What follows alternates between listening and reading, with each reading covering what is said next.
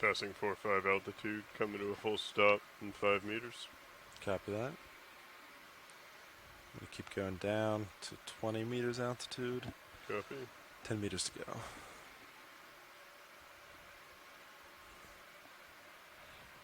Rotate camera down. Increase your sonar sensitivity here. Sirius, all stop, 40 meters altitude. All right, I'm going to go 5 more meters. Gabby Bridge, 125.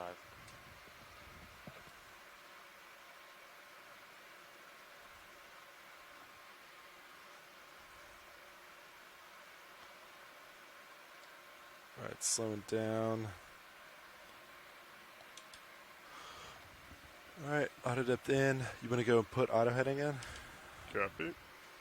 Auto heading is engaged. Copy that. I'm lined up with you. I'm going to start backing, and if you can start looking for me in your Titan. Yep, I got you. Titan is on, and I am controlling it. Should be able to follow you as you come down around. I got Sirius looking all the way back. Sounds good. And yeah, same plan. You can turn counter, and I'll turn clockwise. Copy. Do you want to do that now, or once I get underneath you? Understand. Yeah. I have visual of D2 in the Titan. Copy that. Looks good. And we'll meet at 135 is 135, I believe, is what we discussed, yes. Copy that.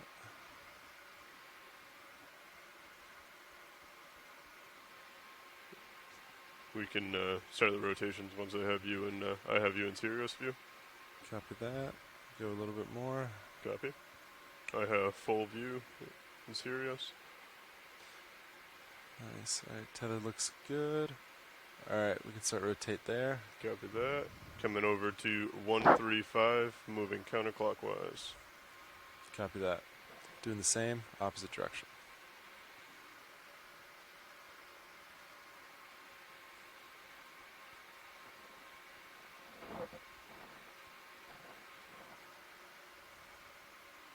Okay. Holding a heading of 135 on Sirius.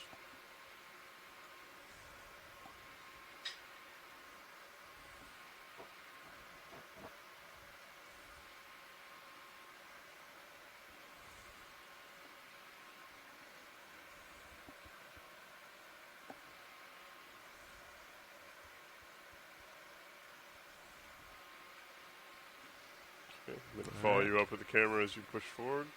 Sounds good. We still have a delta of around 19. I can come down as well to join you. Set it at a Z of 15 or so. Yeah, sounds good. Copy that. Following you up with the camera. And coming down. Tether looks Nice and straight, huh? fine. Yep. Okay, delta of around 14 there. Following you up with the camera. Passing 4-5 degrees. Looks good. Right. Alright, you ready to keep coming down? Yep. Camera angle is at 35 degrees. Ready to continue to descend. Copy that. We'll go down 15 meters a minute. Copy. Nice and slow. Heading down.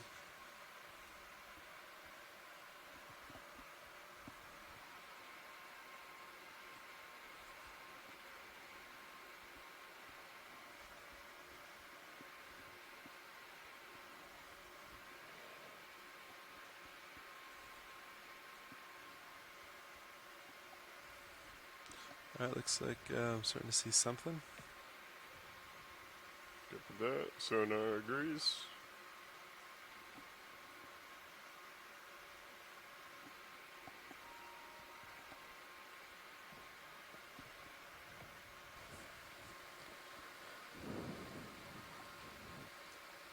Bottom's in view. Copy. All right. It looks like we are on bottom at about 768 meters. Rotator to keep you in view. Sounds good. Definitely looks soft, but not quite Have like you there at yesterday when we 40. hit bottom. Nice.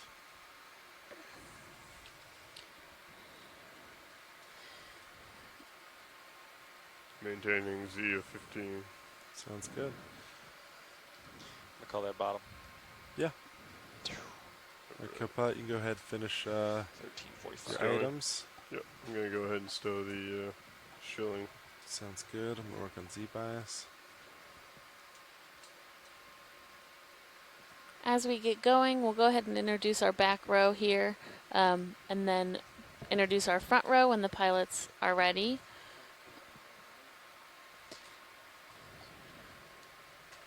Great. Thanks, Nolan. So I am Alexis Weinig. I am a PhD candidate at Temple University, and I'm the bioscience lead for this expedition of the cruise. I do most of my work in Sean. deep sea corals, Yes. and excited to see what we find today. And I'm Amy Wagner. I'm the geology science lead, and I'm an assistant professor at California State University, Sacramento. I am a paleoceanographer using various Say again? types of proxies for ocean reconstructions, and one of them has been deep sea corals. So super excited to see what we see on this dive. Yeah. Cool. Shannon, would you like to Similar introduce yesterday. yourself? Hi, I'm Shannon Hoy. I'm with NOAA's Office Slight. of Ocean Exploration and Research. Let me get off I stage am for a second. mapping You lead can for watch this me. cruise, and I do all things The maps fish and up everything there. acoustic. Just So if push you have me any questions back. about spatial context, you can Back just ask one of our science leagues, and they'll pass it on to me, and I can hopefully answer that for you guys. Yeah, copy Great. that video. Thanks, Shannon. I think I see it in the back. It's pushing me. What is that? Yeah. While we 280 or 285. give our ROV team a I think it's chance down to slope. set up for maneuvering through this dive, if there's It's any light of our but other significant. scientists on the audio line, if you could please introduce yourself and give your institution, and then we'll go through the scientists that we have on the chat as well. Hi, this is Tara Luke from Boston University in New Jersey. Thanks for joining on this Saturday, Tara.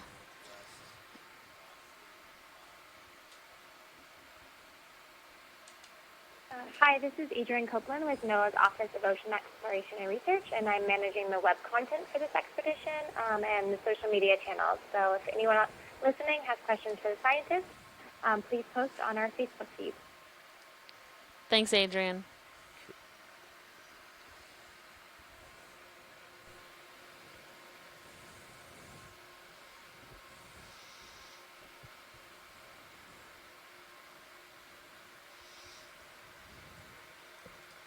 Okay, do we have anybody besides Tara and Adrian on the phone this morning?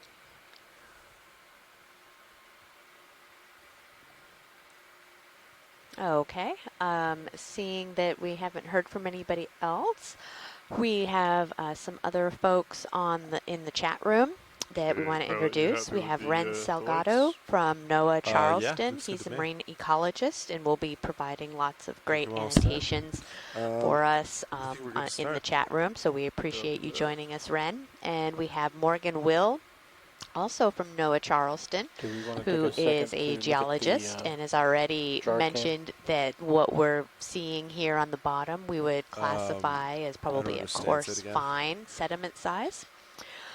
And we have Mashkur Malik yeah. from Yeah, NOAA you can Office work of Copilot Ocean Exploration with and that. Research So as we well. normally take the starboard lower Let's swing arm see, and I bring think it I inboard. got everybody. It to looks light like that we up. have somebody I think just- from the ISC in Rhode could you give me Island, but I don't the know actual who lighting up the specifically. jars or And we lighting up- also just had Charles Messing join Yeah. us. And Charles, I will try to see if I can look up real quick where you're Okay. from, or if you want to chime So then I in, think that we would usually be have great as we have well. one light on the jars. That Yeah, we so turn Chuck on. Messing is Which is on right at now. Nova Southeastern. Okay. Oh, and then that's I right. think we Thank do, you. One of the top ones and just rotate it down Okay. for when you physically grab the Okay. nozzle to help some contrast. So I think that covers everybody. Starboard we'll bring up for now, and then I will stow it. And as you guys can see, our nav team and pilots are And then just bring it checking down, everything on our ROV. Yeah, I actually think you don't. So what we you're don't seeing show it. here Okay, is so I think it's just just down. a little bit of rubble and some sand and stuff like that. might And then start- if you okay, were to it look might at just depend on the preference of second the pilot. camera, So you have can it see probably our down here, ROV maybe? from That our help? secondary So this vehicle, should the bring light in Sirius. to the And it's really area. fun to be able to watch Do we this want as to they're extend the testing drawer all to the see if that lights and helps at all, changing or- things around and moving Because all like of at the this rate, parts normally on the we have vehicle. them fully deployed and down. Yeah. Alexis, would you like to tell us a little bit about where we are? Sure. We are about 100 miles off of Florida. I believe I just would off say of s- Jacksonville, My guess is I so didn't northern upper, Florida. and I brought it in. And we are in a Okay. region that we have dubbed now it's Million down, right? Mounds Yeah, so it's because straight of down the right now, so probably numerous what you did cold was water bring in coral this upper. mounds that have been Just do identified in about the like area there, from maybe? So it's previous shining, work like, and straight current down onto ongoing the, work, That's both what with I had to OER put one, and but yeah. a number of Okay. partners. Okay.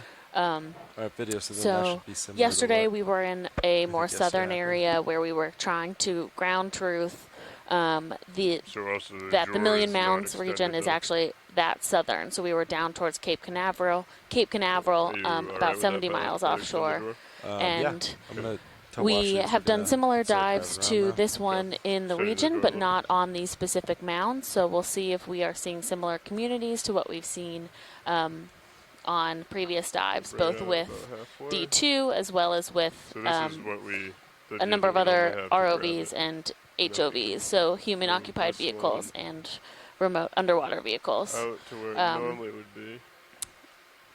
Looks like we are testing our I would drawer say- system So that's and our dark, suction so to sampler, light which it is a up, new we apparatus bring on the in ROV for this the cruise. light to light that up, And right? Say like we will that, hopefully yeah. be using that later I think today that's when plenty. this dive transitions into a midwater dive where we So, will this is come how off the I think I seafloor would grab and do it. transects Yeah. through blue water, looking for more midwater organisms. So normally our Copy. dives And once we're run done, we'll push this from in and I'll start the 8:30. Yeah, 8:30 is launch, I'm and then gonna I bring think down my Delta recovery Z is to about 15. 16:30. That's a little high. Right. yeah, copy And that. today we'll be going to 18:30, which is 6:30 p.m. Eastern time. Yep. So we are seeing a couple, even amongst these this coral rubble. There looks to be a sponge in front of All us, set?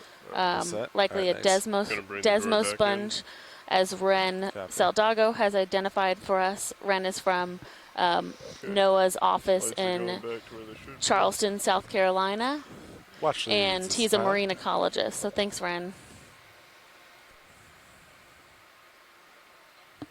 Hey, just to let you know, we're done getting everything set up, and we are ready to begin the dive.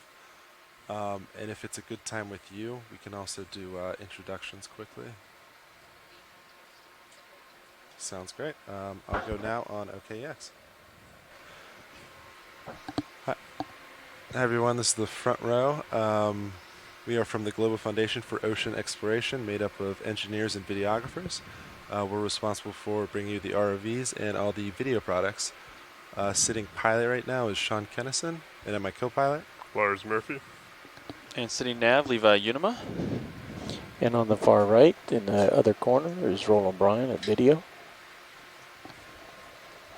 And that's, again, we're from the Global Foundation for Ocean Exploration. Thanks. All right. Thanks so much. All set. All right. We appreciate that, pilots. You guys are doing a great job. And I was just going to ask if we can get Levi, our navigator, to just give us a little bit of information about the currents or the state of where we're at, the currents, and what they're going to be up against today. Yeah, so this is the navigator speaking, Levi. Basically, we're on the edge of the Gulf Stream. So the ship is in 1.5 knots of current on the surface. And that current goes pretty deep, all the way to 700 meters. It reduces in magnitude. And then the ROVs see much less current at the bottom. So the pilot feels a little bit of current from that Gulf Stream, but not as much. Okay, that is great. Thank you so much, Levi. We appreciate that. All right, so we are going to be heading towards our first waypoint as we kind of cruise along, and we will let you know when we get there. Go ahead, Rich. Sorry, I had somebody in my ear. Looks like we've seen a Copy. couple small eels swimming around Understood, too, thanks. potentially snaffle blankets And then or cusk eels. We would nav. need to get a couple I'd say we consider moving zooms on over those for as just- we They're gonna quick hit and change, approach then them we'll do it. again.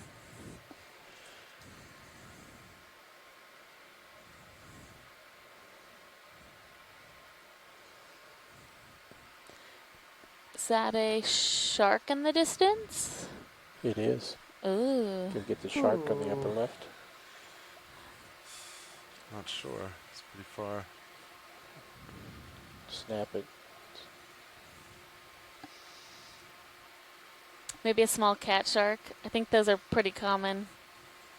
Not terribly interested in coming to check out the ROV. Yeah. We had a limit there. Huh. You're good. Thanks, pilot. No problem. I think we saw him before. He might circle back. Yeah, and check us out. probably.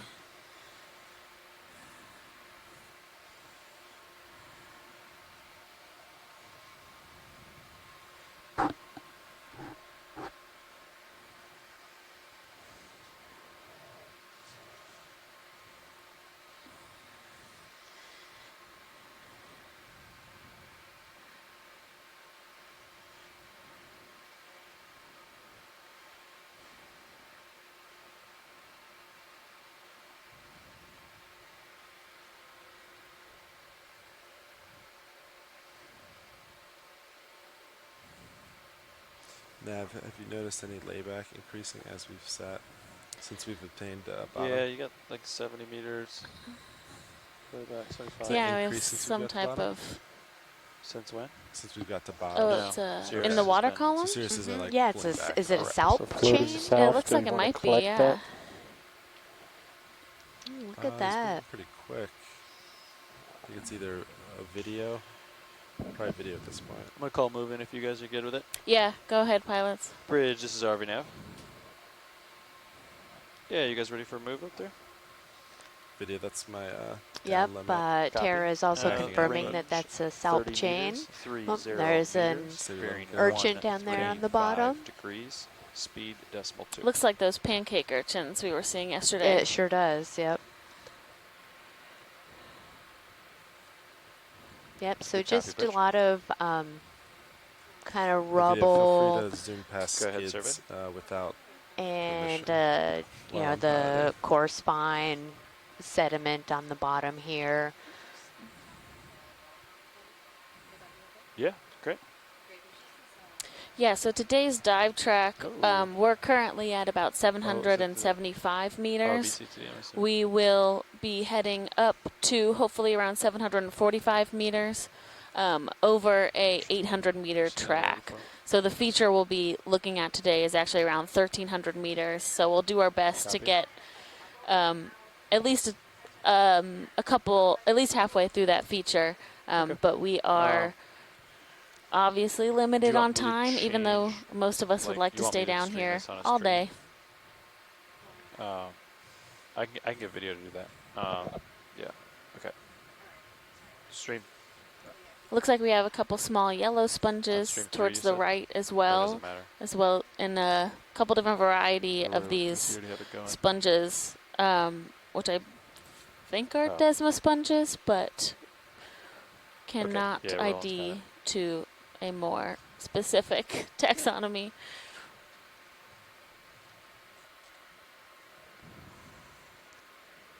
ROVCTD. Yeah.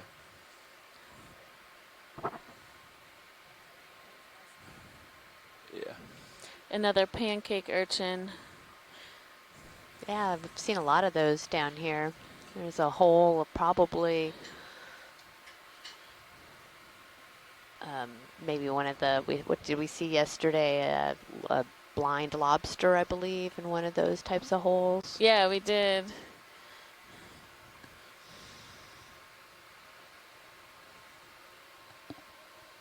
Yeah, and this area, this is just littered with all kinds of the Co-pilot, branching can we coral center up rubble HD2 in this on the area. ROV? Can we center it?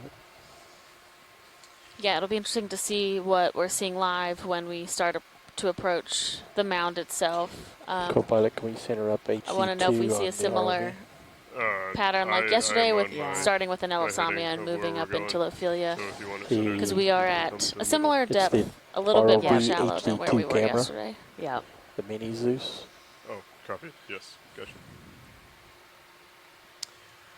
Well, I wonder also, one of the interesting things about this site and why we particularly chose to dive here was with our mapping data, our team noticed we get a little bit of, one of the data feeds that we get is the backscatter. And I'm not entirely 100% sure on how all of that works, but it does give us an indication of what the bottom is, whether it's hard or soft. And we usually expect to see a softer bottom in these flat areas. And they did notice that there was backscatter that was more indicative of a harder bottom here, and I'm wondering if this is why, because there is just so much of this coral rubble. Yeah, so that's similar to on our planning call yesterday. Eric Do we have Cortez time from to Temple sit down and University had look close mentioned at that the, you substrate? do often see that kind of switch in backscatter that's something the because science all of the sound wants. that is creating that backscatter gets caught in the matrix of the coral rubble. So likely that is the case here because we are still a bit away from where this mound is at its highest slope, and we're still seeing this heavy coral coverage. We have a number of these eel-like fishes, video and ROV. If we could take a zoom on one of those when you have a chance, Yeah, we can do that. that would be great. Video. And make my way to the one that's most center. Yep, so we saw a few of these yesterday. These Start are to the come in. snaphobranchid eels. And if you're seeing those little red dots on your screen, those are an indication for size to give us some type of reference. And so the two dots are 10 centimeters apart. Sensors are clear. Copy. So He doesn't want to hang out with us. he does not. Yeah, I Oh, think I but there's picked the another wrong one. friend. Do you want to switch to the one coming to us? Ooh. Ooh.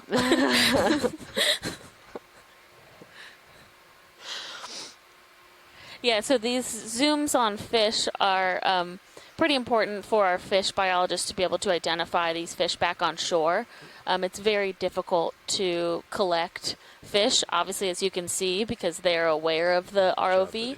So the high-res video that the D2 is able to collect is actually extremely important for being able to characterize the Go real fish quick for this one communities down here. that we Yeah. observe with these coral habitats. Oh, this one's going to give us a nice head-on look. Yeah, Back a little we bit, want Copilot, that let me know tail if and I fin Copy shot that. for sure. Too far back there. Oh, and there's a Oh, a ray. ray right there.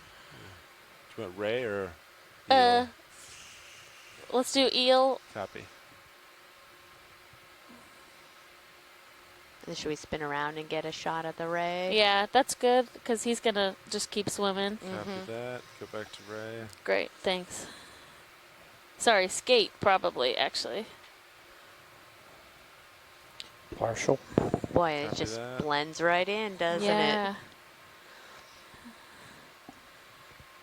Now you guys saw one Yeah, skate you yesterday when I drifted was off. I at can lunch, come I around think. Oh, slowly yeah, if we you'd did. like. Yep. Okay. Is that really easy for you to spot, John? No, I did not see it. All right, video can start to come in. I still have your light pool, so you should be fine. Copy that. Let me know if I'm All right, look at gets ready that. to move. Copy.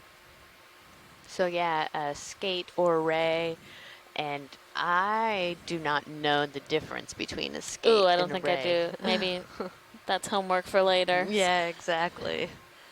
Slight Yeah, tilt one of the down. great things that Amy and I get the chance to do while we're out here is have all of our shore-based scientists helping us Go with ahead, Rich. identification.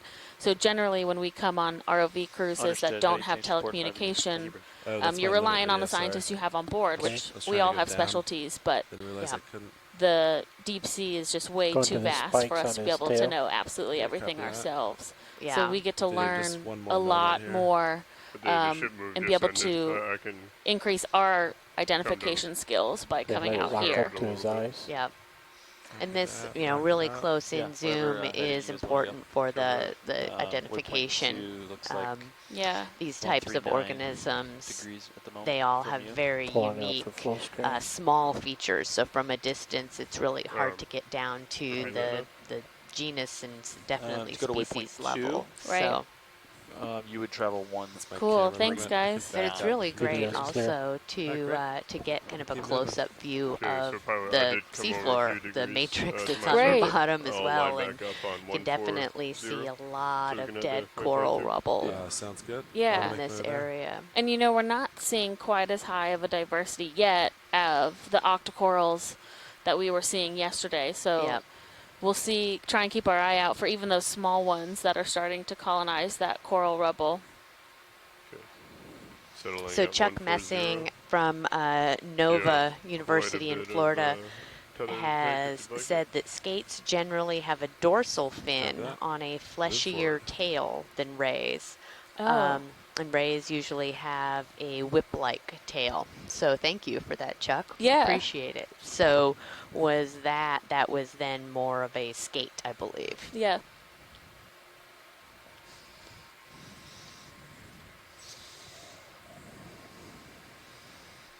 Another snaffle blanket up there. It does look like we might have some small octocorals growing on the substrate, Oh, yeah. but they are going to be, looks like pretty small in this area, which means might be pretty young. Mm-hmm.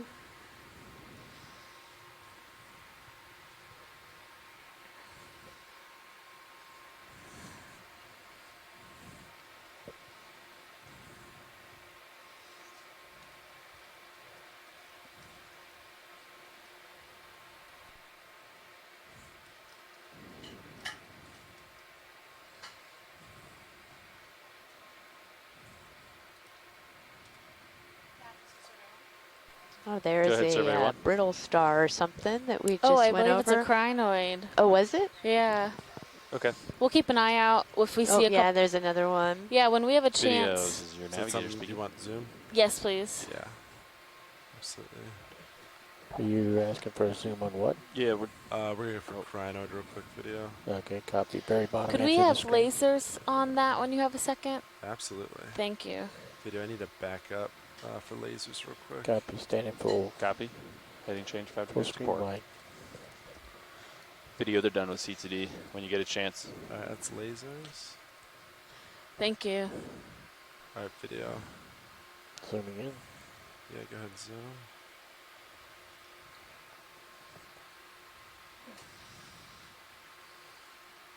Centering. There you go. Yeah, so we have a crinoid that's sitting on the benthos. You often see these also up on live corals, so I am curious if these ones are specific to more of a rubble area or if they're opportunistic. I don't know, but just asking the questions. But they're extremely intricate animals and very fragile. Collecting them is actually quite hard. The arms don't stay intact very well once they are disturbed. Pulling for full screen. And unlike a lot of our other benthic organisms, these guys are mobile, Yeah. correct? Yeah, so they can actually kind of move around and find the best places where they can be in the current and be able to Video's filter clear. feed the stuff Copy that. through the water. Good. Yeah. Come wide. Great, thanks team. No problem. Nevin, Oh, so Chuck did I hear you has call given me? us a Oh, sorry. I believe an Sirius ID is of just, settling from that last one. Copy that. Pentametrocrinus, Pentametrocrinus atlanticus, Yeah, if you guys want the no, only no, I feather know. star in the western I think Atlantic that'd with be good. 5 Yeah, undivided everything we gotta arms, move. and often Copy. found on 40 meters. rubble 140. coral or coral 40, rubble. yes. So great, thanks Chuck. That's super helpful. Bridge, this is RV Nav. Yeah, can I get another ship move? Let's go range 30 meters, bearing 140 degrees, speed decimal 2 knots. Looks like we have a small rat tail, which we haven't seen yet today, Good copy. but we did see on yesterday's dive. Do it a quick zoom or no? Quick zoom is great. Copy. Video quick zoom. Video. So just a quick zoom video.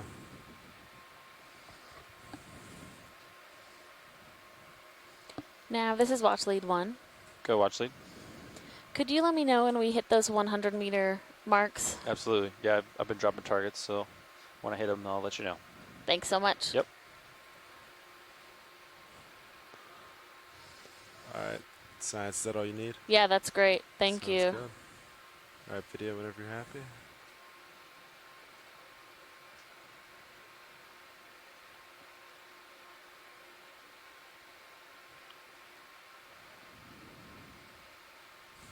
Where this is pretty flat and the water's pretty clear.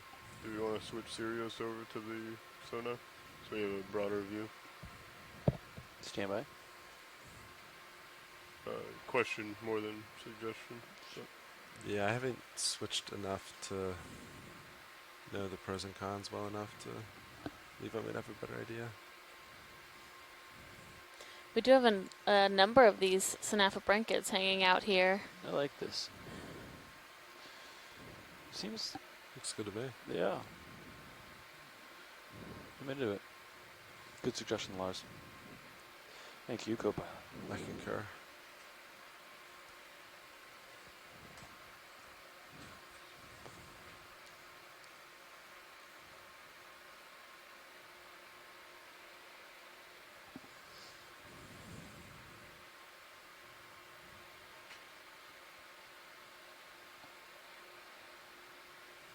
Is that a fish going off bottom center? Dark object?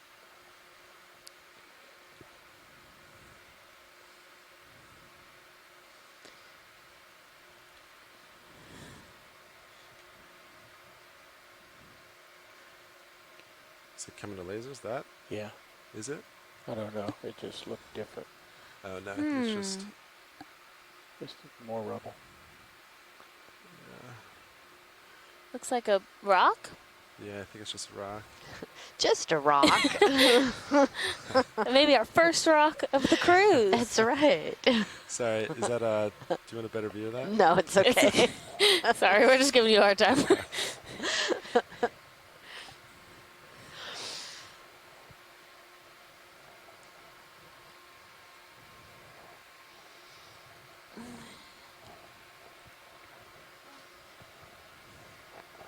Maybe tilt up to give us a distant view.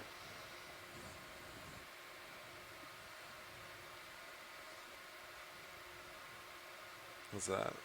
Better, thanks. Looks great.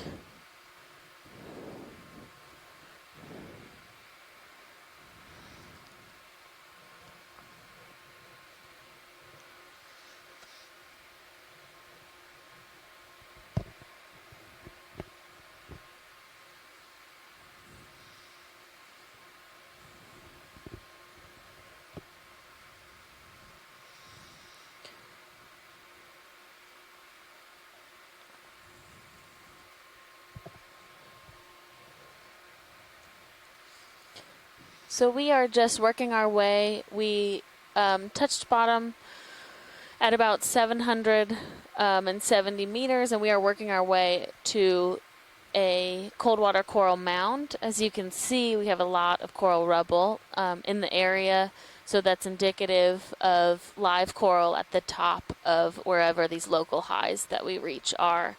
We're going to continue to characterize these habitats as we see if the habitat transitions into different communities as we continue upslope.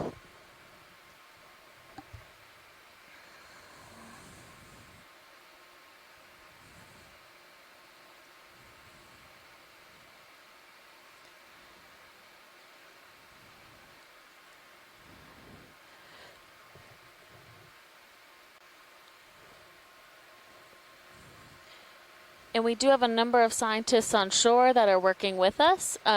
If you guys are listening and you've realized that C-tube, our normal annotation system, is not operating, we have the team working on that, but you can go ahead and leave annotations in the chat room if you are trying to do that. So we will merge those two platforms after the dive. Looks like we have another rat tail. A little bit of a bigger guy, or not guy, but individual. Oh, and another, we've seen a couple more of those crinoids, the Pentametrocrinus, I believe. Upper right.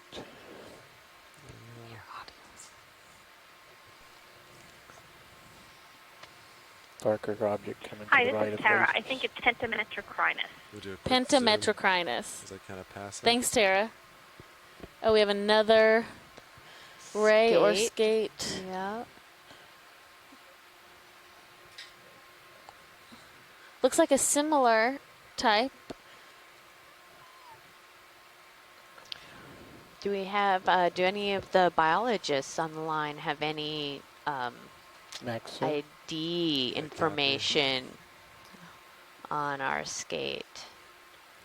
You have some tether if you want to Look at look a that. little bit closer. Looks almost like it has eyelashes. Yeah. Looks like the move's complete. Yeah, copy that. So skates and rays ahead, are part Yeah, of so we chondrichthyes, approach which it is through the similar to partial. sharks. So they are Understood. also Getting closer to cartil. How do you say it? Cartilaginous. Cartilaginous fish, Yeah, just like that. which can be often found on the seafloor like this. Every once in a while, you see them swimming, which is really, really great to see as well. Yeah. But you can see the kind of sand and stuff like that it has on top of it. So it's sort of trying to Just blend in. Yeah. Nobody's here. All right, video, if you want to go back in. Do you Wow. go for eyes? Look at that. The detail is just amazing with It these really cameras. is. It does have eyelashes. Has some type of, covering.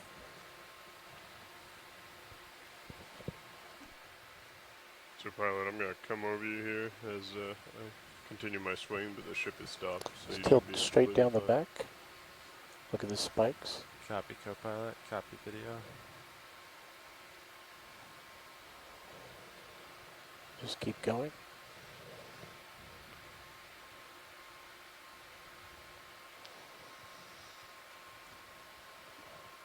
And we'll go for a full screen.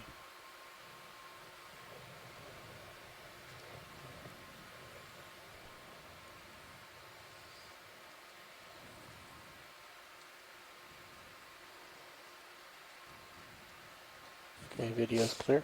Copy that. Go wide, we'll keep moving.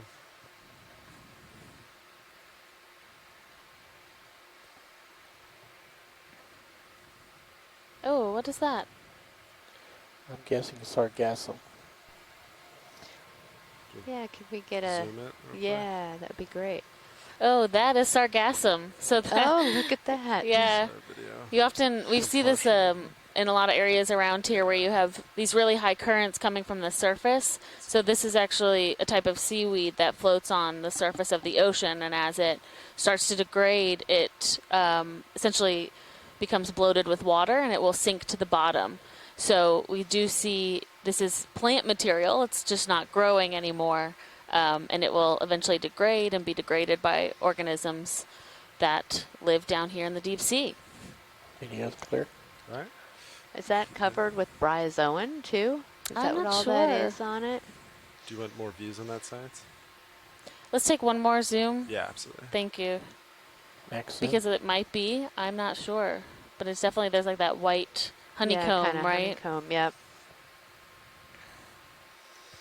Oh, Ren is telling us that urchins love to eat this, which is, it's just so interesting, you know? They Yeah. never see light, but they're being fed by that photosynthetic material. Crazy. Yeah, it really is. Okay, great. Thanks, pilots. All right, video whenever you're happy.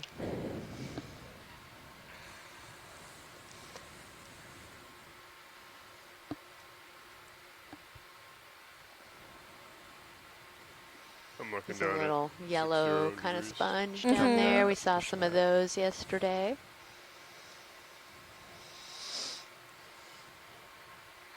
Another one of those pancake urchins, which I think Chris Ma identified for us yesterday, and Chuck has re-identified as Ariosoma.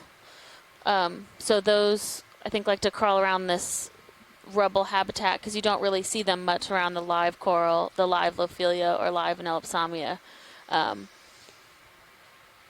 they do have, I believe they are venomous. So we don't collect those so that we don't end up very unhappy up on top deck.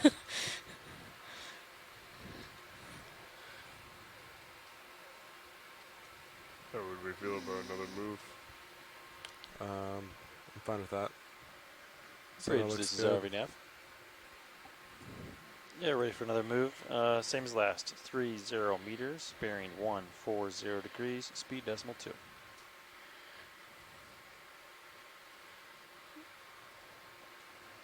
Good copy. Gotcha there at 35 degrees. Copy that.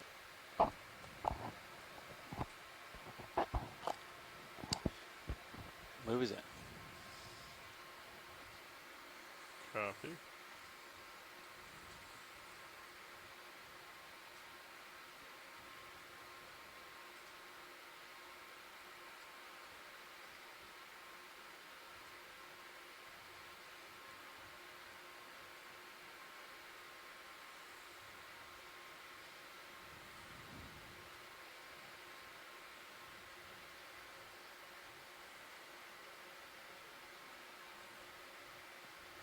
Looks like we may be picking up the slope over here. Copy. Slope. Ever so slightly. Did we get an ID on that yellow sponge yesterday? I don't know. I do think it's a hexactinellid, so I think it's a glass sponge, but I'm not Okay. sure what the actual genus of Okay. sponge is. Do you need a zoom for that, Science? We'll take a quick zoom. Copy. Quick zoom. Yeah, just Video quick. if you want to do a quick one. So we have a couple sponges here. Guess the Lasers, tall kind of fan-like are those Desmo sponges? I think so, yeah. Oh, Well, That's a partial. Copy. Is that all you need, Science? yeah, that's great. Thank yeah, you. thank you. All right. All right, video. Whenever you're happy. See a floating thing in the background. It might be of Demo interest. sponge Just going off the right edge. is Ren Just is, above is those chiming in sponges. and letting us know. It's a small white dot.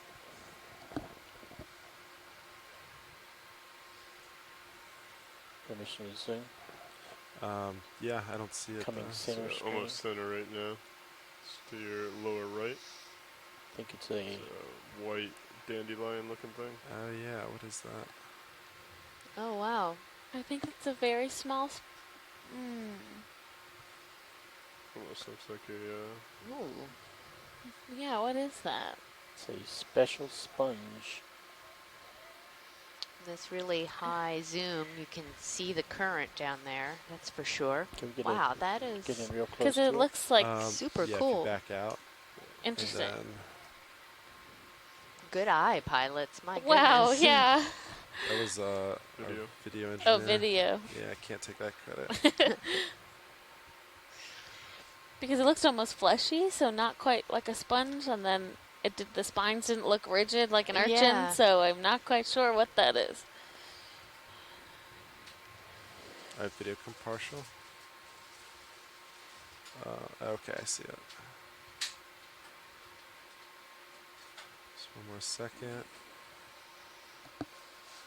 All right, video, we'll go for zoom. So Tara is saying that it kind of looks like a stock.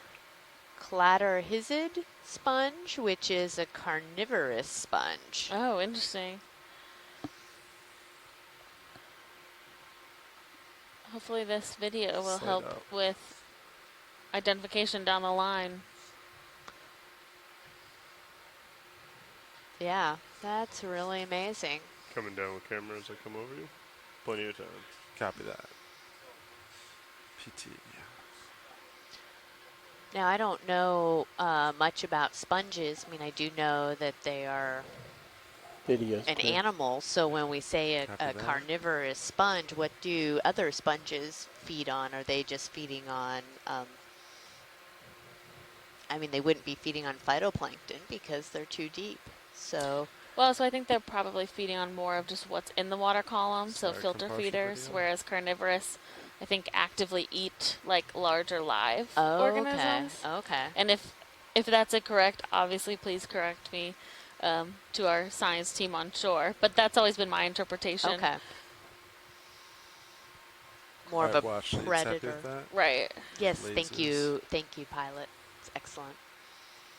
And there's a little sand patch there.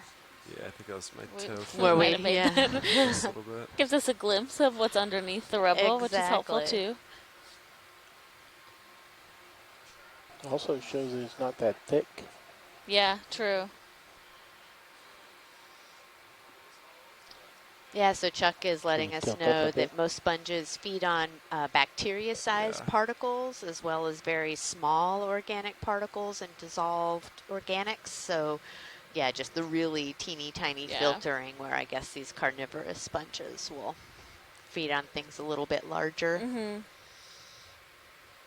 Thank you, Chuck, for that.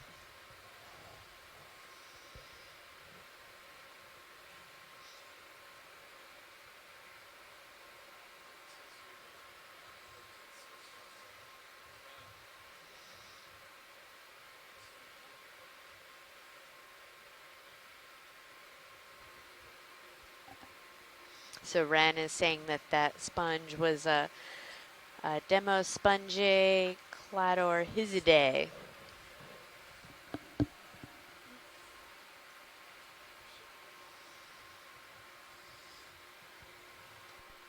Following you up with the camera as you come forward. Copy that.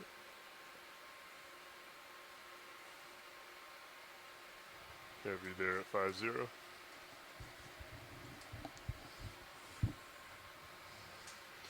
like that move's done. You guys want another? Or do you want to wait a second? I'd be fine with one. I think we're Copy. still in a good spot. Go for another 30. Yeah. A number of snaphobranchids. 1, 2, 3, 4, 5, 6. I think Bridges that's a party. over now. Fish on the left or something dark. Yeah, they can move same as the Stripes. last 30 meters, bearing What is 140, that? speed Yeah, decimal 2. dark something on the...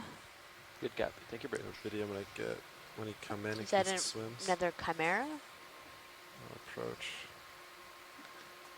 I guess.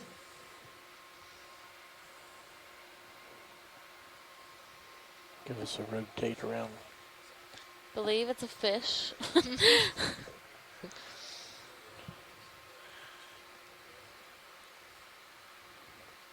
Lasers are clear.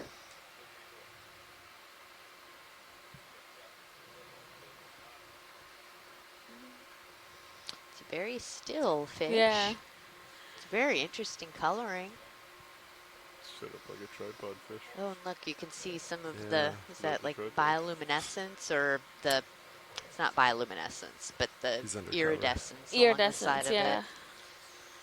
Yeah, very interesting coloring. I don't think we've seen one like this yet, so we're not quite sure who it is, but we'll take some good video for our shore team.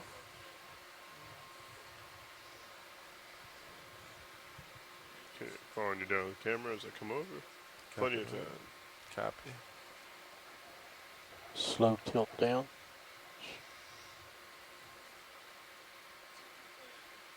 Hold. Continue.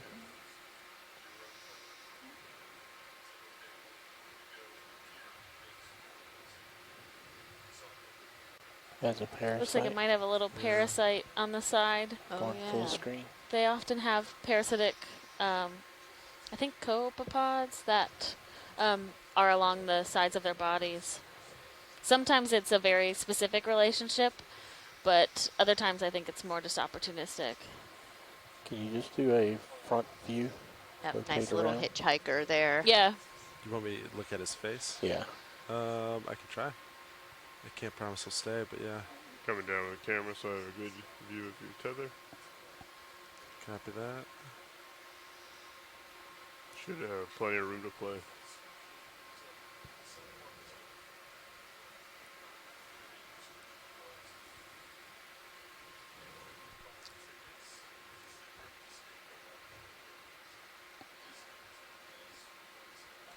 And just a reminder to everyone, today's Ready for dive will more be Yeah. a go bit for it. extended, so we will be spending 2 hours in the midwater area, so open water at the end of the benthic dive today, to do some midwater characterization and hopefully collections with our suction sampler. Yeah, I'm really excited for the midwater dive, or midwater part of it. Not that this isn't exciting. Yeah. Video's clear. All Copy right. that. Thanks, guys.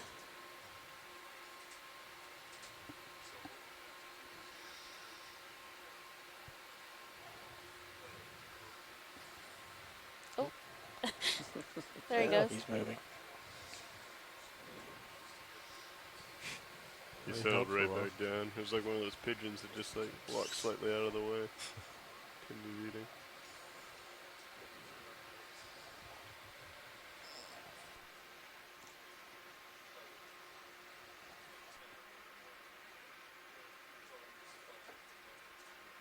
Another skate there to your right.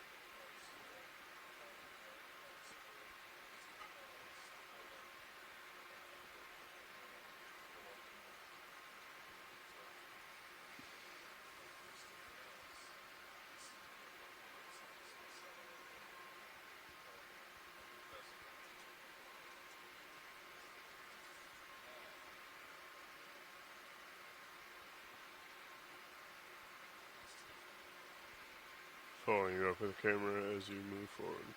Copy that.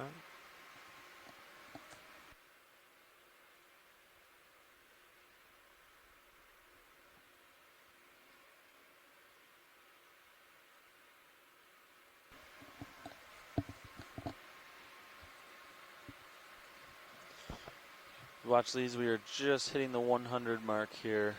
100 meters of distance traveled.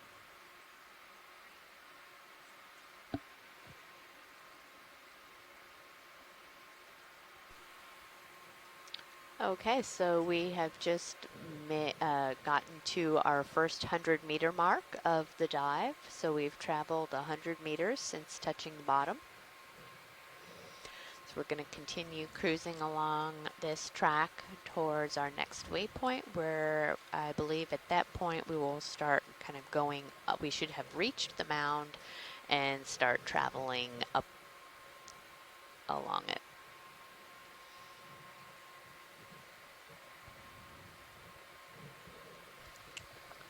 Yeah, so pilots, if we can just be kind of in cruise mode, that would be great, and we'll stop and do zooms when we need them, but Go ahead, Rich. getting to Copy. Thank the you. next waypoint would be great. Yeah, copy that. We've had the ship moving pretty steady, and we'll keep doing it. Awesome, thank you. You guys go to 50 meters. I'm fine with that. Okay. Let's do it. 140 again. Yes. Bridge. This is RV nav. Yeah, I would like to move a little bit longer this time. 50 meters, bearing 140 degrees, speed 0.2 knots. So we could spend some time maybe going Good copy, through Bridge. how some people got to where we work. are today. If I can ask you a couple questions, and we can ID stuff as we go. We'll just, interrupt our conversation for the biology, obviously.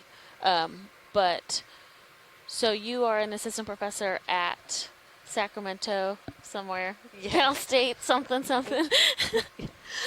Cal State University, Sacramento. It is, or we call it Sacramento State or Sac Oh, State because great. it's a mouthful.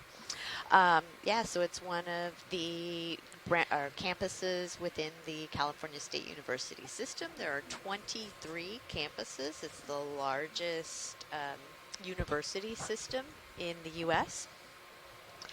And yeah, it's a primarily teaching Starboard rowboat if institution. you can. So we Starboard have HD, maybe? mostly undergraduate students. I'm in a geology department. Oh, We sweet have SD. maybe about Rowan has to do 100 or so majors in our Yeah. department. Okay. So it's Well, fairly, Monitor it's 11, yeah. kind of Could you big put actually the, for, deck cam I think that's it's the looking second at the, largest geology sheave up on department the in left? the Say, Cal State system. You have 100 Thank you. majors in your geology department? Mhm, Wow, yeah, that's awesome. Yeah. And then currently we have 8 faculty. We have a very small master's program, but we don't have any, PhDs or Yeah, can anything you like see that. the angle at And the so I have a screen lot I of have? undergraduates that I try to get involved in work and really enjoy it. But then teach, I don't know, 3 to 4 classes per semester, so it keeps me busy. Yeah, yeah, for sure. So luckily, like I guess it's great that the Okeanos has some of its field season during the summer. Exactly, yeah. It's really hard to get Yes, away during screen the year. 11, Right. please. And you are in a geology department and you do paleoceanography, so you're kind of more interdisciplinary. Definitely, Excellent, yeah. thank I'm Yeah, kind she's of an pretty hard isotope over. geochemist, and like I said, I sort of, think we have can, a little bit Just the in heading the Yeah, we can biology, just using move, or different we can stop it and proxies, change it using now, whatever you coral, think. both tropical and deep water coral, and Change more it. recently kind of moving Pause for a into second, doing change it. marine sediment cores and Bridges are forams enough. and stuff. But, Yeah, we're it's looking at our all overboarding shiv, of and it's a the little bit, kind of coral Kinda rubble, going to the port the side pretty fossilized strong. coral that we look at and try we'd to like to determine stop the ship, the past ocean hold present position, and conditions then if you using could the change your heading to geochemistry. starboard, So like it's a lot 5 or of fun. 10, But then I that also would do a help lot us out. of kind of being in California. Water is such a big issue, and we also look at stable isotopes of different water, trying to understand the kind of origin and whatnot. So, Oh, cool. yeah. Nice.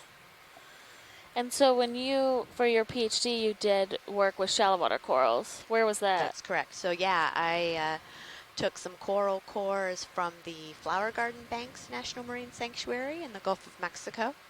One of the most beautiful dive areas that I've actually ever been to. It's 100 miles offshore, and it's this, salt dome that's out in the middle of nowhere, basically. And it's just gorgeous out there. Yep. Great. I think OER has a number of different projects where they collaborate with that sanctuary specifically. Yes, they do, yeah. So I know that there's also talk of actually expanding that sanctuary. Yeah, which I think would be great because there's the kind of diveable reefs out there. There's Stetson Bank and then the East Bank and West Bank that you can scuba dive on, but there's a lot of deeper banks that they're finding, some great coral coverage on as well. That's just kind of beyond that recreational diving depth. Yeah, that's definitely. I know that there's a lot of people working in Got mesophotic Great. Thank you, Bridge. in that area as well. So I think having some of the mesophotic and the deep water corals be included in that sanctuary could be really beneficial. Yeah, absolutely. Keep it protected because it's very unique. And I know back in 2005 when there was such a huge bleaching event in the Caribbean that the Flower Gardens was relatively unscathed. I mean, there was some bleaching, but not to the extent in other places. And that I think that is because it's in deeper water.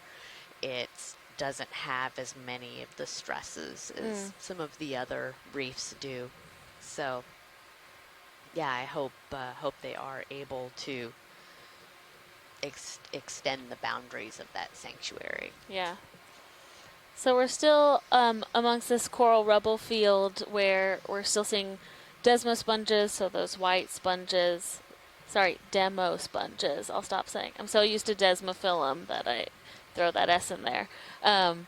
Demo sponges and some of those crinoids, that like to inhabit this area, and we are making our way towards the base of this coral mound. So likely this rubble has just accumulated over very long periods of time, potentially hundreds of thousands of years, where the corals are living at the local high and then starting to they die off, or the branches break off and the rubble is swept down the mound to the base of the mound. So generally this type of rubble is what we see before we reach a live coral area at the top of the mound. And did we just have a science member join the call?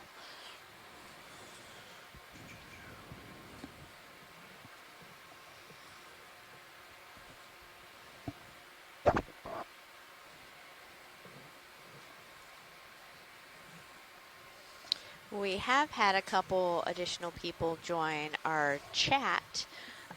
We've had Elizabeth Fraser join, and I don't know where Elizabeth is located. I believe she is at in South Carolina at the NOAA ECC there with Peter at Neuer's lab, where they do deep sea coral and sponges, part of the NOAA Deep Sea Coral and Technology Program. Okay, great.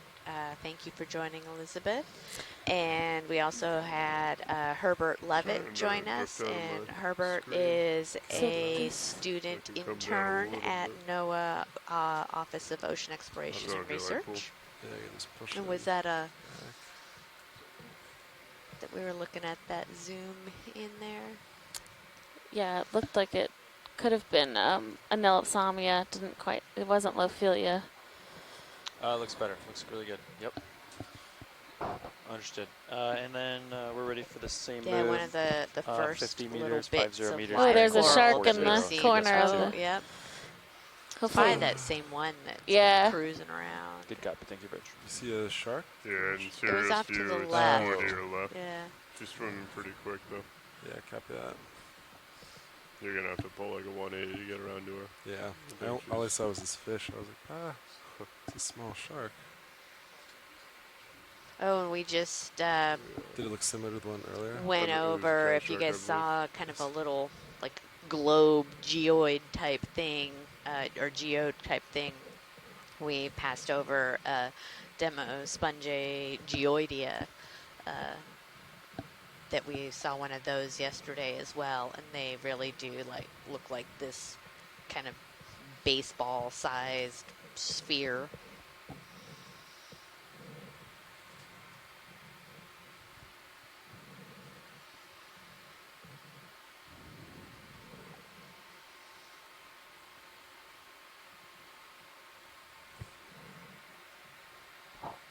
So how about you, Alexis? You are a PhD student. How long have you been at Temple, and what, I'll ask you the dreaded question. Oh no. Of how much longer do you Never, think you never have? graduated. So I'm a PhD candidate at Temple University in Eric Corda's Cat lab, shark in the distance from and left to right. I am. Oh, we have a shark coming up. Maybe we can get a nice zoom on that. Yeah. Snap. Ooh, look at that. It's like the ship's starting to move bots. Copy Look that. at his eye. It's just so big. So this must be a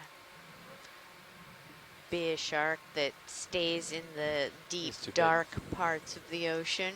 Yeah. That big eye like that is going to be, I Alright, guess, video. extremely Let's go. sensitive to any amount of light, which This is is comes probably by. why it's kind of coming in and checking out the RV, Yeah. but not getting too close. And we do sometimes see there are certain sharks that will lay their egg cases on corals. Oh, okay. So in the Gulf of Mexico, we see that pretty often. Nice Cat reaction, sharks pilot. that will lay their eggs on video. some of the soft corals, and every once in a while you Second bring one. up Ooh. the actual egg cases, which is pretty cool to see how they Pretty wrap sure that was the those second. Yeah, kind of that would tendrils be really around the Did a cool. really coral. quick circle. Did We have another Oh, two there's two sharks. sharks. So maybe there's more sharks around. Come back video.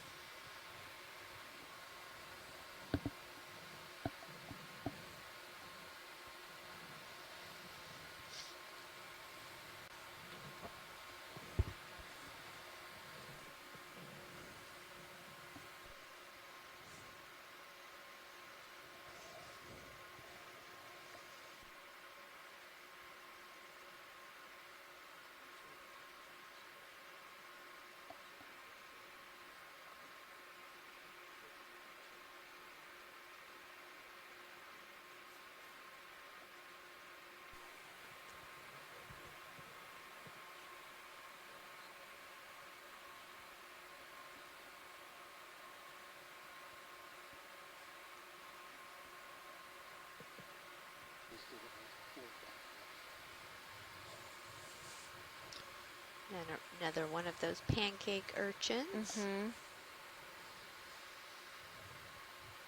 And something white down there. We'll see if we see another one of those. Big fish. I'm sorry, something straight ahead. It's not a fish. It's sitting idle. Copy that. Video, do you see those white specks? Probably get it on the next pass At forward. some point, I'd just like to zoom on one of those, but I don't know what they are. Sorry, watch lead. Say again? Sorry, Yes. there's like kind of bright white, small specks every once in a while. I'll try and point one out. I just want to zoom on one when we have a chance. I'll do my best to make note when I see one. Sounds good. Thanks. I think there's one just above that fish, straight ahead. And there's also Said something in the There's back. another Big shark fish. in the back. Yeah. there's Oh, and another one. Oh. Ooh, 1, 2, 3. Do that to me. Alright, video. Go for this Wow. one. Yeah, you can see them in serious view as well. So do we know what Is there anyone else type more of suspicious shark than we're mothfly? looking at? I don't. As long as they don't have laser beams. this guy looks really thin in the front. But they are So definitely there's all the two, same and then there was type. a third one, right? Yeah, there's Yes. one that came off to your port side. I think they're looking for weaknesses. I'm trying One. lasers on it. One just swam directly underneath you. As it's Can They we gate. have look a at their very snout? flat, like, nose, which is interesting. And those large eyes. Yeah, following you down with my camera. Oh yeah, you had the lasers on. Sorry, video. Oh. Ooh, nice little. Okay, your tether is fine. I'll come down just to give you a little bit more. Copy that. Alright, video. I'm gonna leave this one because he's going back the way we came.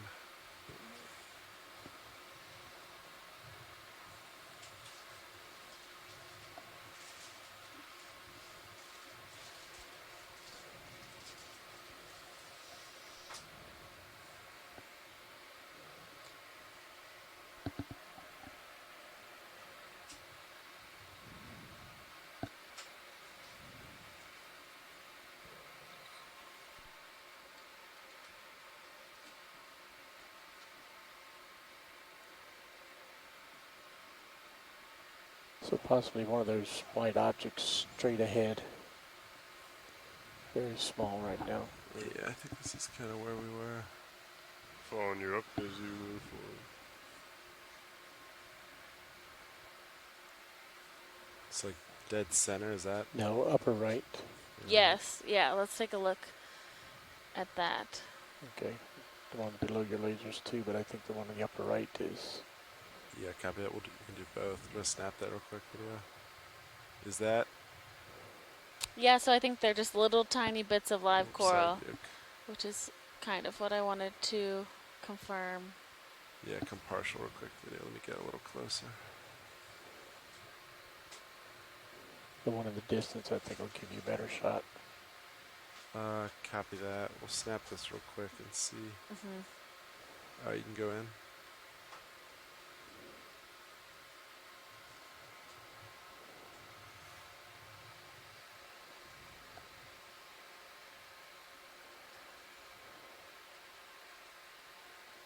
Oh, those might actually be, that might be a stylasterid. So the way that those tentacles look, it doesn't look like it's a cold water coral, or like it doesn't look like it's a scleractinian coral. It looks like it's either a stylasterid or it's a coral that's inhabited by something else living within its polyps. Oh wow. Okay. Yeah. Cool. Thank you guys. No problem.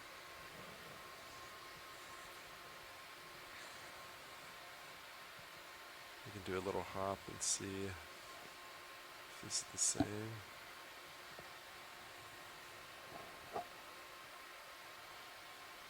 So do the scleractinian corals not have the really sort of long snap on tentacles that? coming out of the polyp? Yeah, they Okay. have more of like a fleshy. Their tissue looks So much it's the more same? fleshy. Okay. Yeah, just a little larger. It is the same, I It's a believe. Yes. It's a little Brittle brittle star star on it. around the base of it, looks like. One there. Yeah, sorry, video. Have to back up a little bit.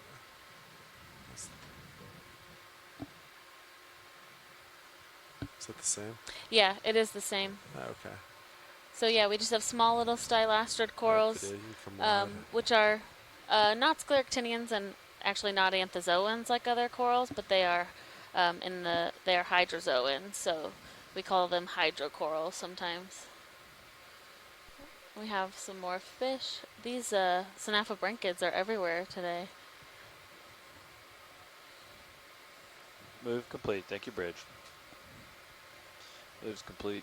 You guys haven't moved a ton yet, so maybe layback kind of increased on that move. And yeah, Chuck Messing noted those brittle stars that we could see when we were really zoomed in on the stylastrid and the surrounding yeah, it's back. rubble. And likely there is, oh, there's a bigger feature. Oh, yeah. But likely there's brittle stars just all amongst this rubble. They love to make home in these intricate kind of complexes. Oh, we have some live hard coral. Anything of interest here, Washleets? Could we snap zoom on the white part and the coral? Opposite side. No, where you are is fine. The coral that's on the right side of the feature. Yeah, copy. And that looks like some sargassum that is stuck on the bottom. Become partial as I get closer. Yeah, so this is Madrepora, which we saw a little bit of yesterday, but we haven't seen a lot of it. So that pinkish hard coral. And then on the left is a yellow, looks like a plexaurid or possibly a Canthogorgia. So we have a hard coral, we have an octocoral, or two octocorals. We also have a nephtheid soft coral to the left as well. So lots of diversity right in this little clump, and obviously the large, beautiful sponge in the background. And it's just covered with brittle stars. It is. That's awesome. So see how the polyps coming out of that are that fleshy color, or like more fleshy? Yep. Yeah, so that is those live polyps. Yep. You're drifting off in my lower I believe there's a hermit crab in there too, right at the top of the screen. Alright, we'll take video 30 more seconds, then I gotta We move on. rotate lower left, see the soft coral. We have hydroids. Oh yeah. You should keep tilting. A couple nephtheids. Directly above you though. Which are that soft, opaque Is that where you want it? coral. Yep. Yes, great. And the yellow coral, I think, is actually in a Canthogorgia, which I can't say that we saw yesterday.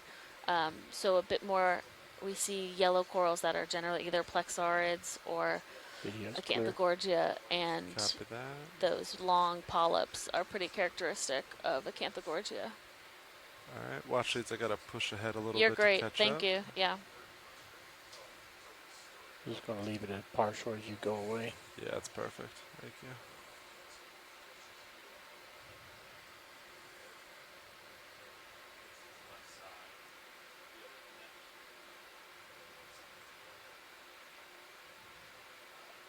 Full wide.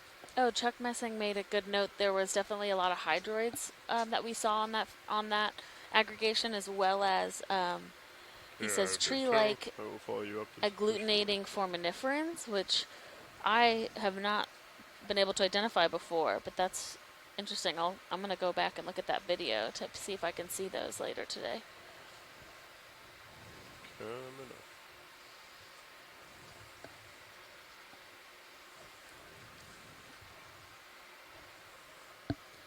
Alright, and Nav, you said ship just stopped? Yeah, it's just stopped for like 5 minutes or something.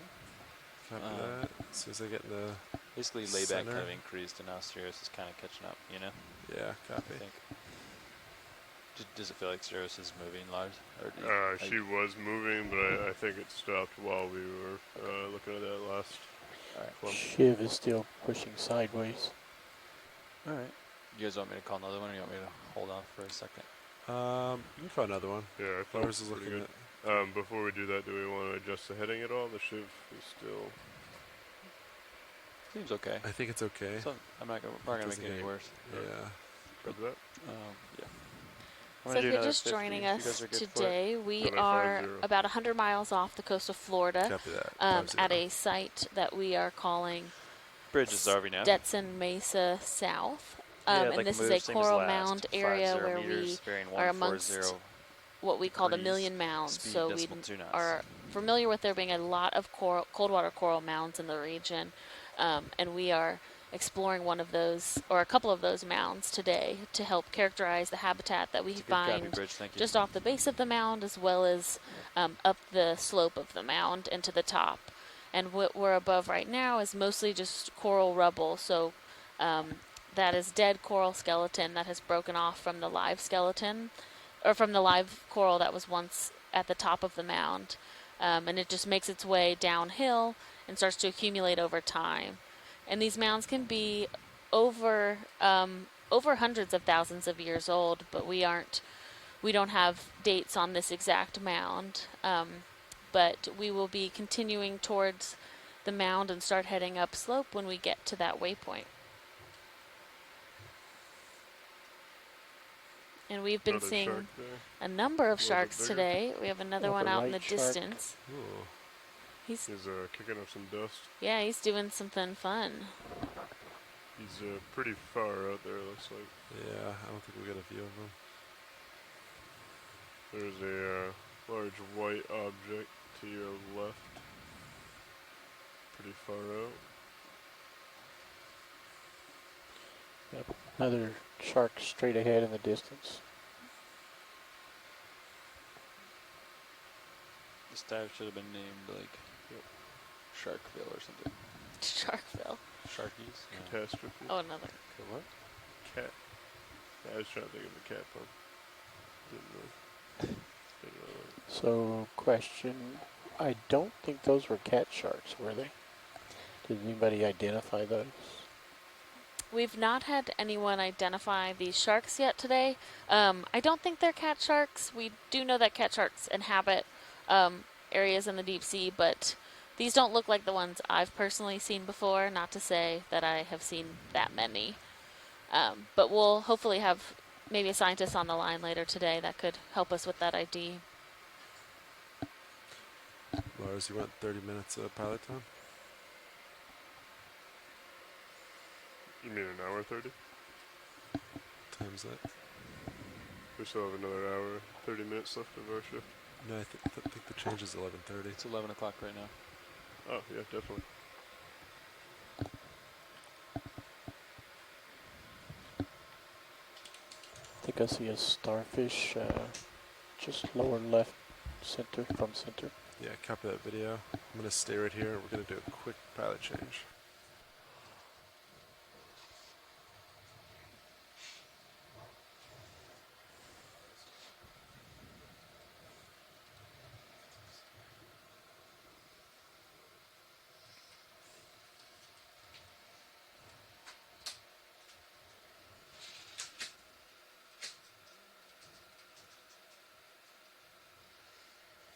Lars, just at the bottom edge of the screen is a starfish center, I believe. Copy that.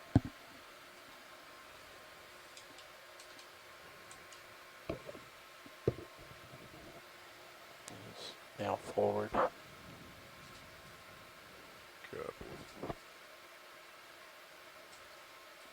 Just trying to get a feel for the current.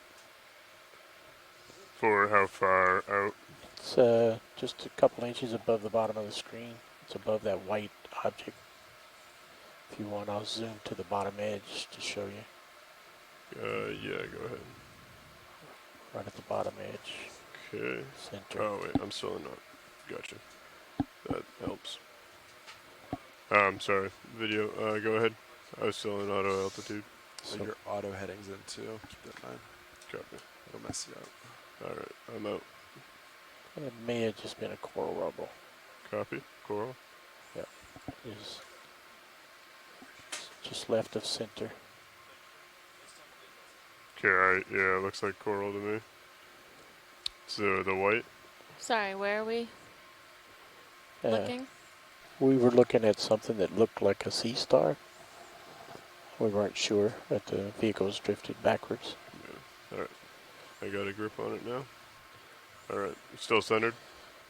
It's just slightly left of center, above the white dot.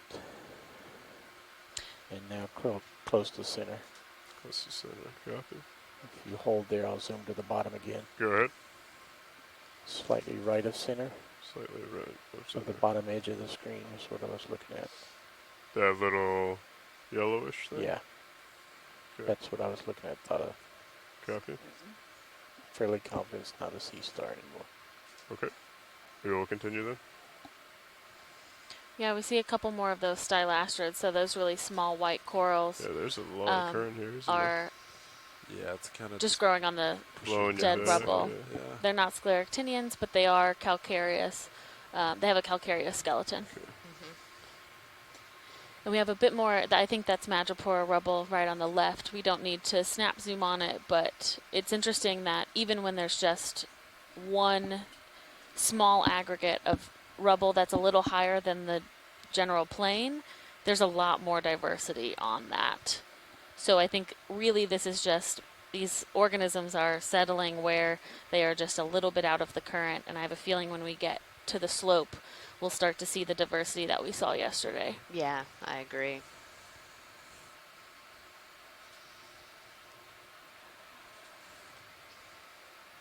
Another one of those cutthroat eels. Yeah, and a demo sponge with a pancake urchin right behind it.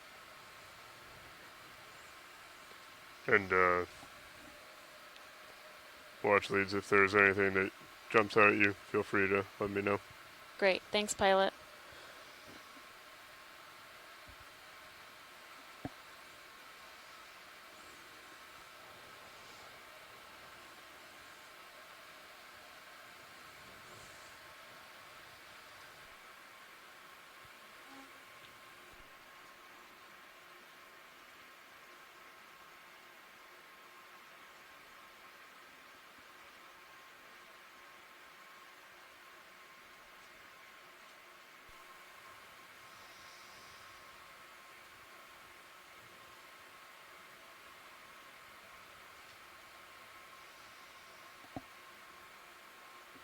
Yeah, Levi, maybe next pause.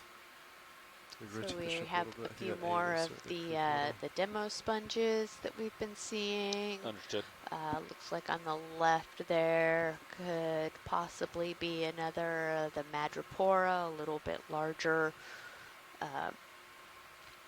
one. Looks like we're 42 meters into the move with 8 meters left. Copy. Copy. Do we have time to look at the white patch? The white patch directly ahead, or Yeah. in the distance? Yeah, the one directly ahead, but what we can just keep on going. We don't necessarily have to. Copy.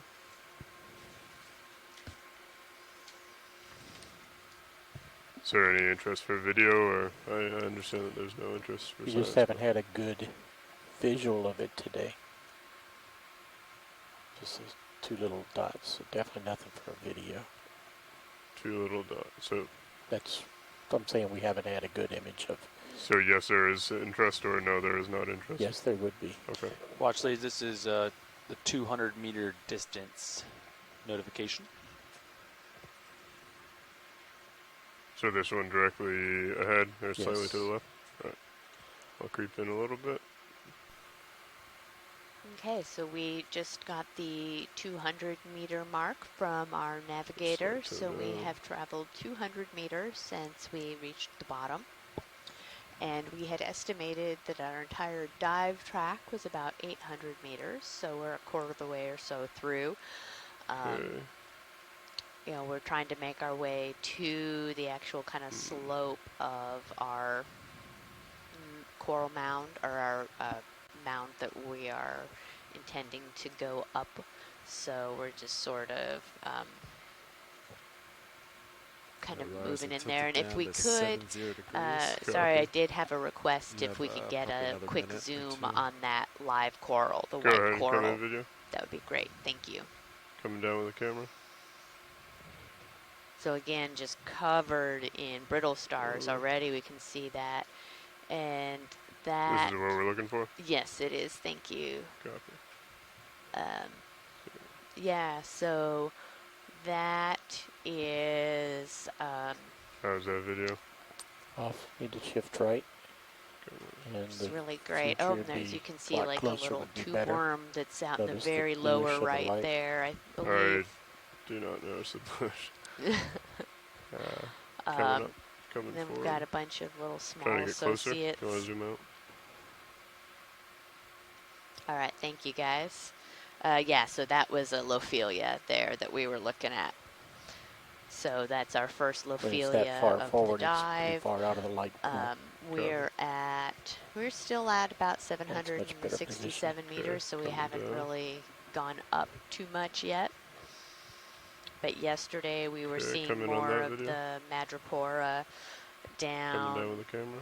a little bit deeper, Bridge and is then the RV nav. Lophelia a little Okay. higher up. Yeah. But, If you guys are okay with it, we'd like to change the that's heading really to great. They're starboard just another beautiful. 5 You or can 10 see degrees. those To make the really ship look a little flashy, better. If that's good, you guys. coral polyps that are out Sorry. Understood. as it's feeding in the current. Slow movement. Tilt down. Alexis Coming just down stepped away slow. for a couple minutes, so she's missing our first Coming Lophelia, but she'll be down, back in there just we a moment. Is that too fast or? Right up there, hold that. Pilot, I'm looking down. Copy. But move did stop. Go So for might have a full little screen. bit more if you want it. Coming out.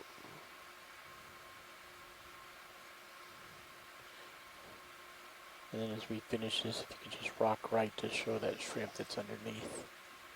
Rock right.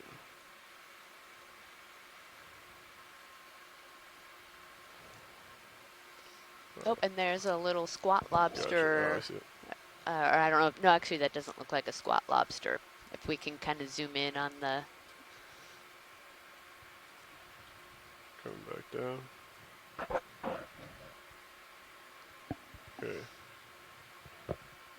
Coming down with the camera. Oh, There we sorry. go. So I don't. Maybe that is what we call a squat lobster. It's actually just a little shrimp. Okay, there we go. Coming back. Not Co-pilot, not how? familiar with I'm out, right? microstations there. You are, but So ship is kind of also just hanging stopped. down out Copy. there, Heavy out light of the pool. way, But Understood. trying you to know be if, very, very still. When video and science are clear, I'll come up and push forward. copy. Okay, science, are you all set? Yep, I think we are good. Thank Excellent. you. Coming up. Pushing forward.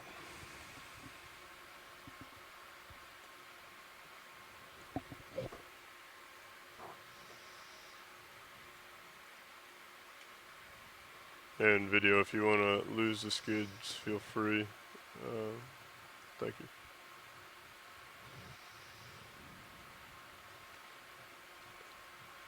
So as we get closer to the slope of the mound, you know, we're starting to looks see better. a little bit larger kind of chunks of Copy. things. So it does. over Look there good. to the right, that kind of got another push out sponge until I'm back there. in view. No, that you're fine. You can keep going. All right, toes are starting to Thanks, view. pilot. There you are. Yeah, Bridge, this heading looks good too.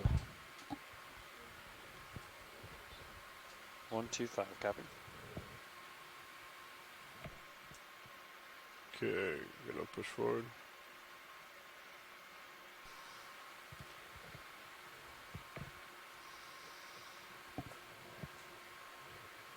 Do you guys want another move, or you still feel like you're moving? We could go for another. The ship done rotating. Yeah. Yeah. Feel like keep pushing to the So- dune. I'll get you to 4-5 and Yeah, just kind of keep Maybe- working towards our Alright. next waypoint. That would so be it's great. 4-5 Thank there, you. Laura. So yeah, we're ready. 4-5. The camera set at 45 degrees. Oh, you sorry. can do whatever Distance. distance. Yeah, 140 still looks good. Okay, Okay, I'll head call out. it in. Sounds good. Bridge, this is RV nav. Standby watch 2. Yeah, I'd like a move. 50 meters, bearing 140 degrees, speed decimal 2.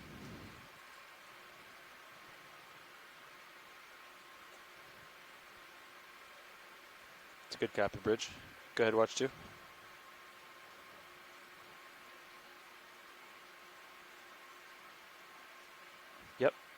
So from D2 to Coming back into waypoint your screen, 2 compound. is 70 Copy that. meters. Yep. Figured. Mow the lawn while waiting for move to get going. Sounds good.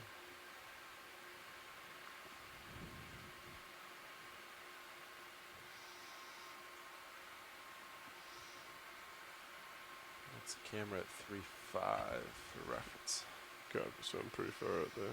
Hey, we're okay. So we're going to start climbing a low, little so bit. We've come up still just a looking for the few tunnel. meters. Copy. So we're about 70 meters or so.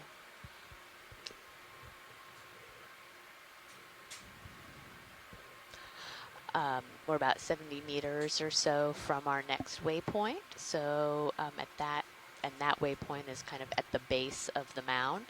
So we will start to see a little gradual increase in the topography. It appears we're seeing even more of the rubble, and still with a fine or a coarse fine kind of mixture of the sand that's underneath the rubble. It's sort of like our matrix with all of these rubble chunks.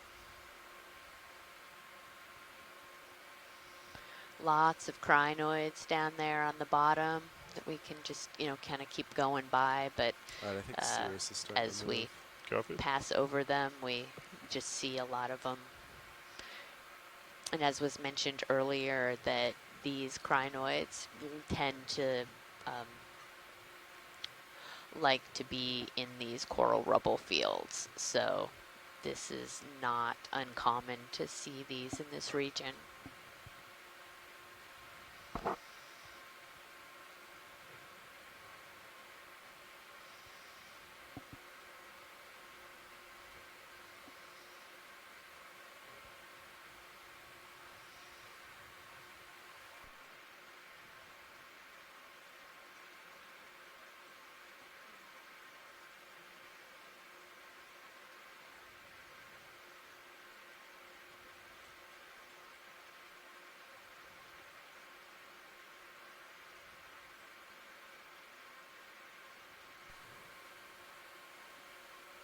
Another pancake urchin looks like.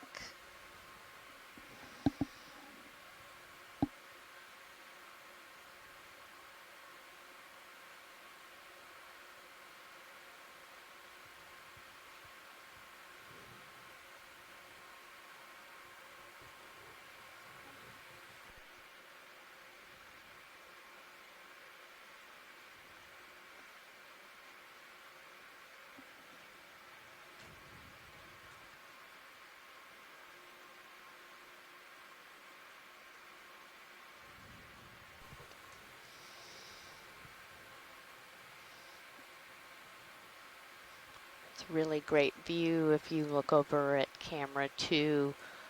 Just a really amazing shot from Sirius looking down on D2, our ROV for this dive, or this expedition, not just this dive.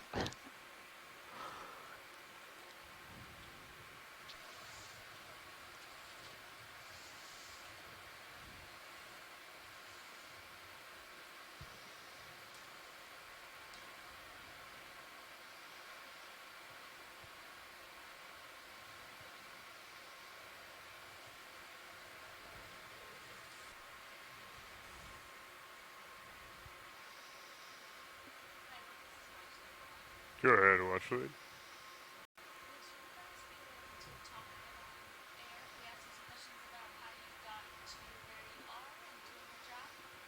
Yeah, I feel like that would be fine. We have about 15 minutes before the next watch shift, so you'll have 15 minutes of our attention.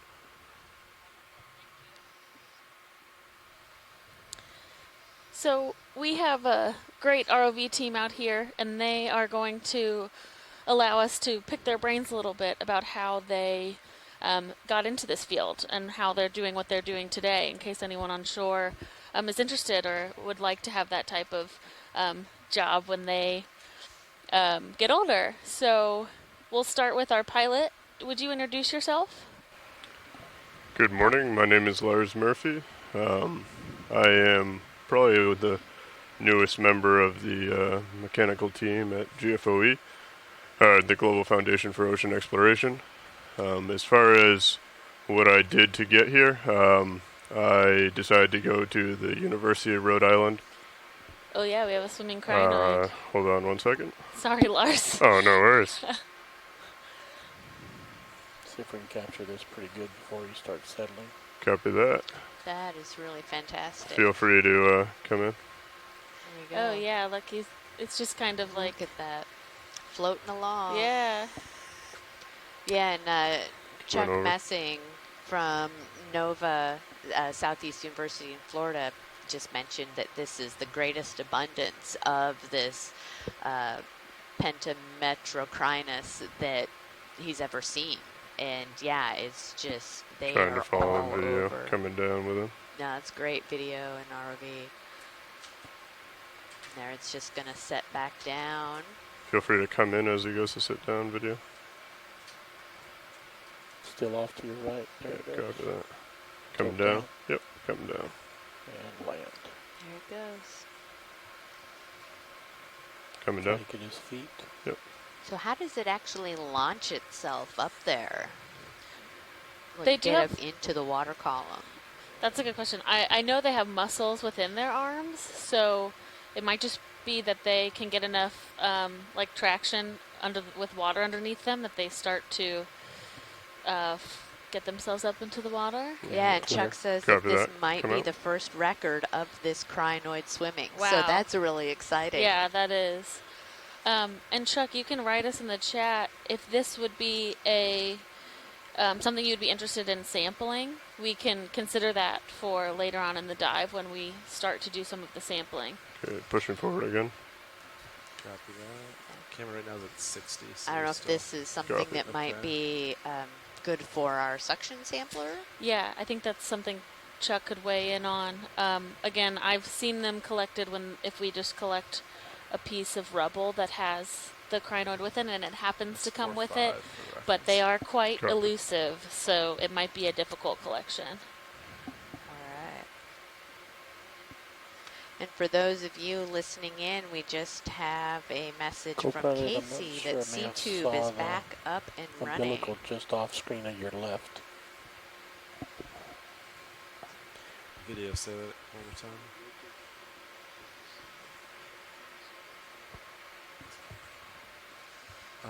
Left of the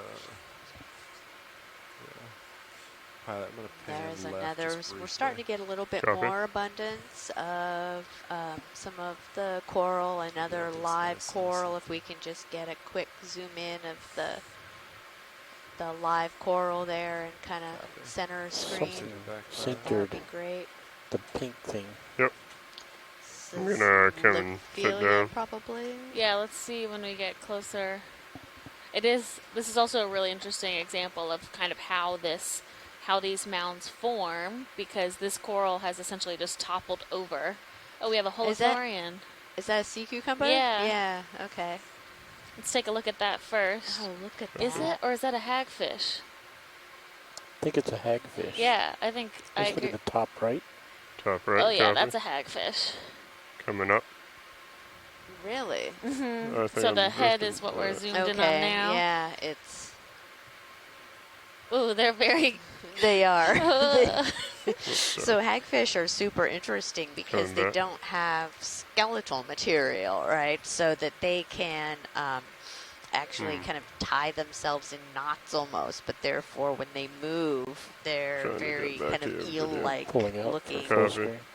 and they don't have a Yeah. jaw either. Right. Yeah. And we do see them amongst Partial. coral, Copy. these coral mounds pretty often, generally kind of intertwined and living within the rubble on more Sure. complex I think I'm structures, steady there. but Go ahead. Move And, complete. Thanks, Bridge. I've never really seen one just kind of So- laying on the rubble like this. okay. Yeah, so we've seen a few, at least firsts for us. Yeah, right? yeah. Which I guess it's only the second dive, but Sure. you know. Go ahead and come in. Still drifting. Yeah, did they say that move completed? Yeah, move just completed. Copy. So, but I'm approaching over top of you. The Copy. ship just stopped, so you should have a little bit of time. Understood. Coming up on the camera. Oh, look at the blah. So you can see the mouth kind of now. Oh yeah, yeah. So it's turned over. It's probably Going gonna on top. maybe start Coming up. swimming. Yeah. Because you can see all Go those ahead. muscles Contracting. contracting. Max zoom. Copy. It's very cool. Do you want me to come down video? Or We'll go full screen. copy?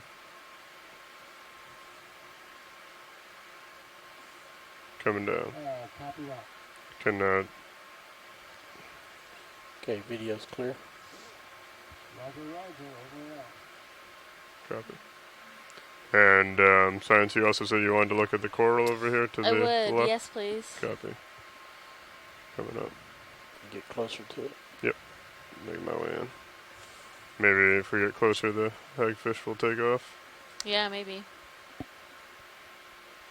Gonna saddle to my port.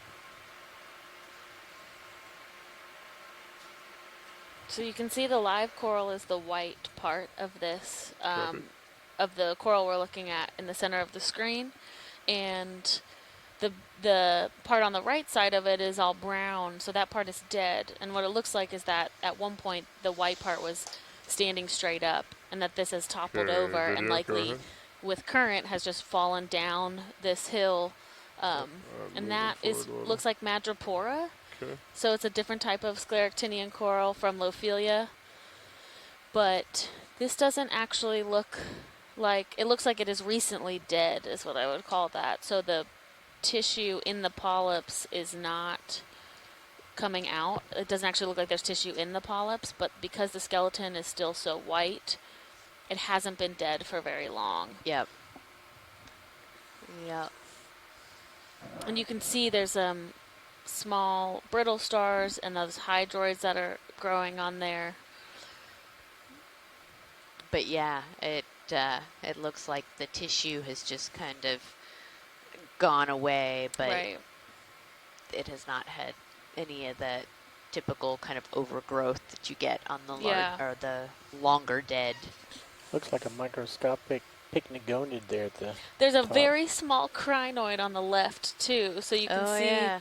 it I'm was. drifting out. And this one here. Yeah, there's a couple Oh of yeah, a them. little couple. All right, pilot, you're just Video is you clear. with me looking back, Copy. but I think we're relatively stable, so you don't have to leave if you don't want to. Should I go and sit back up? We have interest in the little. Could we just look actually more at the top of at the other coral that's on the top? Copy. Yep. And The there's a pinkish, small, yeah. the pinkish, and there's a small white coral that's kind of waving. You'll see when we zoom in. Copy.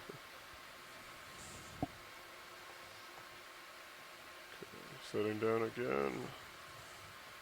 And those Go little ahead to come in video. tiny stalked crinoids appear to be pentacrinoid post Okay, larvae. coming up to the top. So after the larval stage, kind of the first time that they're sort Okay. of settling in. Oh, Yeah, that's great. So this Take looks it like as you need. a white video. octocoral that Coming over might to the be, Max zoom. Copy. looks How's like the a lighting on this? plexaurid. It's good. Copy. You can see those polyps retracting, so all those Oh, tentacles were yeah. out, and as it could sense the water movement, they start to retract They're their starting polyps. to come out again, I Yeah, they are. All right, pilot. You're max zoom, correct? Let's see your. And we have a Correct. crinoid right in the front there. Copy that. Video and science. We have a couple more seconds before I need to push out. Great. Anything else of note on this? Nope, looks great. And we have that nice nephtheid soft coral on the left. Also an octocoral, just of a different Copy. type. Feel free to come out video as I come away from this. And I will be pushing forward. Copy that. Yellow coral. Hagfish did not move whatsoever. That was a nice little community. And this yellow coral looks like one we've seen previous in the dive, probably a Canthogorgidae.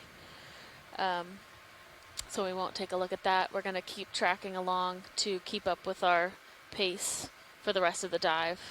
Copy. That Canthogorgidae, that yellow coral, is that that's not an octocoral, is it? Or it is an Yes, octocoral. yeah. Okay. Coming up. We're seeing the lighting from Sirius there. Oh, wow, Oh, look yeah. at that. It's very dramatic. I was going to say it increased pretty quick. Do we want to face the slope, co-pilot? Track up it this way? Or? Yes, it does.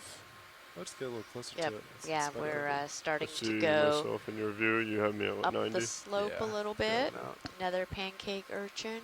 And then what's that little stick? I have a feeling that's also a plexaurid, so similar to that white one we just saw. Oh, okay. Just a bit taller. And actually the coral that's up on the left, Copy. not the white one, but the one on the more left, would be a great thing to zoom on. Right. Coming over to the left now that you have me in view. Yep.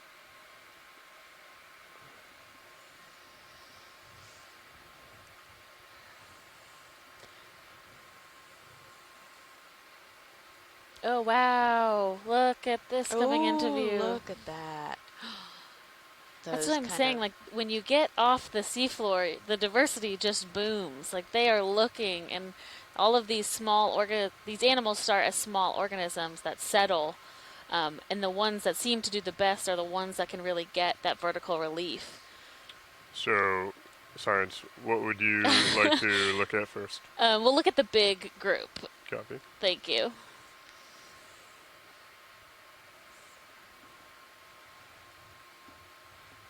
So we definitely have a number of species growing on what is likely an old do dead you coral wanna skeleton rotate? based on the yeah, shape. if you could come over Okay. to port a few degrees, just to keep me in view. So we have the a ship is fly trap stationary, right? anemone Yes. up correct. at the We've been top stopped for a while. of that stalk, that bright orange, which we saw a couple of those yesterday, and they're pretty common around these areas. Okay, coming up with the camera video. It looks like on Do the we want right to start at the top side. and work our way bottom, or bottom Yeah. to top? Let's start at the top and work our way down. Copy that. You have a preference, right or left side? I'd like left side. Left side. I know what's on copy. the right side. I am twisting a little bit. So looks like we have a couple different types of colonizing cnidarians. Left side back. We have in that middle tallest stalk, there is some Lophelia skeleton that had at one point settled on there and is now overgrown. It looks like these long white ones are actually sponges.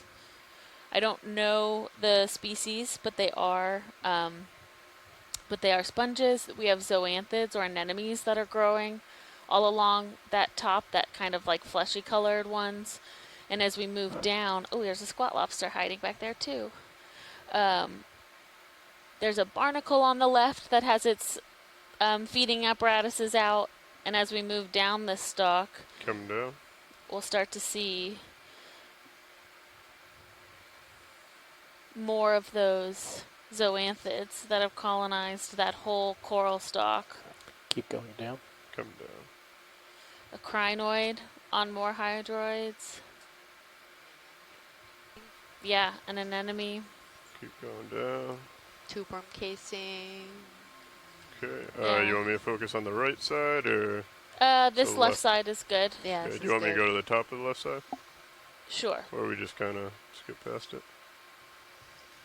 Yeah, so we have a lot of hydroids that have colonized on this part of the stalk with barnacles. All those white organisms with the feathers Coming coming back to out left. look like barnacles. Coming back to left. Trying to come back to left. There we go. Go ahead and tilt down.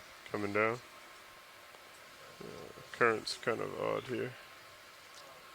Yeah, as you guys that are watching can see, this is really Keep tilting blowing in the Coming down. wind. That the current, as we are getting closer to the edge of the slope, is really picking up. Oh, look at that! Yeah, so it looks like another, Gonna focus more on the left. yeah, that looks great. Yeah. Another type of stoloniferan coral, so these corals that don't produce their own hard skeleton, but they do grow over skeleton that already Down. existed. Coming down more. We have a squat lobster on the right as well. Okay, as we I lose mean- this branch, I'll come back to the right. Swim back over. So that pink one that we were just looking at, what did you say Okay. that was? I believe Just it's gonna just a type of follow stoloniferan. this. I don't know stem down. exactly Oops, sorry. the Following species the for stem that down. one, so And you got a sea spider there. Yep. Coming back to the left. so we have some live Lophilia behind those hydroids right there. So the white skeleton, you can see the fleshy polyps coming out. And I believe we have, does this look like a bryozoan to you? Those branching bryozoans hanging off? So I think I'm. There's a sea spider. I'm gonna top center. reset video maybe. I mean, this is just outstanding, I the know. level Down of that. diversity. I Okay, I think know. I'm steady there if you want to come back in. Sorry for. We'll go for a wide shot Yeah, here. I don't Copy know. that. I'm only familiar with the kind of platy bryozoans. I'm not familiar with the ones that kind of branch out like that. But Charles is saying yes, bryozoans. So thank you, Chuck.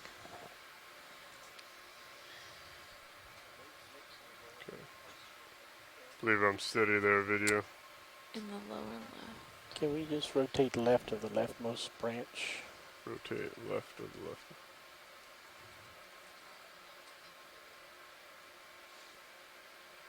So over here in the background. Yeah. So I don't Is think that that those... a shark sack? Egg sack? Oh, that is a shark. Yes, that's a shark case. So, like I said earlier, in the dive, sometimes these sharks will lay their eggs on corals, and that's what you see hanging off at the bottom of that. Maybe. Barnacle. Yeah, it's a barnacle. It tricked us.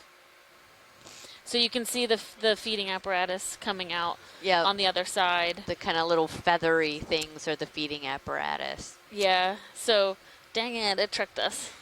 It looks just like an egg casing, I promise.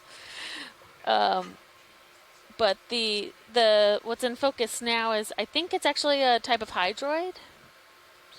It's not a black coral, but it does have a similar morphology to what black corals have. But it does look like that the underlying skeleton to what everything is growing on now was a black coral. So you can see the base of that Rotate right. where the skeleton is black growing on that rock. And that's what gives black corals or Do you want to go down to the base Interbotharians now, or are we their still common working? name. Okay. Coming down. And then that Oh, big, that's wow, yeah, this is Coming. Alright. just an amazing We can community. hit this Y here and maybe work our way down. I'll keep rotating to the right. Try and do it slow. So what are those and coming really down. soft, kind of frilly things? I think that is bryozoan also. Okay. Do you want to stop there video or keep moving? So max zoom, stand by. Copy. Slight rotate right. Slight rotate right. Okay, Coming yeah. up. Looks like what we saw before. Another little squat lobster Okay. in the lower right. Yeah, more Got a live claw coming out Lophilia. of there, looks like. Little white claw. Oh. Dead center. Down a little further. Yes. Okay. Something very pink. Wow. Even more or A little more. coming down. We have a stylasterid right on the base. More? I think I'll that's- pull out and hold there. And it looks like some type of little gastropod. Almost like, I don't actually know. Yeah, a couple of them. I don't know of limpets in these types of habitats, but they could be that are monoplacophorans. Go up to the right. Copy. Coming up and going to the right. Yeah, and these black corals, they can grow Twisting to right be as I come very up. old. They're extremely slow growing. I'll stop there. Is that of interest? Just keep You going. know, the size of Keep that going. So base. that's one of those soft corals, the Nephtheid. Continuing to follow up this branch Yep. to the right. More of that stoloniferan growing in the background, the whiter bushy one with the zoanthids being the not so bushy pale yellow color. And a big, beautiful fly trap. Okay. Coming down a little bit. Anemone. Yep. Holding. You want it up a little bit to frame it? Oh, and there's right behind, kind of out of Oh, focus, yeah. is a sea spider. Yeah, we've seen a couple pycnogonids so far on this, on our 2 dives on this cruise, which is interesting. I'm not used to seeing them quite so often. Holding there. Okay, video's clear. Copy. But this would be a great spot for that pycnogonid because they do like to feed on cnidarians. Holding this. So you see them a lot of times with their proboscis So whenever they want to into an anemone's tissue, and the Ah, anemone looks very Maybe unhappy. laser yeah, I bet. Co-pilot, can you test lasers on, please? Got him on now. Okay, Thank you. Can we get lasers on the base if you guys have a chance? Yeah. Coming back down to the base. If you want to zoom in video. Oh yeah. Alright. Where are the lasers? So again, if you guys Top didn't hear center. earlier, these Oh, I got 'em. lasers Yep. Hold. allow us to estimate size, and they're 10 centimeters apart. So what the That bulb entire is base right of the around bulb, 10. yeah, 8 to 10. Yeah. Which is pretty substantial. These are very slow growing, and so that means that's Okay. a very old colony that was Yeah. once alive. Science, Yeah. are you clear? Yeah, clear. Excellent. That looks great. Yeah. I'm going to go ahead, come off the bottom for a second, and pass over to the next pilot. Thank He's you. been waiting patiently.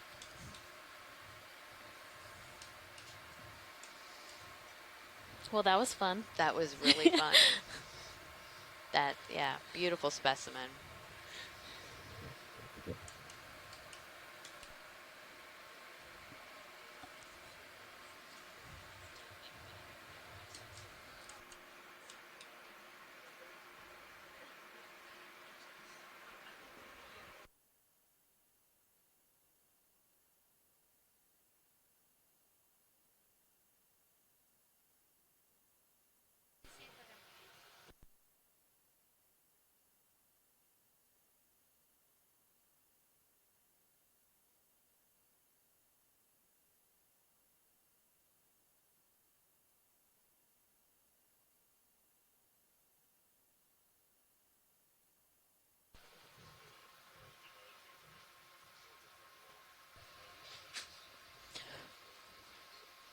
So we're doing a quick ROV pilot change.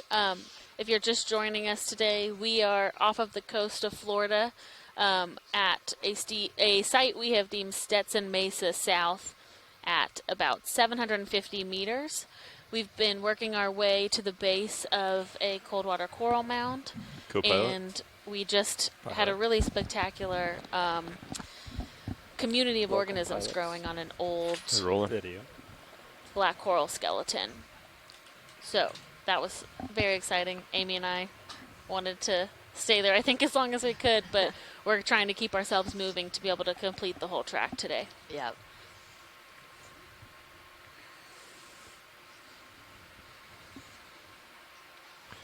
Looks like a good amount of current. Kind of the forward starboard corner.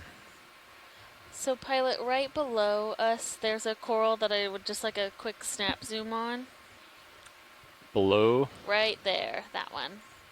The one to the right of the lasers? The one that's just at the bottom of Oh, the I screen. see. At the bottom. Yeah. Gotcha.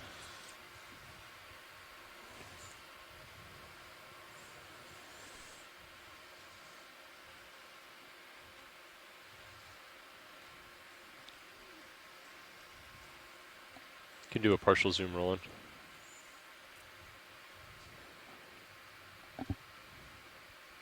Hold that. Okay. Lasers clear. Looks like a little squat lobster in there. Yes, there does. And this looks like a type of Seems like a primnoid freaking out of octocoral. Yeah, the current's That's pushing me a back. cup coral Trying at the to bottom of the Okay. screen. adjust that. Yeah. Yeah, so this is a primnoid octocoral, which we haven't seen yet, and it looks like to the left there's a small swiftia, which is a plexaurid octocoral. Those are great. We don't have to spend too much time. I just wanted to try and get a bit more of an ID on them. Go in tighter if you'd there like. is. Yeah. Oh, wonderful. Oh, actually, this is a black coral.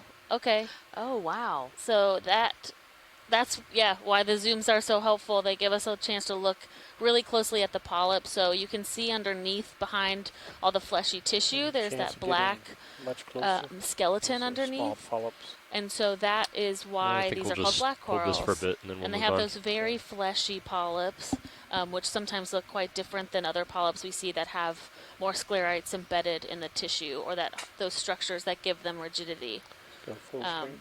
So Go that's ahead. great.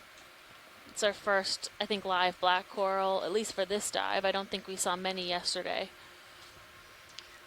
Yeah, that's great. And then there's the kind of glass sponge that's down below it. Are we talking about the one to the right? I think so, yeah. Is a Faria glass Video's sponge, clear. it looks Okay, like. let's come out. Yeah, and can we just get a quick snap zoom on that solitary cup coral by any chance? Where's that at? Pink thing, bottom of the big one. Yeah, pink little coral next to the kind of purple sponge Okay. just below the bigger coral.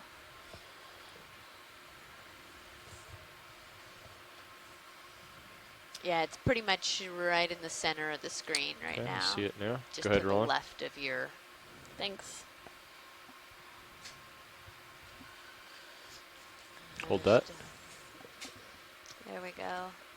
Yeah, so that is a solitary scleractinian cup coral.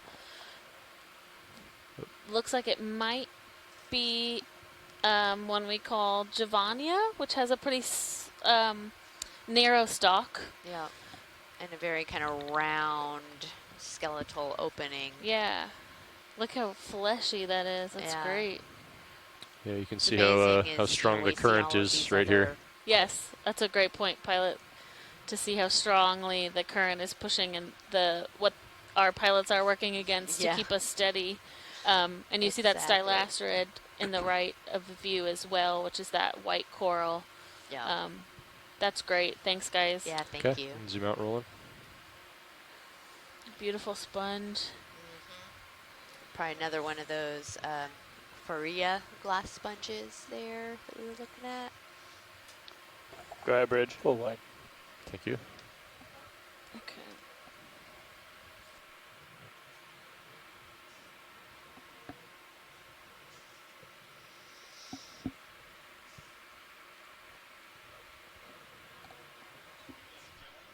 Yeah, I was just Video just swapping looking at out. that. Yeah, that Thanks, that Roland. sounds good. Just let me know when you're done with the move.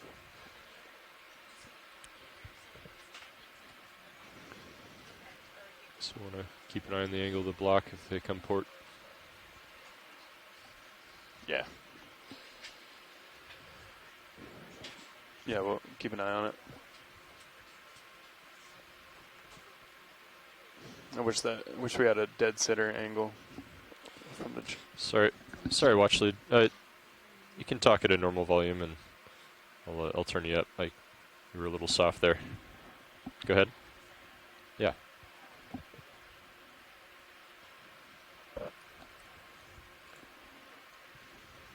Copy. We'll go ahead and get a ship move in. So I think we were at 140. I can. If you want. Yeah, 140 sounds good. Is that Okay. what? Should you- I start to come Sure. around to that? Go ahead. Okay. Yeah, I'll let D2 get out. Okay, so we're going to A little ways before I continue call it in. working our way up Sounds the good. slope. We're at making a 752 small heading meters. change We've anyway. seen a bunch of change in that. the bottom, or at least the live coral coverage in just the span of about 10 vertical meters, which has been very interesting. Another one of those crinoids. I was seeing that, sorry everybody, this is Shannon. I'm just stepping in for Alexis while she's having lunch. But I saw that cup coral. Did anyone ID that by any chance? Just curious. Alexis did, but I don't remember what it was. I didn't write it down. But do you Yeah, have can any come up a little ideas? bit, Tony. Me? No, I only saw it real quickly while I was think sitting if over there, D2's so I was just kind of curious. right below Sirius, Okay. you know, at least 15, but Okay. between Yeah, 15 but and they're 18 just meters delta is what you want to keep. Javang, Okay. yeah. yeah, they're so pretty. Oh yeah, there we go. Giovannia, yes, thank you, Chuck. Okay. And I'm just about centered Ooh, on look at that 140 or sponge. so. Okay.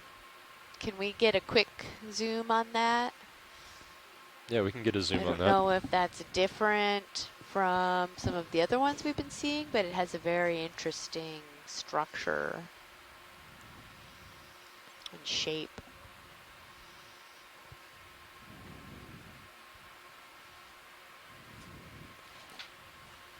Okay.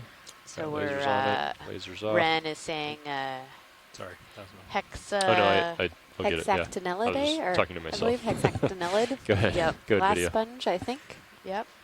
I'm so used to handling Yeah. the lasers, but now I know you can do All it easier. right. Little They're brittle just star there. beautiful. Yeah, they are. The honeycomb structure. It really is. You see the pores. You all lined up over there, co-pilot? I am. You can go in so tighter video if you it's got about it. 140, kind of bouncing around a little bit, but pretty Copy much. that. We'll Pretty incredible. Yeah. give them a minute to finish their heading change, and then I'll call a move in. Sounds good.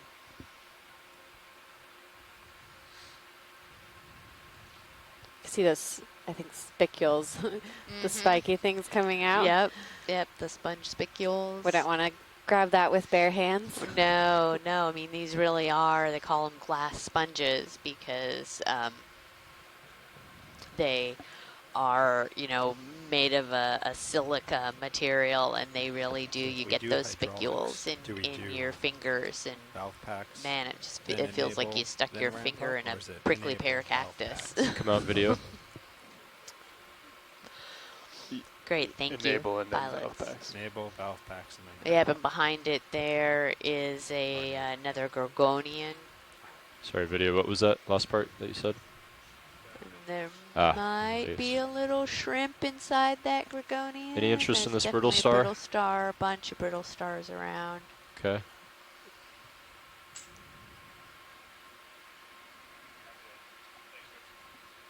It's another stellastrid, it looks like. All right, thank you. Okay, you can come out. You guys okay for that move now? Yeah, I'll come While up and I'm push on, ahead. while Sounds Alexis good. is having lunch, if anybody All right, has so I'm coming questions up and about moving up slope, bathymetry Tony. or Yep. mapping or anything Following right up. now, it would be a good time to ask. I'm going to do 30 meters at Hopefully I can field 140. your questions. Copy. I'll call it in now. Again, Sounds I'm Shannon, and I'm NOAA OER, and I'm the mapping lead for this expedition. All right, thank you, Shannon. She's the one behind making all of these great maps that we're putting in the dive plan and the dive reports, and so it's been extremely valuable.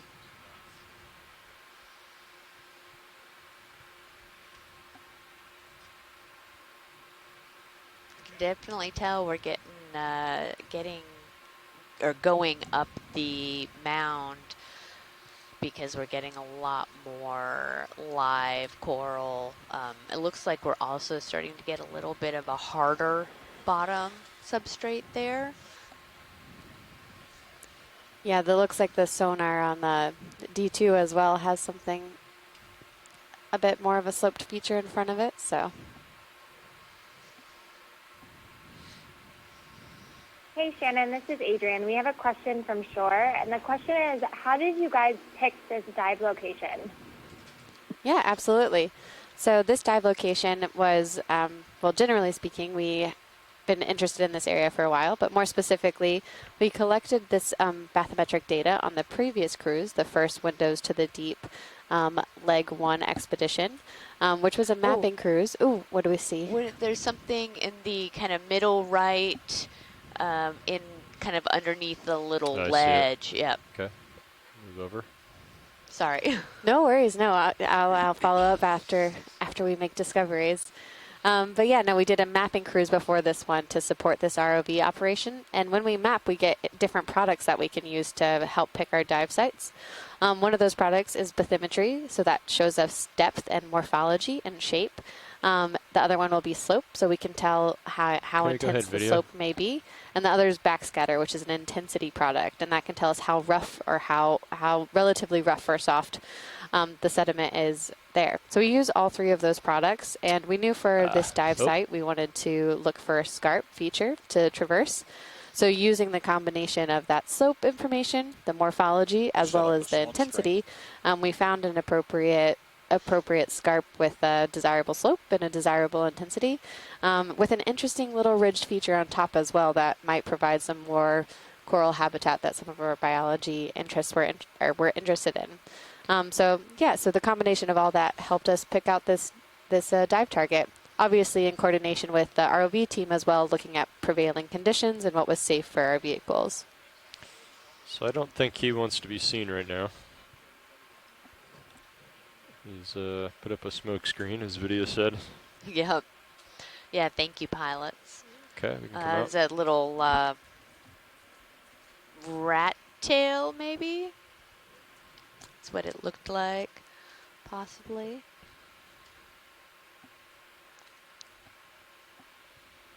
Wow, that's a great view. Just seeing the Pilot permission to upward slope. range down your sonar a little bit. It's not doing much good at And 50. for everyone's reference again today, I think the mound that we're trying to climb was about 40 meters high. So you can see us going over one of this.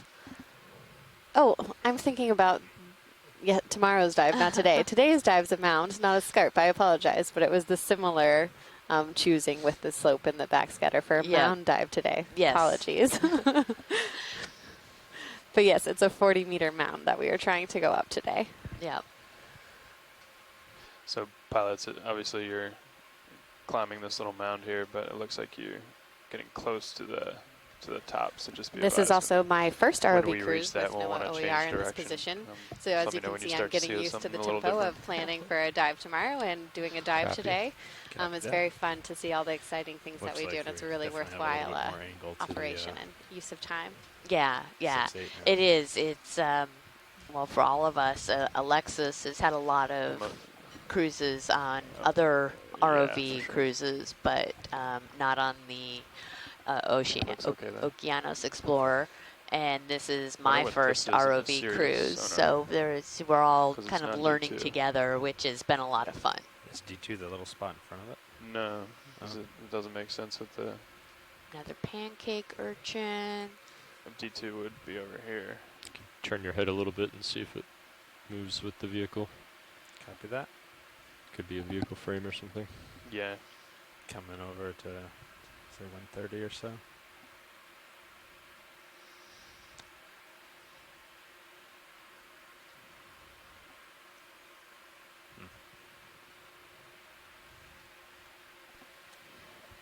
Amy, do you have any, I'm not sure if you spoke of this already, but the difference in that coral matrix from today's site in comparison to yesterday's site? Oh, that's a great question. Little fish there. You want to zoom in video? Partial? Oh, there's a little... Oh, hold, come out a little bit. Where? Hold that. Oh, yep, there's another little fish. I'm going to center back up on 140. Maybe one of the same types that we saw earlier that was digging in the hole. Hold that. But yeah, the difference in it, I think it's mostly the same type of coral. A lot of the Lophelia and Madrepora.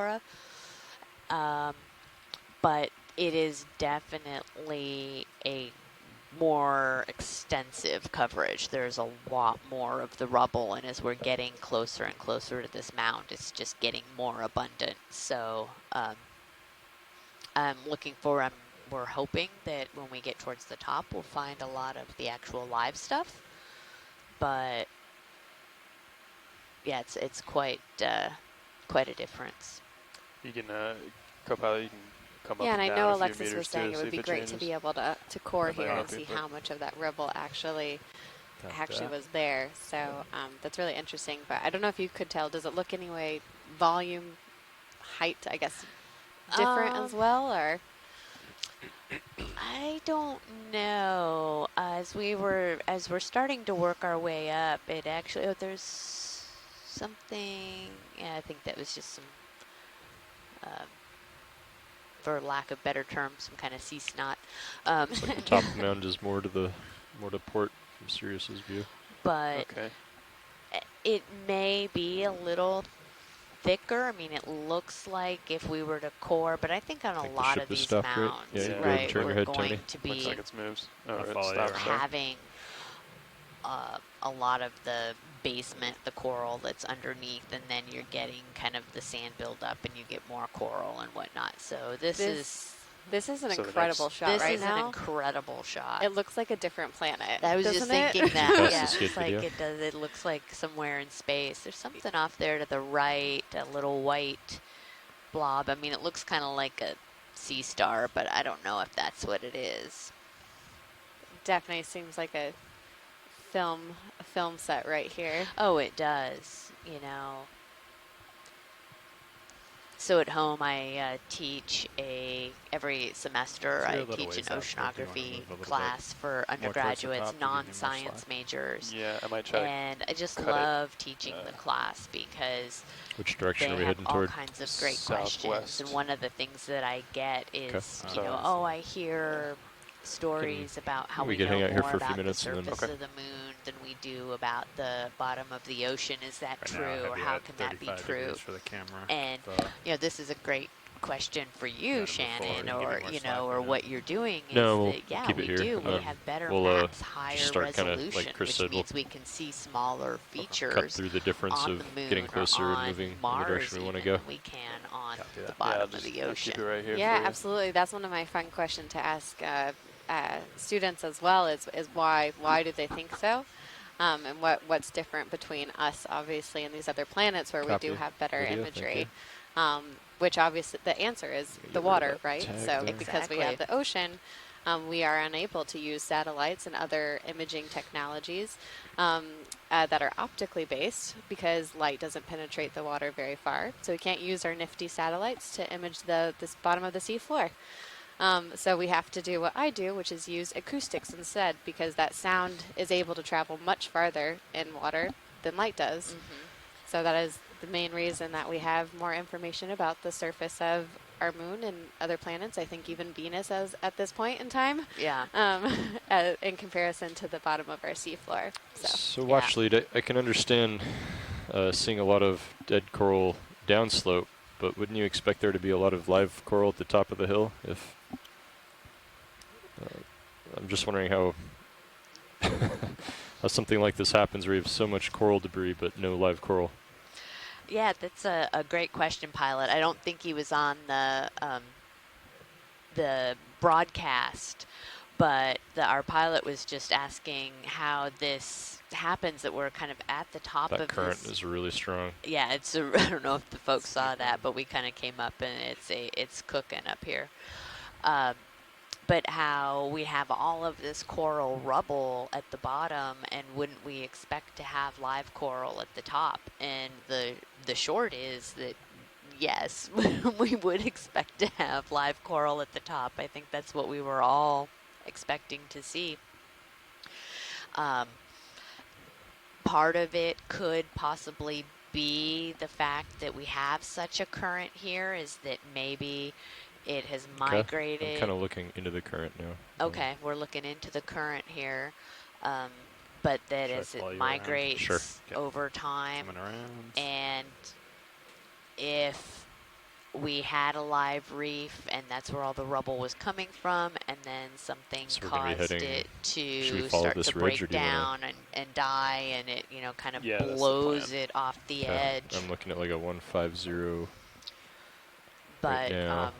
So maybe that ridge goes like yeah, a this is 180 or something. not Yeah, what it might we were kinda really snake around. expecting to Yeah. see, which We can do short moves though if you want. Yeah, why don't we do a short which is move? interesting. is interesting. Why don't we try like exactly. 160 Yeah, and then it'll get Sirius a exactly. little closer to the slope, and then Yeah, and Copy. You went. going with 15 or that 20? resolution and stuff 20? we didn't 20? expect to see. We could see the dive track Sounds good. yesterday, and it was also, those 160, mounds were so copy big that, they coming up. didn't show up in the bathymetry.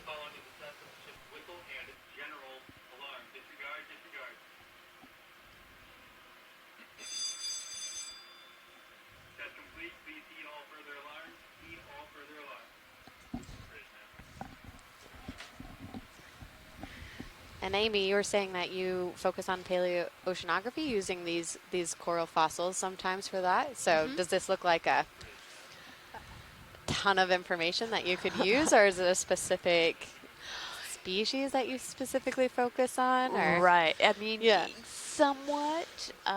You need to have a species that is creating a hard skeleton, right? So you can go back and use it.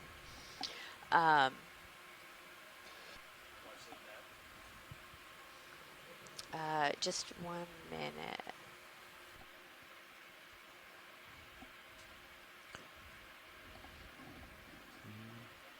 Easy there. I'm pushing out ahead. I think I'm going to do a drift test to see the current. Okay. So I'm going to drift back pretty fast. Okay. So watch lead, I'm going to do a quick drift test to see how fast the current is here. So I've pushed out ahead and I'm going to let myself drift backward and we're going to measure the velocity. You want me to bring up the fin? Sure. Or DVL, I guess. Yeah. Get the more precise measurement over there. Okay, sorry for that, folks. So just getting some information from our ROV crew.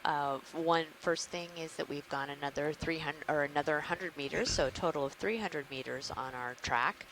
And we're just going to hang here for a couple minutes. As you guys can see, there is a substantial current at the top of this mound. Yeah, this should be okay. So they're just doing a little quick drift test to see how we're doing. Okay, and ready, think Chris? we're okay. Yep, all set. Okay. To go ahead and start pushing forward. And if the pilots, once we kind of get going, we did have a request that at some point if we can kind of just take a quick zoom into the coral rubble, if you see one of these areas that's really thick, Sure. and we can see if there's what the abundance of the kind of small things. What is that reading, Chris? Pretty steady. I think we got what we need. Okay, how fast is it? Stand by 1. All right, pushing ahead again. That was all current. Wow. There was no thruster command there at all. So I don't if you folks could hear that, I'm sure that movement backwards was all current. All right, so you wanted to see a coral rubble pile just close up? Yes, that's correct. So just one of them where it looks really thick, if we can kind of just zoom in and Sure. take a look and see what kind of small critters are in there. Sure. Thank you. Yeah, there's one that's kind of just up there ahead on the left that maybe would be great. Sort of at the top of that. Okay. If possible. Yeah, can't turn my head too much because it's harder to fight the current with the lateral thrusters. Right. But I'll sit down maybe here. Okay.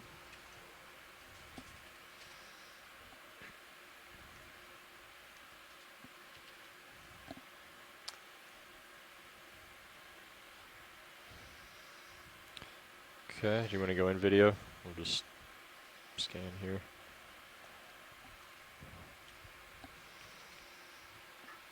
All right. Close to a knot. Really? Yeah.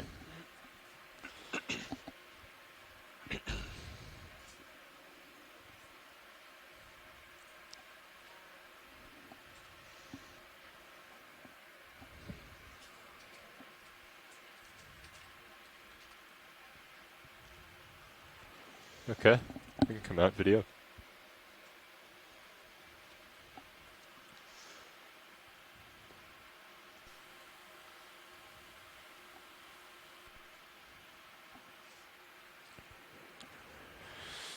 Okay. Yeah, go ahead.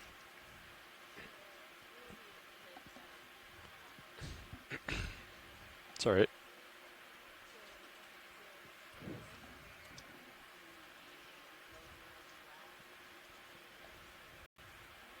See it?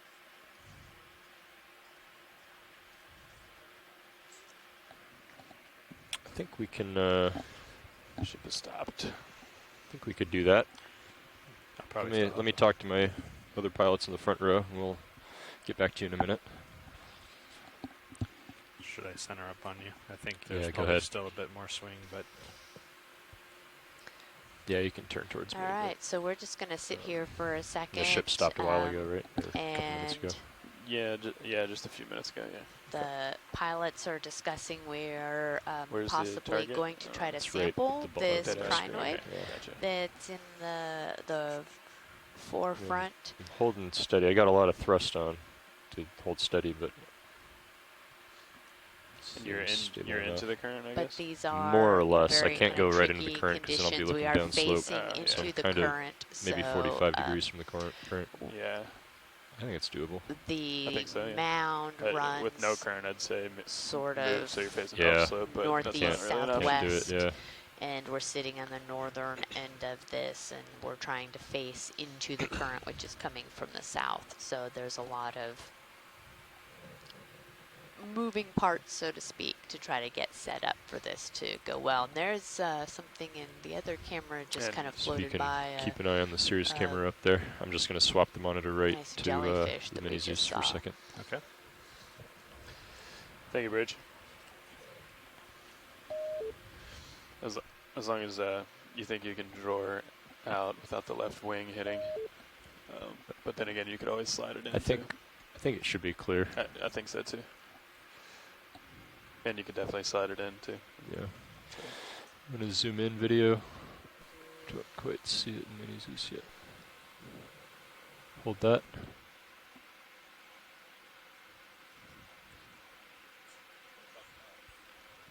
Yeah. There it is.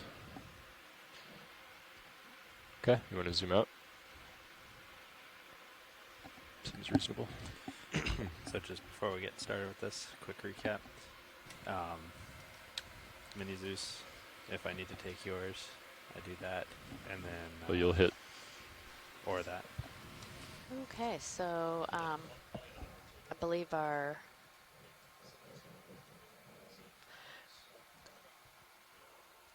pilots, our RV crew is getting set up to try to sample this crinoid that we have sitting here in front of us.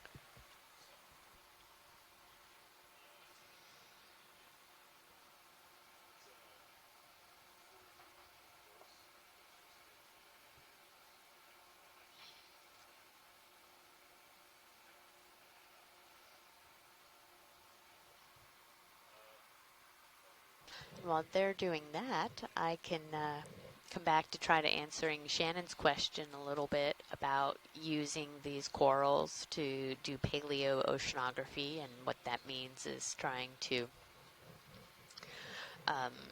understand and reconstruct past ocean. And we definitely need some of the corals that create that hard calcium carbonate skeleton. And I know some work has been done using Lophelia. I am not terribly familiar with that, but what we do is we do need to know the age. You can do that with radiocarbon dating, and it's nice to have something that has a live end to it, and then the skeletal material that goes back, because that allows us to get a feel for its growth rate.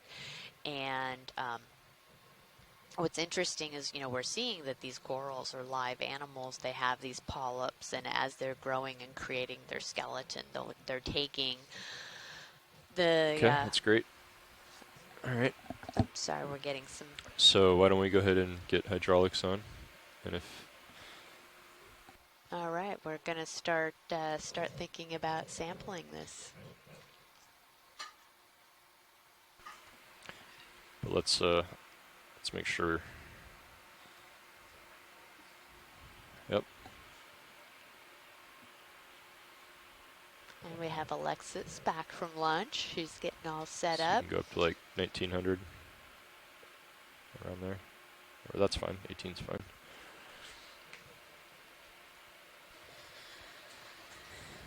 Okay. Okay, and then you can go ahead and move the drawer out halfway or so.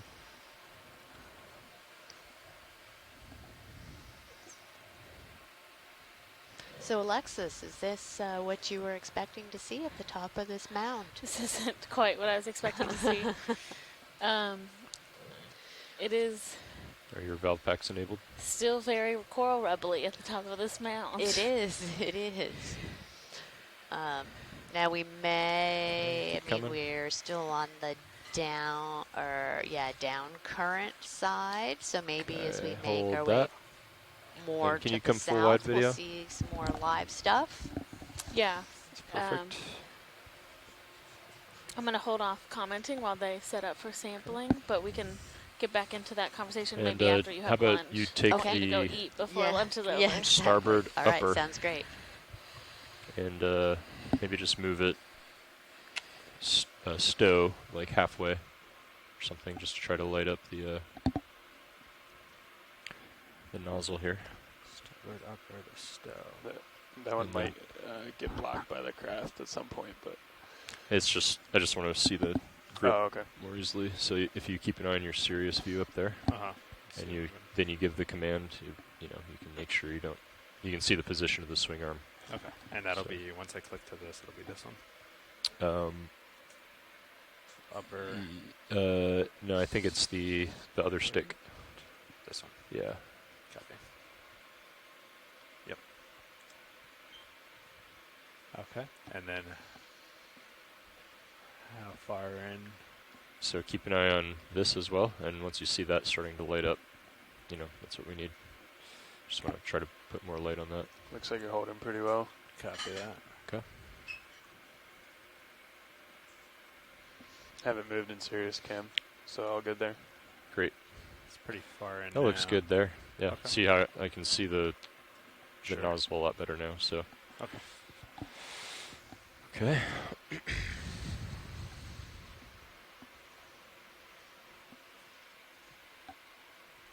Should I switch over to the jar 3? Sure.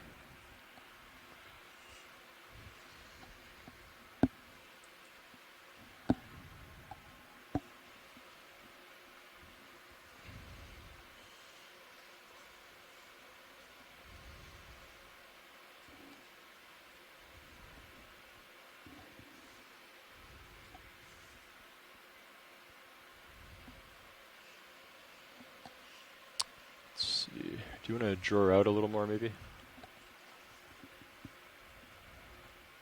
Coming out.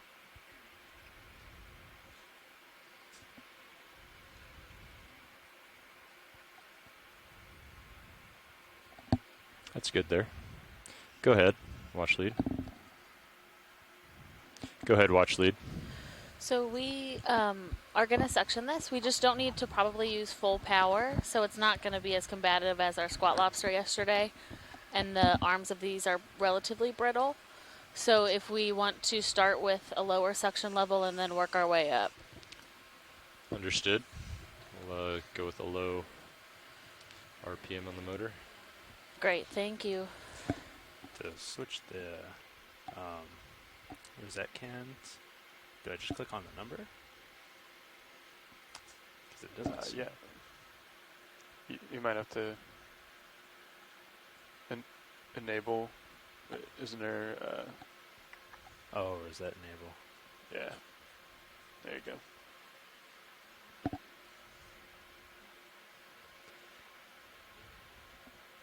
Interesting. Is there not a way to do that on the Joy box?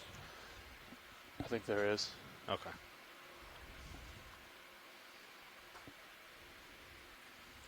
Okay. Do you want to test your pump real quick? Sure. You can zoom in video. Okay. Suction enabled. Hold that.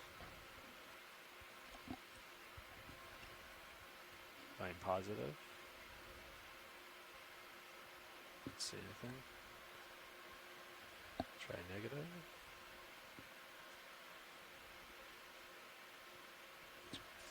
What RPM are you at? 5. It's starting to move. Oh, Okay, so it must be positive. Switch looks around. like blow, yeah. Okay, let's bring it back around. That's 500 positive, so I should be sucking in at 500. Should I go higher? Yeah. Just to get the let's indicator swapped around. verify that we're, yeah. 1,000. Going. 1,500.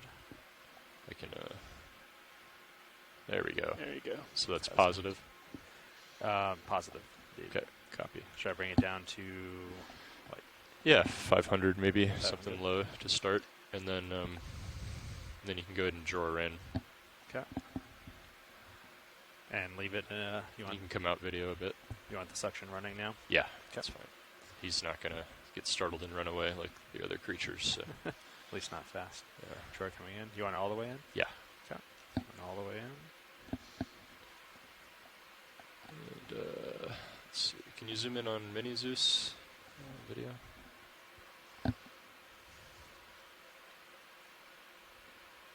And hold that, please. Okay.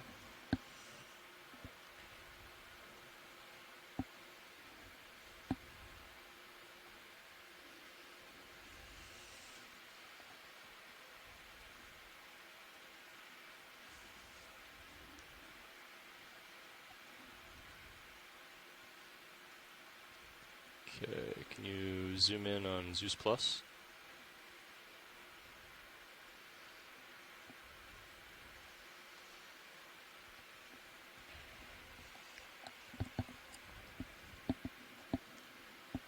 Okay. Go ahead, Tony. Higher. 800. 1,000. Okay, ramp it down, ramp it down. Down to 300. Did you see it go in? Not yet. Not yet. Well,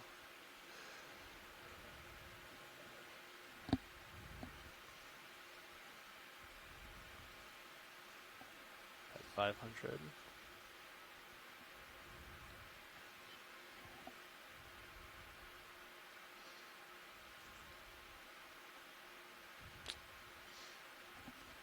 Let's come full wide on Zeus. there you go. That's it. Got him? Oh, great. Okay. Disabled. Great. Yeah, I think to get around the corner that goes into it, it's it just takes a little bit more. So I might be able to help that by bringing the hose in, maybe Yeah. to try next time. So I'm on the bypass. Do you want to... Yeah, we can blow out any debris that's in the hose. Okay. Enabling. Ramping up in the opposite direction. Great job, pilots. Thank you. 1,000. Up to 2,000. Sure. Yep. We're getting rid of stuff there. Okay, that looks good. Good. Okay, So coming let's back down. disable that, and then extend the drawer again. Okay. Drawer coming out.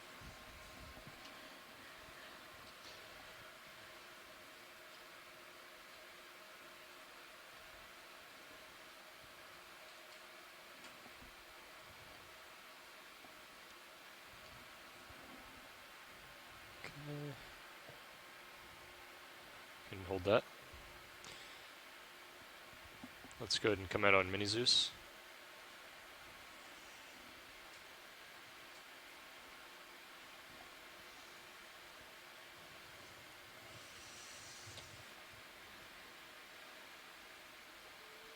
So we just used the ROV's new suction sampler to sample a crinoid that we've seen pretty commonly throughout this dive.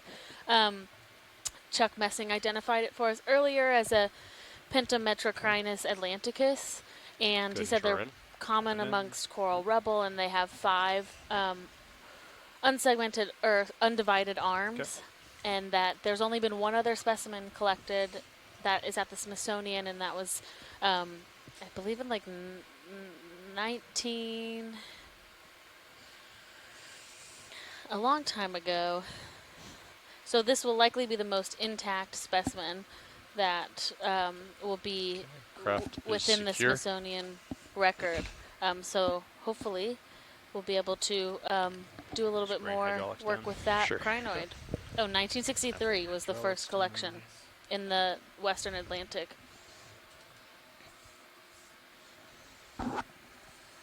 Well, worked well. Great Yeah, job. pilot. Okay, so we were talking about a move toward, like, which direction? Yeah, here, I'll zoom out a little for you guys. We are currently right around waypoint 2 at the top of this mound. The next target is waypoint 3. It is slightly downhill, nothing we can't handle, but bearing, I'll make it active here so you guys can see. Looks like bearing for us is 200 or so. Okay. You can bring that up or swing arm out again, Tony, actually. So 200 is the waypoint. What if we kind of, what if we... I was going to say, like you said earlier, this might, I don't think all the full detail of this is captured in the contour, so if you'd rather stay on top of this Chuck ridge. Messing just let us know on the chat that this as much is as we can, one of just the do short moves in that general one of direction. only a few crinoid species from both sides of the Atlantic Ocean. So it has a distribution from our side of the Atlantic Ocean to the other side of the Atlantic Ocean. Do you like it usually all the way out? Or? And that fits in really well with our Aspire priority of trying to understand transatlantic connectivity. So it's a good sample to learn more about that. Yeah. Casey's here with me while Amy's off at lunch. Could you give us a little bit of a background on what Aspire is and what that stands for? Sure. So Aspire is the Atlantic Seafloor Integrated Partnership for Research and Exploration. I think we're gonna cheat a little and bit. actually it is go the straight Atlantic to the waypoint. We're gonna try to follow this ridge a little Atlantic more. Seafloor Partnership for Integrated Research and Exploration. So Aspire is a campaign that we're working with collaborators across the basin, across the Atlantic Basin, and with folks here in the U.S., up in Canada, in the EU, to try and understand a little bit more about the Atlantic Ocean as a whole. So not only are we looking at individual sites, but we're looking across the basin. So as we do dives here in the southeast U.S., they're going to be similar dives on the northeast coasts of the U.S. and Canada, and then there'll be we'll be doing some Okeanos Explorer work along the Mid-Atlantic Ridge next year, potentially. And then we have partners in the EU that are doing work along their coastlines that is very similar. And then there are also, they'll be doing work additionally along the Mid-Atlantic Ridge. And this works, all of this work is being done under the Galway Statement on the Ocean, which is basically a transnational agreement to try and better understand this basin. We also have partners up in Canada who are doing work along their coastline, again, very similar. So we can then take all of this data and sort of tie it all together into one nice package that helps us understand everything that's going on here. So connectivity is one of the things that we have been looking at in particular during these One thing we'll want to be mindful of here is that the tether is being blown into the slope thank you. as we move down slope. So make sure you keep a healthy delta. And connectivity so that it stretches it vertically some of us that aren't letting the cat move into the slope. Biologically oriented, we think of connectivity as how connected are different populations of the same organism. So if we're looking at a population of coral on the western side of the Atlantic, are we seeing the same genetic makeup for the other population across on the eastern Atlantic? And so that allows us to know how those animals are able to, when they reproduce in their larvae or in the water column, how far can that larvae travel before they settle out and become adults. So are those communities connected to each other, or are they completely separate communities if they do not have any connectivity between the two of them? Some of it if you get down. So some of the organisms that we saw yesterday and that we've seen the dead rubble of here, Lophelia, is one of the organisms that is studied across. It's found throughout the Atlantic, and it is studied on both shorelines of the Atlantic Basin. So that's another good one that helps us understand how those populations are connected and if they're the same. Yeah, you could just so we made a Lophelia collection yesterday for that reason. 40 meters? 30 meters? Why don't we do 30 to start? Yeah. Okay. So yeah, I think an 18 meter delta 18. is probably... It got a little high there because it started to go down. Yeah, 18 to 20 is okay. So we were quite, it was interesting when we made it to the top of this mound that we didn't have as much live coral as we had last yesterday on dive 1, but Casey and I were chatting earlier about why that might be, and she had some really interesting ideas about the potential for the Gulf Stream to have an influence back when it was kind of in a different position than it is now because of sea surface height differences. Do you want to go into that a bit? Oh, it's speculation. So I'm gonna try it to is somewhat stay kind of just speculation, below but you what for the we most do part. know is that And as we along move down slope, if we can try to maintain that this 18 to coast here 20 where we're on the Blake delta. Plateau, that That'll be much safe. of this region at one point was exposed. And we know that by looking at some of the bathymetry data, you see weathering patterns that are very similar to limestone that we see on shore. And you see what we that call must have karstic been features. a real target in and that your karstic sonar. weathering. So sometimes there'll be fluids fluxing out of that, and sometimes it's just a very similar patterning to that type of structure. It's not, you kind of have to get a sample to truly determine what that is, but you'll sometimes hear us throw around that term as we're describing certain multi-beam features. And so we know that at some point this would have been exposed or it would have been much shallower. And much like there's so much of Florida now that at one time was shallow rotted coral reefs, which is why there's lots of limestone. As sea level has risen and dropped over time, the coastline has moved. So as the coastline moves, our oceanographic systems like the Gulf Stream would also migrate and move. So if we have, yesterday we saw, we were pretty much right on the edge of the axis of the Gulf Stream. Now you have, because you can zoom in pretty well. And we had live coral at the top of those crests. So if these features continue to grow, maybe we should just make as much as they keep seeking food sources, that may be another reason that we may not see this here because we're a little bit farther away. You can see it better if you tilt it right, but you don't want to grab it. More crinoids here. And that's all potential and requires years and years of study and multiple sites to really figure out if that is a true hypothesis or not. But it at least gives you the opportunity to sort of speculate why this area is so different than what we saw yesterday, even though on the bathymetry it looks like a pretty similar feature, and on and it's in a very similar region. Right. So we're zooming in on more of these pentametrocrinus. Zoom in more video if you got it. Crinoids, which is what we just collected one of for the first time in over 80 years. So that's quite exciting. And that will be sent to the Smithsonian with the rest of our biological samples that anyone can request to work with if they are looking to study those organisms.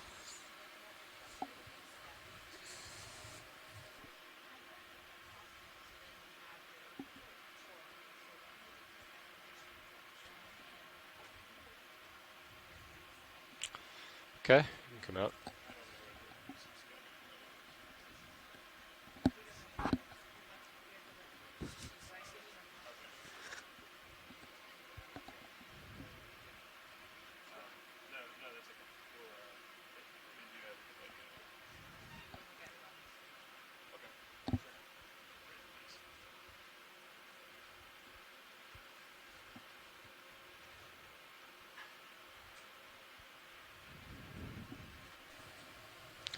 All right, watch lead. We're just cruising along the bottom. The ship is moving. And, I'm sure some would disagree, but not a whole lot for us to zoom in on right now. But I'm happy to look at anything that you would like to see. So great, let me know.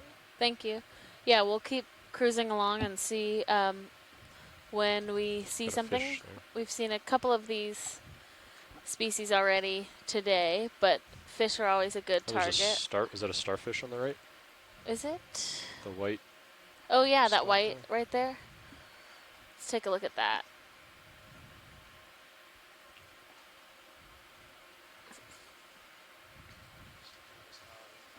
Yep. Chris Ma is always watching for starfish. All right, go ahead, video. That is definitely a sea star. So I don't think we've really seen any true sea stars yet since we've been out here.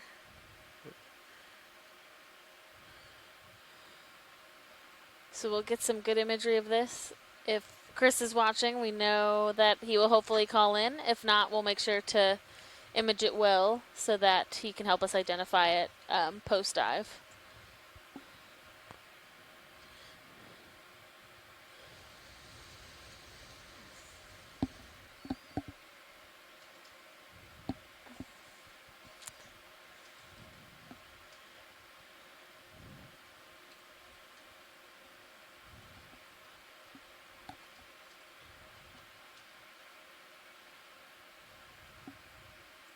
Okay, you can zoom out to the lasers and I'll scan it with that.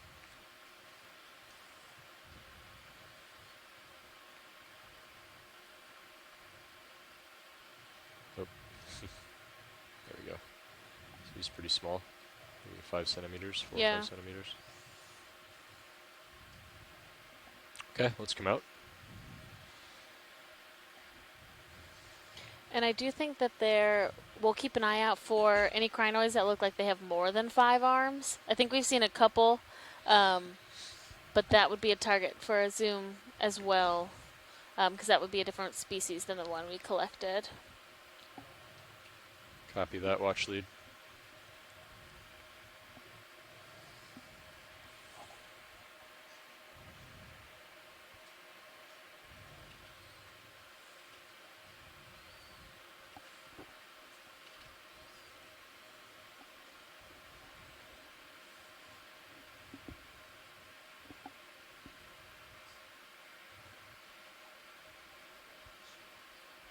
There's another pancake urchin to the left. We don't need to zoom, but just note it in our annotations.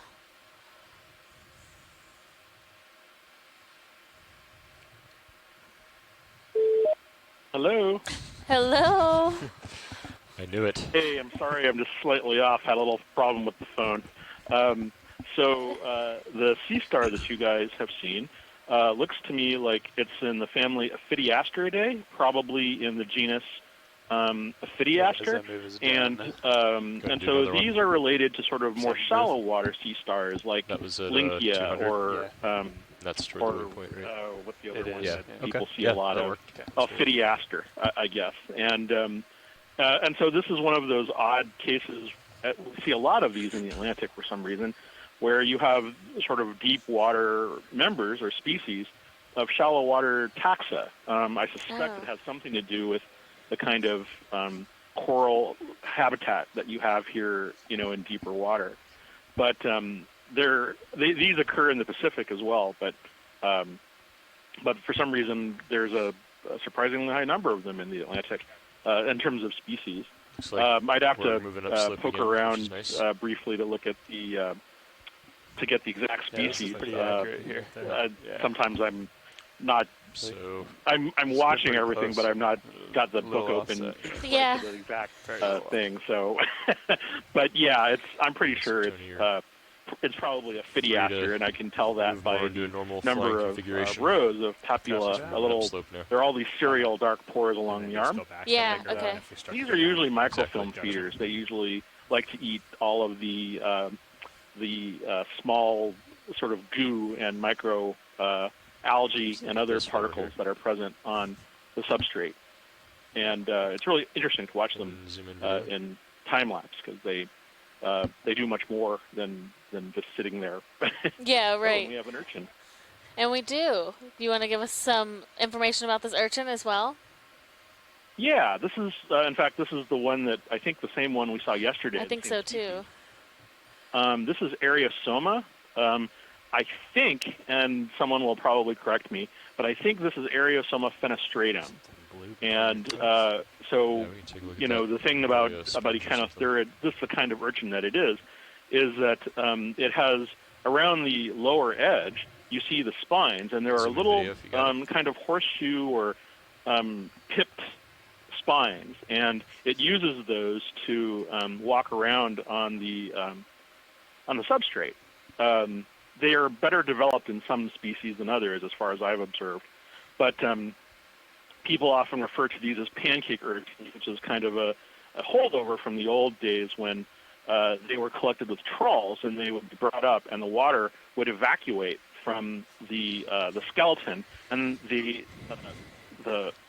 round skeleton part would collapse into a flat sort of pancake-like shape. And so, you know, technically it's not really a pancake in real life. But the skeleton is very fragile. It's almost cloth-like. And so, and then what else? The other things you're seeing here are the spines and the 2 feet, and probably there's probably the little pincer-shaped structures called pedicellaria. I'm not sure exactly about this species. There are many members of these urchins that they're related to shallow water fire urchins, and so holding these can result in a fairly unpleasant sting. And so, you know, I don't think anybody's ever attempted to collect one on Okeanos, which is probably just as well, because anecdotal reports that I've been told suggest that that they can let's come out. inflict quite a painful a painful sting and resulting in numbness and some other unpleasant feelings. And I don't know the extent to which those linger. So yeah. Anyway. We need to be able to use our hands, so being stung by an urchin would probably not be the best thing aboard this ship. Yeah, well, like I said, I'm not entirely sure to the extent every species is I think the exact word is venomous, right? Yeah, I mean, if something was really remarkable, I'm sure, you know, there would be a way to accommodate it. But for the moment, you know, I don't work on urchins and I don't work on poisonous animals. So, you know, I'll just leave it at that. Hopefully nothing surprising will come out of the dive that results in an animal with a big toxic spine array for defense. That comes out of nowhere. So anyway, happy to see you guys back in the water, and I know everybody else has been really excited to see the video going again. Anyway. I'm looking forward to the next, was it 2 weeks more of video? Yeah, we have. We are on our second out of 21 dives, so we'll be out here for a couple more weeks. We broadcast the quad. And also I wanted to give my regards to everybody in the control room. I don't get to do that very often. I think it was Dan who beckoned to me you want to make sure just a moment ago. And so yes, I am watching, but sometimes I have see probably before he does. Hi, Chris. And, I don't know if hi, Dan. Emily and Annie that are in the back today, or Bob perhaps. But anyway, welcome back, and good to hear from you again. Thanks so much, Chris. And of course, welcome to you and Amy. Thank you. I know the first day is very bewildering. Yeah, you know, it's all good fun. You can do it. Go ahead. It is. Okay, go ahead and zoom in video. And go get the ice cream before everyone eats it. Oh, don't worry. We already dipped into that last night. Very good then. Okay, I'll catch up with you guys later when something else comes up. Thanks. Thanks a lot. We'll talk soon. Bye. Okay, go ahead, video.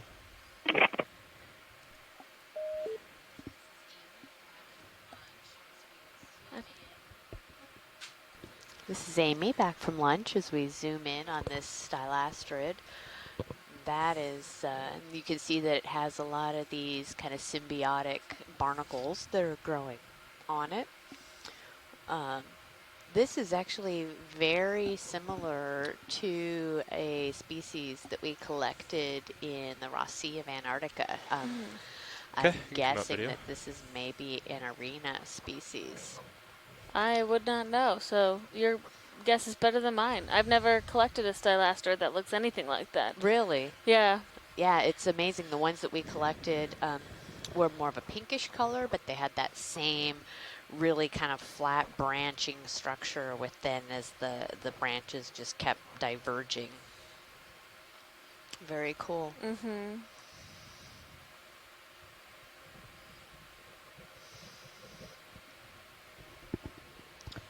Well, I missed it. Were you guys able to collect that crinoid? We did, yes. Very successfully. Great work by the pilot. Excellent. Sea star up there. And according to Chuck Messing, the only other one that is there was a partial collection for. So obviously they weren't using a suction sampler. Was in 1963. Wow. Yeah, so likely the first full intact. Oh, we have another small sea star. Oh, Looks is that like, what that is? yeah, what I call a cookie star. But if Chris is still close to his phone, maybe he will want to chime back in with the species name. We might not spend too long on it as we're moving to keep up with our track, but always happy to get a full identification. Oh, that's cool.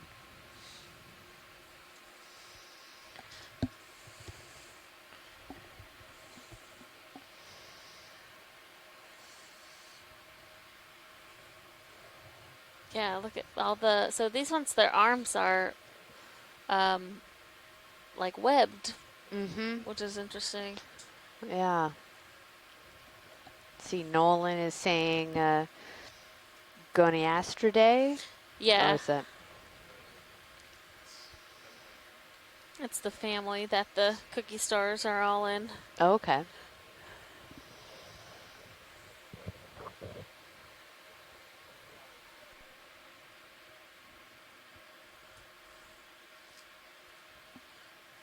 Great footage. Thanks. Okay, we can zoom out.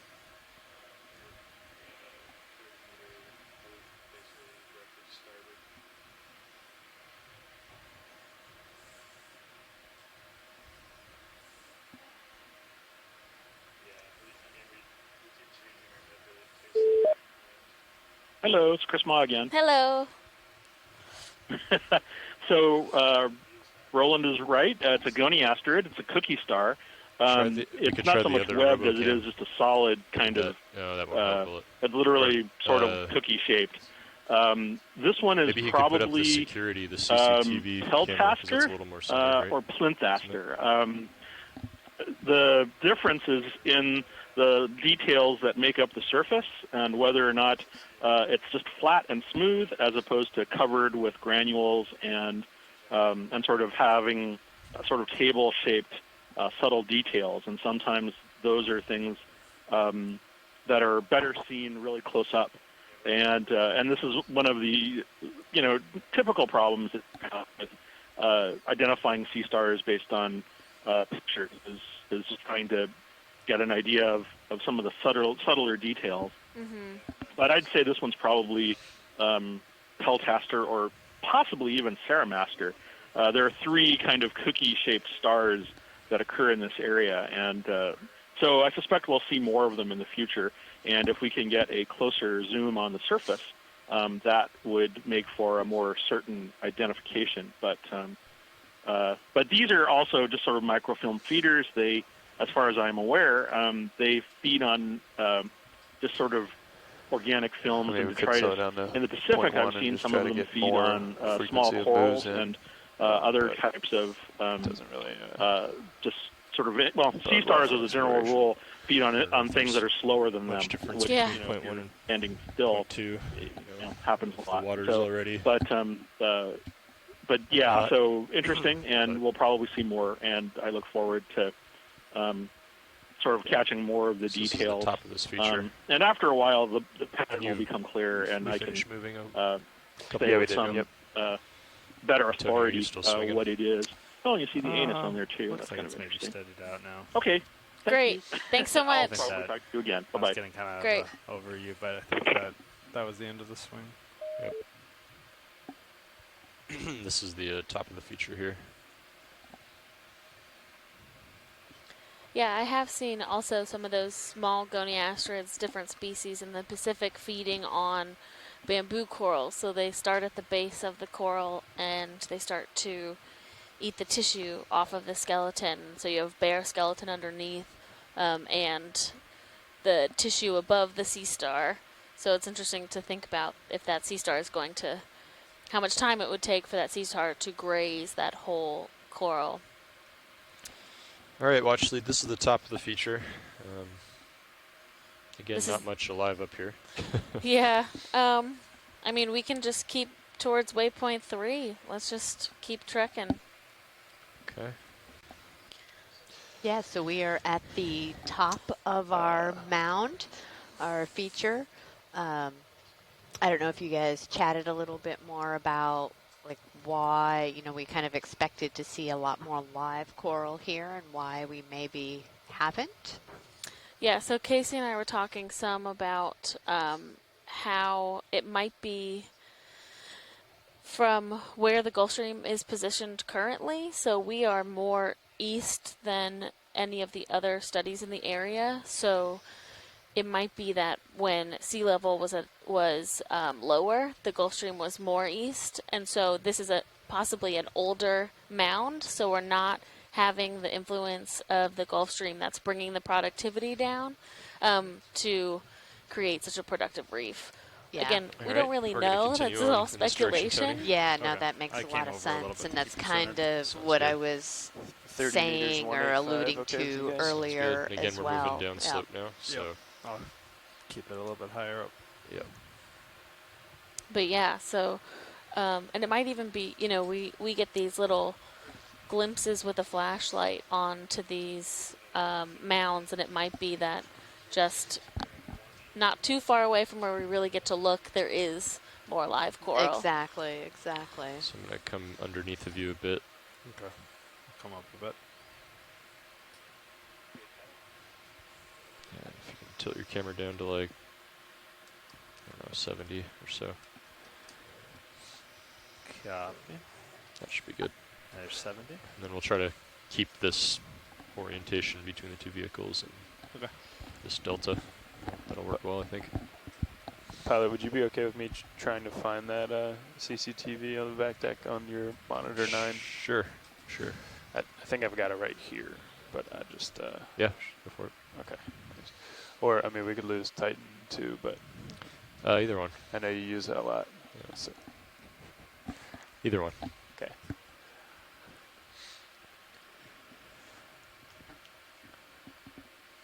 We'll have to adjust. Yeah. Bob can I'll move the work camera. with it, yeah.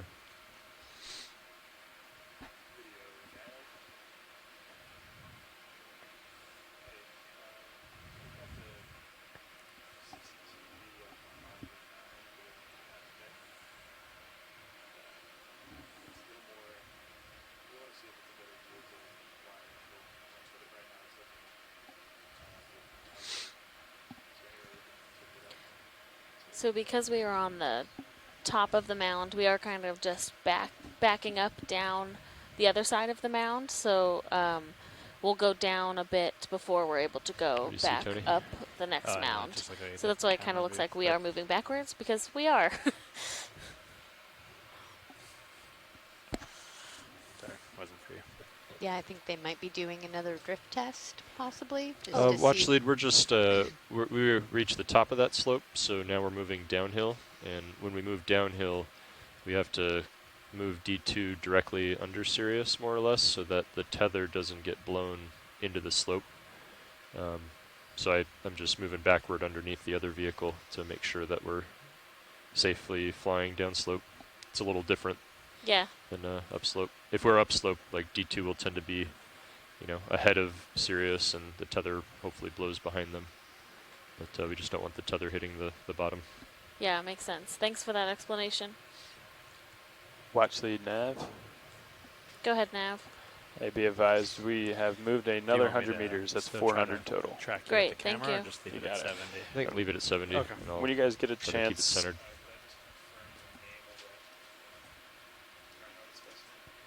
Yes. 1 second. There's something.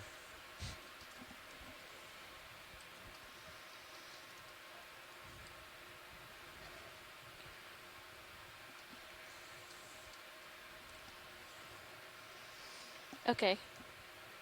Can we get Nav. zoom in on that coral that we have there? Sure. Please. You want the EX name for it? EX1903.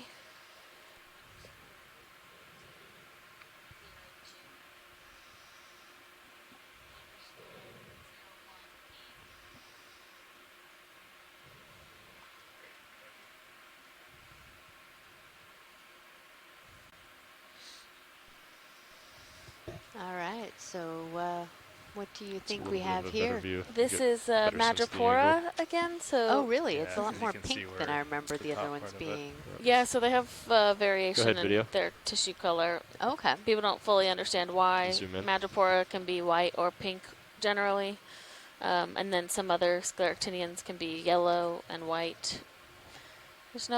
People are still trying to figure out exactly why the color changes. Mm-hmm. But this looks like a pretty healthy colony of Madrepora. All the polyps you can see are coming out of the calyx to feed. So each fleshy part is a polyp, which inhabits a calyx inside the skeleton. Video. Yeah, there we go. That's beautiful. Yeah, and you can see all the brittle stars at the base.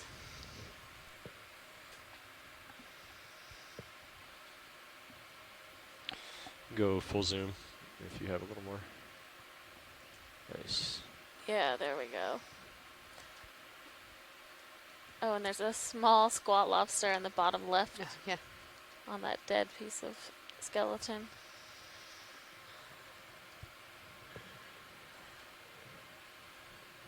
And then is there a little like isopod or something Yeah. like that?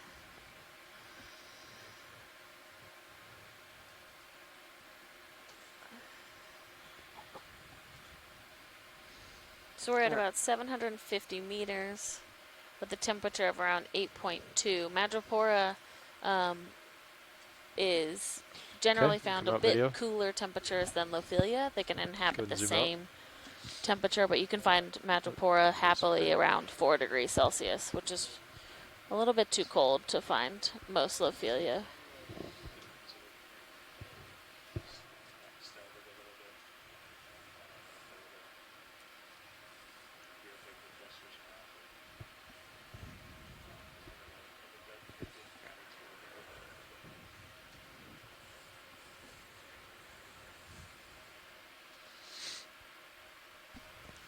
Looks like we're getting a little bit more, some kind of harder bottom as well. Looks like some kind of outcropping of some of the sub-basement there. Yeah. Probably just some, manganese encrusted carbonate of some sort. I mean, these are all carbonate mounds, basically.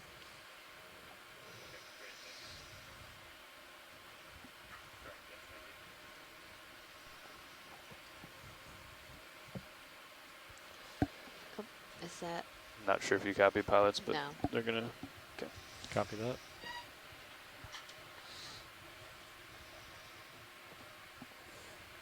Once the move is complete, so it might be a few minutes.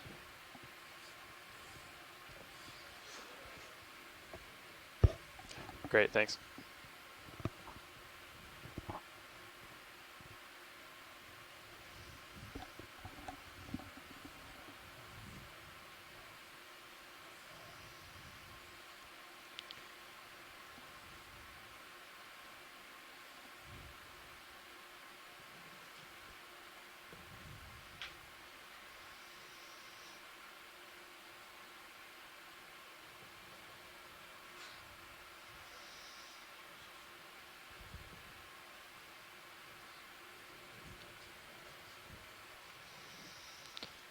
Stuff further ahead.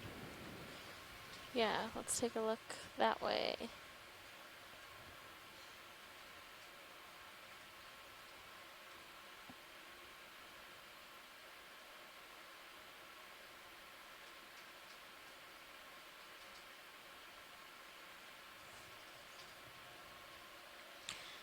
Just help me keep an eye on the tether, Tony. Make sure it doesn't hit the bottom or hit D2 itself. Copy. Looks like it's fine right now.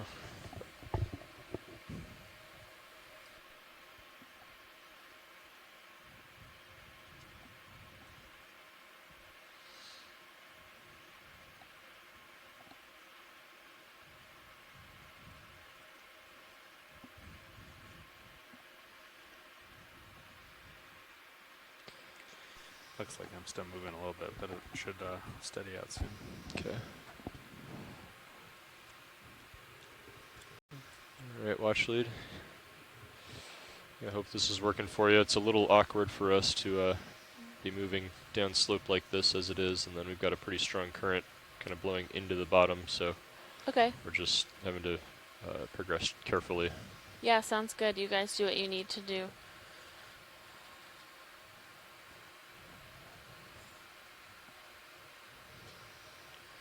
Yeah, these are a bit bigger chunks of the skeleton, so yeah, I'm just gonna follow you down. maybe Until we start it could be moving that again. they, when they get to a certain size, they topple over, and then over time they just continue to break down as they tumble down that hill.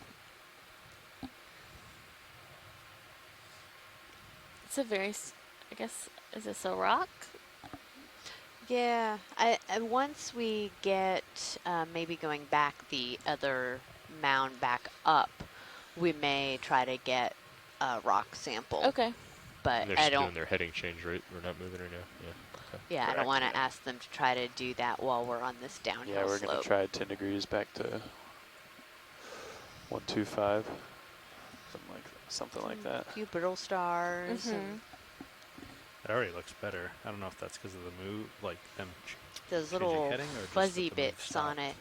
Is that somebody had mentioned earlier? Are those actually foraminifera?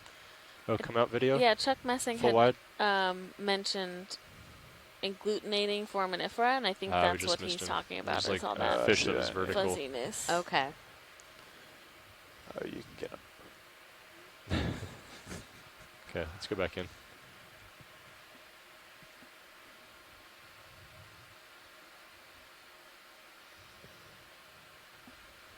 See all the brittle star arms coming out of their holes. And that current is really tearing Oh, through there's there. actually. Yep. Can we? Yeah, that right there. I think that is a type of coral.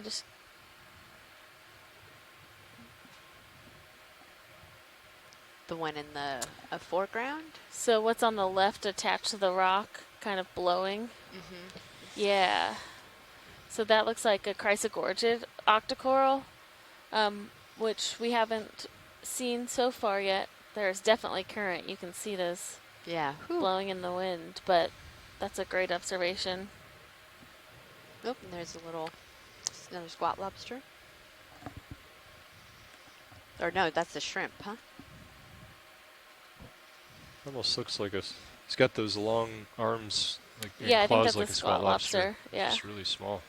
Oh, I'm being corrected. That's not that must have been hydrozoans, not a chrysogorgid.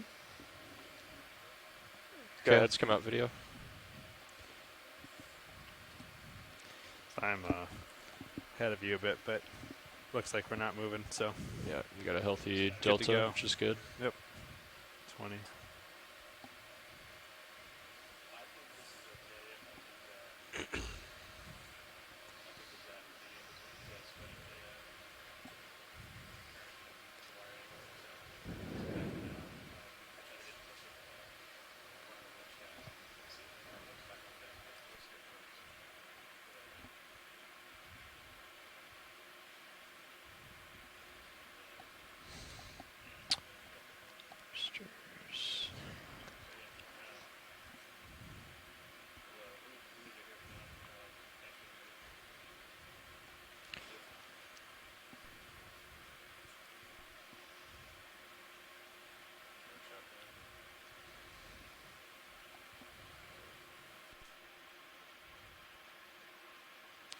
So Tony, just while we have a second, we should talk about what we would do if we lost thrust or vehicle power for whatever reason.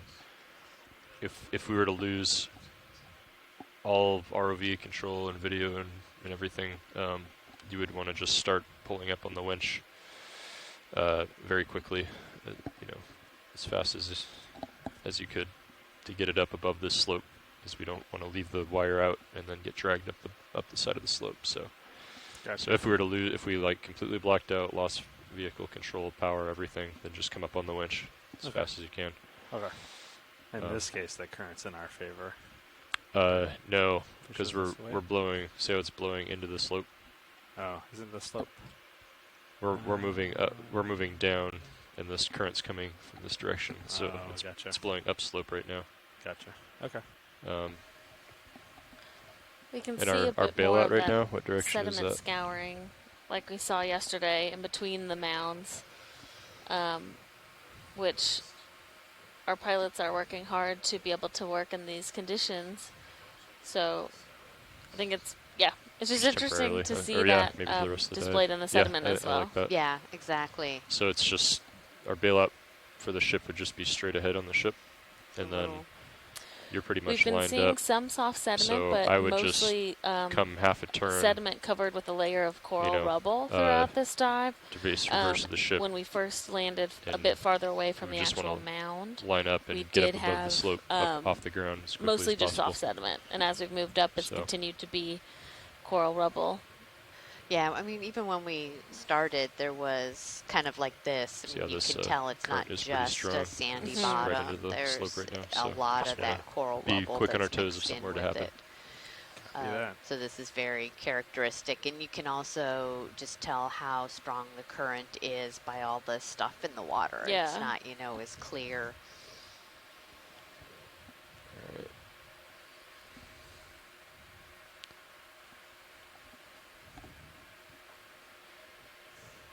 Okay, you can come down a meter or two. But yeah, you see some of those sort of like ripple marks like we saw yesterday. We're at 70.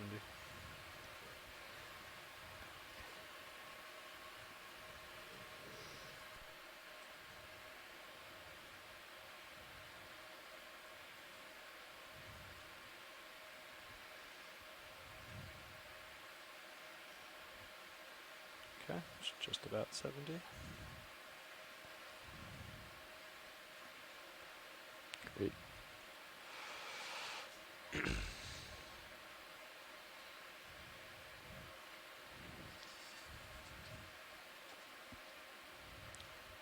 think we're starting to get to the bottom of this, which is good.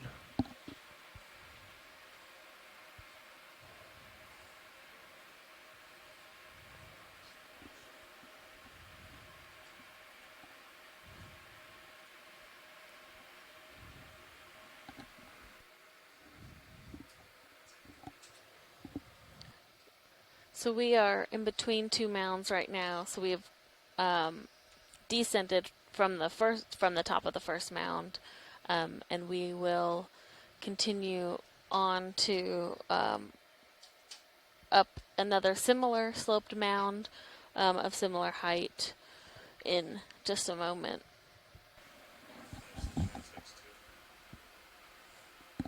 Okay, gotcha. All right, watch these. Looks like we're now at the bottom of this slope, kind of between these two mounds. We're going to keep moving. Great, sounds good. All right, is the ship move complete? Yeah. Sorry, that was me. Yeah. Yeah, I think we're ready for another one, and we'll just keep moving toward our next waypoint. Okay. Sounds good. Yeah, this will be a local high here, and if it's as accurate as the other one was, we can hopefully see it pretty soon in sonar. Okay. I think we can go ahead and do 30 meters, and okay. I can get up pretty quick. 30 meters, 185? Sure. Okay.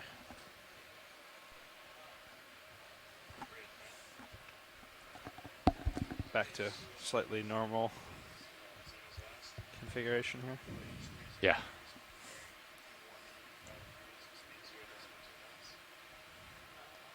Can keep, I think an 18-meter delta for now is fine. Okay. And once we get a little bit of movement forward, we can have you come down a little more. Copy that. Not sure I like going downhill. Yeah. Yeah, it's a little awkward with our vehicle arrangement. We tend to try to go uphill as much as possible. Yeah. But sometimes you can't help it. Right.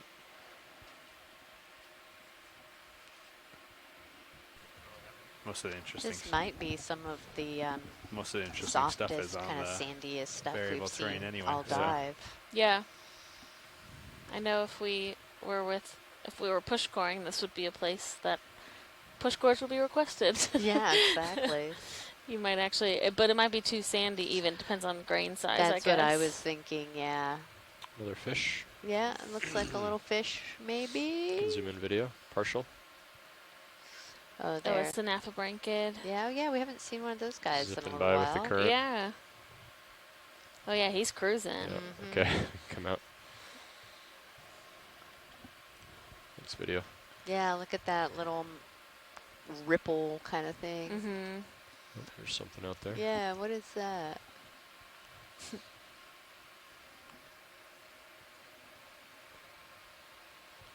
All right, I'm going to push out, Tony, and you can come down a couple meters to give me some tether.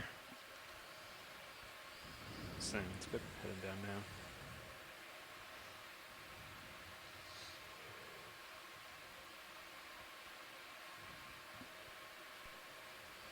So I heard you guys talking about what would happen if we lost power.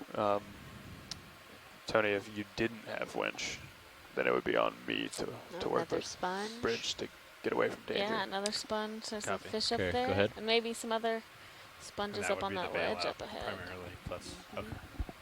Yeah.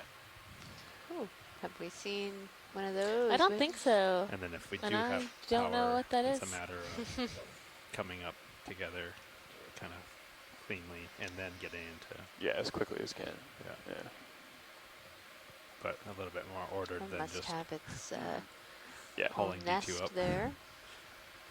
Yeah, so that's if we lost vehicle comms for whatever reason. Gotcha. You would just haul in on the winch. Gotcha. Having to Fight the current yeah, too. I was gonna Yeah. say fight pretty hard to stay where it wants to. Yeah. Some pretty big coral fans out there. Yeah, Oh, those would be yeah. great to take a look at. Those would They're be. pretty far out there. Are we still? We're still moving. Should Right? be moving. Yeah, we just put that one in. So we're maybe Yeah, 10 meters in. Okay. those 30 fantastic meters. Correct. little ripples that we have there in the sand. You can see where the predominant, the current is always coming from that direction. Oh yeah, look at this. How windswept those coral Yeah. fans are. Yeah. You mean Using you on current my, swept? Oh yeah, you can see the starboard side a ripples. little bit. Yeah. Should I But follow yeah, around? it's a great little mound Yeah, there. you could come over a few degrees. Okay. So I think I'm going to look at these. Yeah, we've got some interesting fine right there. stuff we Just can keep take you a in look view. at. Yeah, that sounds good.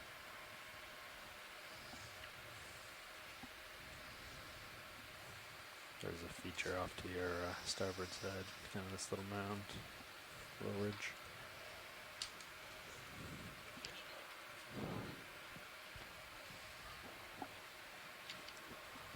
Okay, I won't go too much further right now. Yeah, you're getting out there.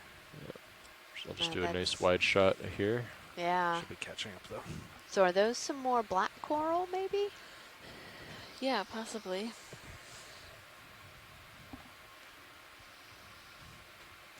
It's another one of these large old skeletons colonized by a lot of other organisms. We'll let our Ren is saying, team set up and get a closer look before we make any IDs. yeah. We're moving 185. I'm going to have to come back over for now. I think once we catch up, you should have enough if we Yeah. both turn. That you I'm can actually, go look at it. I'm actually just having trouble like not drifting. I'm really hard on the lats and I can't You can hold see position. the sand just from the current. Yeah. Unfortunately, looks like we may I'm not catching be up able now, to so. get a real close in view lovely. because our pilots Yeah, you can are come back to having a really 185. hard time fighting the current. not too So we're far just off, going to have actually. to let them, do what they can safely to navigate around here. All right. We can look at these here. Watch Great. lead. Yeah, Let's that'd be start great. with that. Cirrus is actually having trouble keeping the 185. Is the are the thrusters ramping up to hold heading? If we can get a Oh, there's zoom a on the crab. coral on the Not left too bad. first. Sure. It's just not holding it very well. Yeah. Okay. Go ahead. Hold that, please. Oh, beautiful. Yeah, so this is a bamboo, Bamboo. coral or Mhm. an Isididae. You can see the skeleton has those segments, which is what gives it the common name of bamboo coral, but it is an octocoral. And it looks like actually most of the polyps are on one side, which Doing is tighter if you got it. not super common for this family. So might be indicative of just the current and how strong it is. Wow, it's beautiful. Okay, I'll pan over to this sponge here.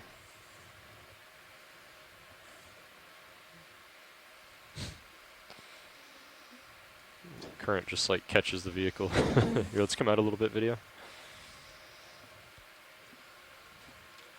And hold Copy. that.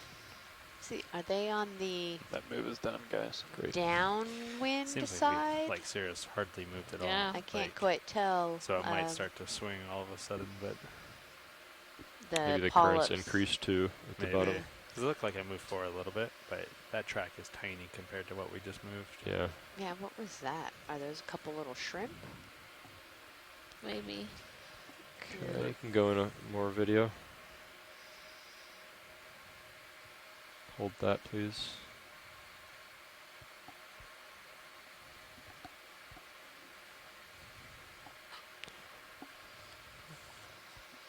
And the hexactinellid glass sponge. And this is a dead scleractinian coral skeleton that's been colonized by many different organisms. Okay, you can come out, video.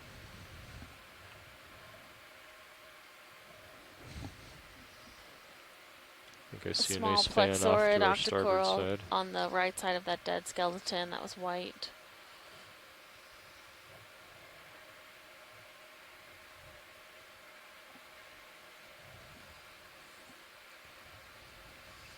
We have a colony of madrepora again, the pinkish scleractinian coral, and a white Lophelia on the right as well.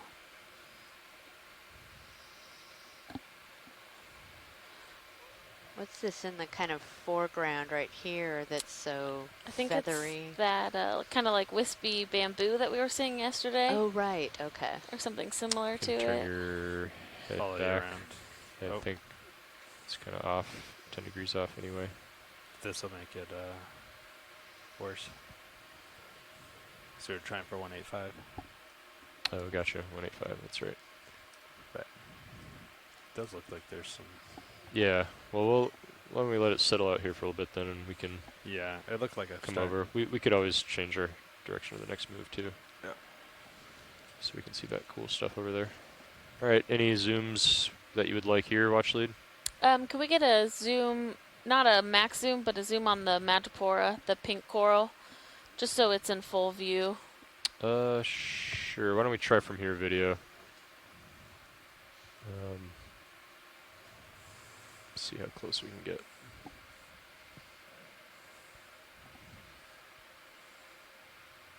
Hold that.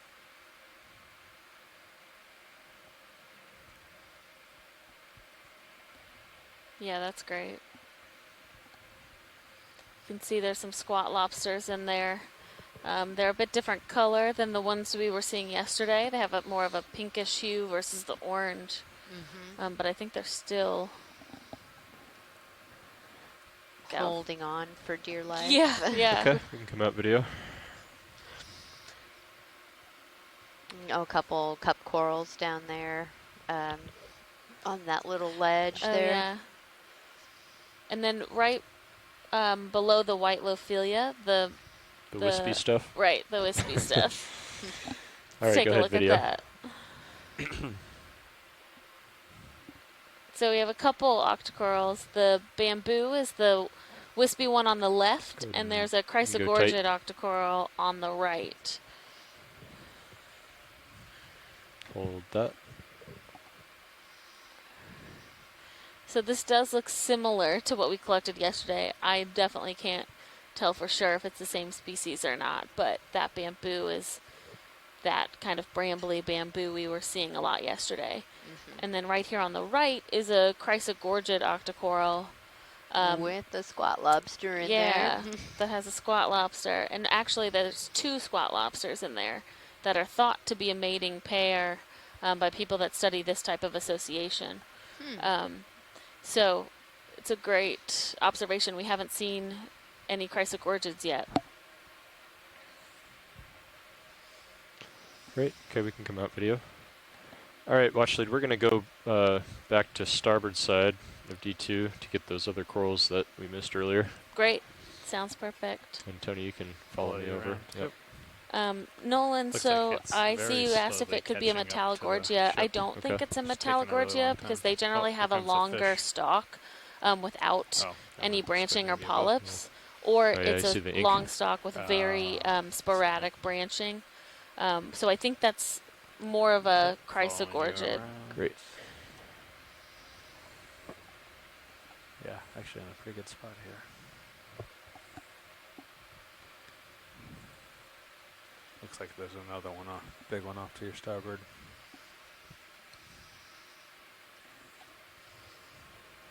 Yep. Takes 90% thrust lateral to fight at the current. Wow. I just have to kind of move down current of it and then face directly into our subject.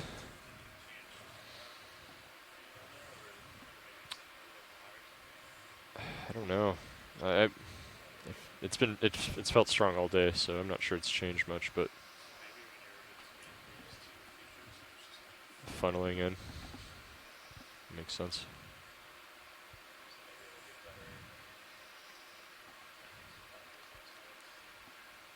Wow, look at the size of that coral. Yeah. Whoa, a big black coral with a bunch of squat lobsters. Wow. So I think Oh my gosh. this all could be what's kinds of known as stuff. Aleopathes, Show which some is a series too. Antipitherian. Rocky terrain. Yeah. So a black coral, like we saw earlier, just with yellow tissue. So underneath you have that black proteinaceous skeleton, but you have that Good profile. soft orange tissue on the outside. And it definitely seems to be the habitat of choice for those squat lobsters because there's 3 of them on there.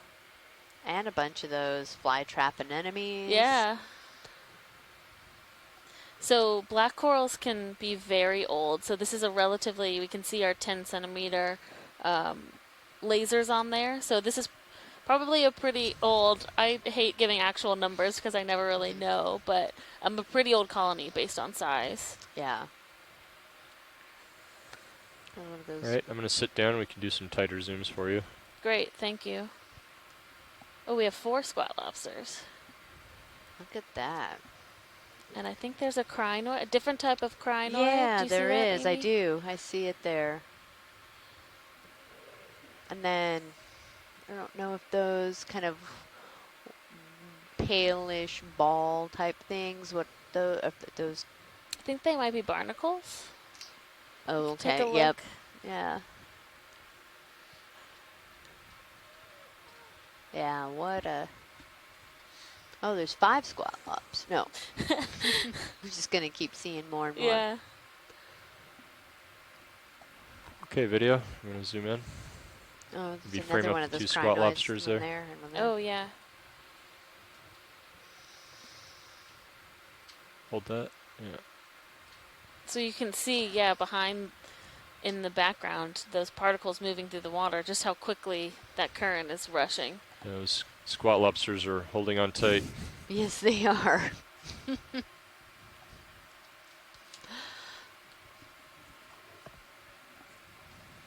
Okay, you can go tight. I'll tilt down a bit. Or I guess we have a good view of that. So I think this is similar to the squat lobster we collected yesterday, which was a Gastroptychus. It looks like it has similar arms, or sorry, claws. Wow, just look at it. It's like going in a wind tunnel. It is. Jeez. I mean, it's impressive that they are able to hang on. It honestly. really is. And catch anything that's going by. It's a good shot. Nice job, video.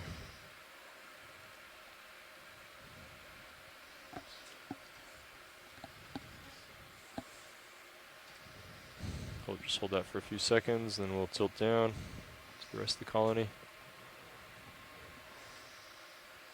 Yeah, so you can, Tina Maletsova made a good comment about the condition of the black coral. Okay, tilting down. I think she says it's not in great condition, and I do agree. I think you can see how sparse some of the tissue is around the skeleton, and based on how current blown this is at the moment, some of it might just be due to that it has been growing here for a long time, but it's getting to the point where it is actually losing tissue because the currents are so strong. Oh yeah, those are really big barnacles. Mm-hmm.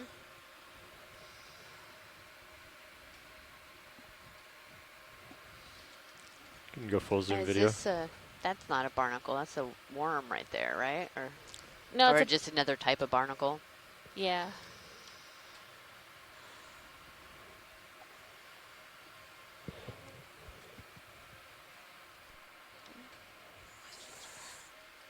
This is the true test for our video shaders, trying to focus on translucent creatures that are moving around.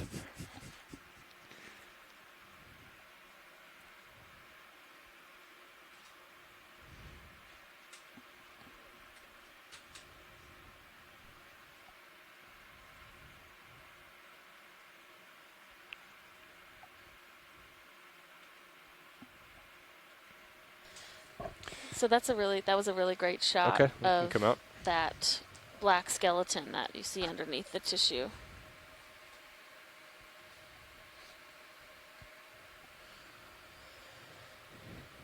And those crinoids are great. They're different than the ones we've been seeing on the sediment or on the coral rubble. So it's interesting to see that we're seeing different ones that like to be more up in the water column. That was great footage, guys. Thank you. Tony, can I mess with your sonar a little bit? And it does look like we have a smaller black coral at the base of the rock. If we could take a quick zoom where that pink coral is. Sure.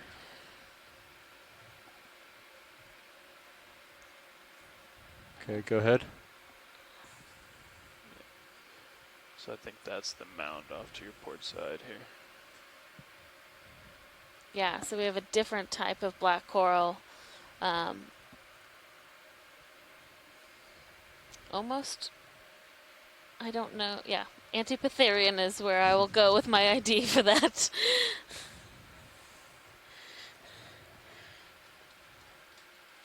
But interesting to see these different species right next to each other. Okay, let's come out video.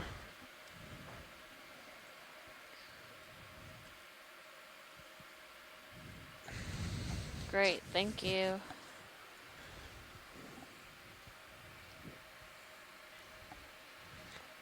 All right, which direction should we move in? Same? Yeah, the only thing is maybe let's take a quick look around at the sonars. I think uphill for you is, I think the local high will be to both to your port. So maybe closer to like dead south or. So most of those, Amy, we'll were saddle also over on, take a look. like actually more like rocks, right? That were in the area. So it seemed like the corals were the right condition of hard substrate from a rock. What is that? There's a a fish. You want to zoom in? Right, yes, please.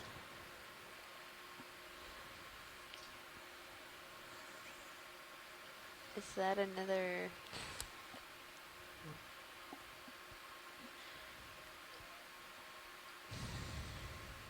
Look at the little eddies that are kind of forming underneath the fin.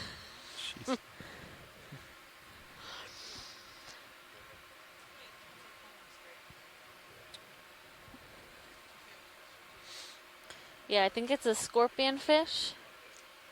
Okay. Nolan has provided a family Scorpionidae. Sure. But these kind of pink reddish fish we see around these reefs. Okay. Okay, zoom in video. Get a close up on him. Very pretty. Yeah. Wow.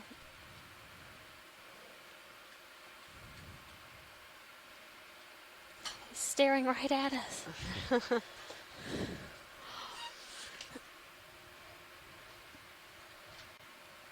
But yeah, those corals seemed to be pretty happy, especially the large, like black corals on those kind of bigger rock bits. Yeah.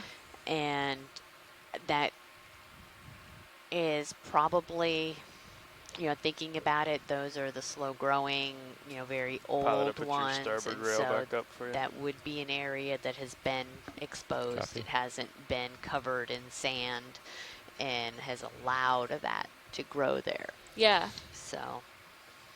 Yeah, and I think too, some of them can. Right, continue to settle over. If they were to settle on just the hard coral rubble, they would just blow over, right? Exactly. Since that's not, exactly. On high pack, it looks like you're.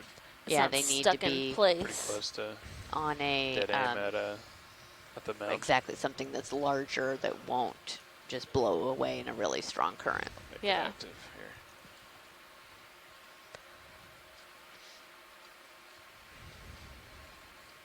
here. Yeah, maybe 15 meters away.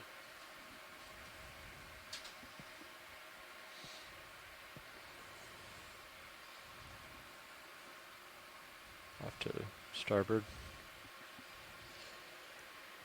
Yeah, that makes sense in sonar.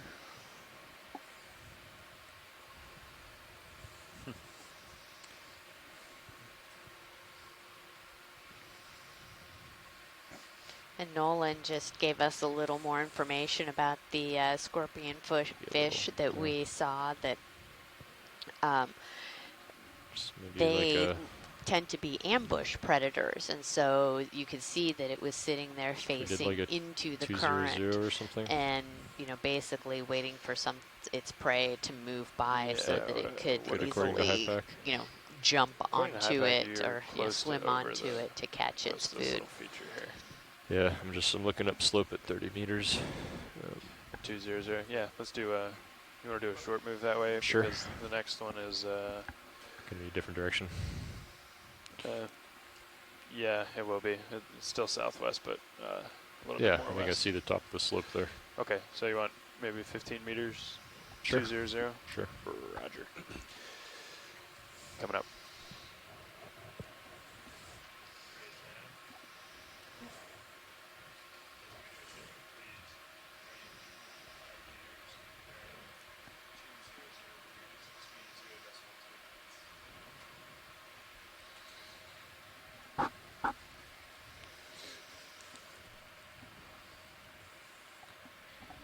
So we are working our way over these couple mounds. So we made it over the top of the first mound.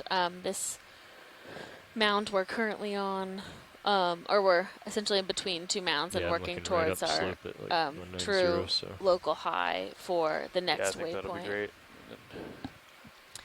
Our pilots are working hard to navigate and deal with the currents that are down here because they're relatively strong, which can make for difficult ROV operations sometimes. Okay, go ahead, video. Let's just take a look at this for now. Oh, this looks like we have a pancake urchin eating some sargassum. Yeah. Which I think Nolan had mentioned earlier that, or one of our one of our shore-based team, that the urchins do like to eat this sargassum. So. Yeah, that's very cool that we get to see this.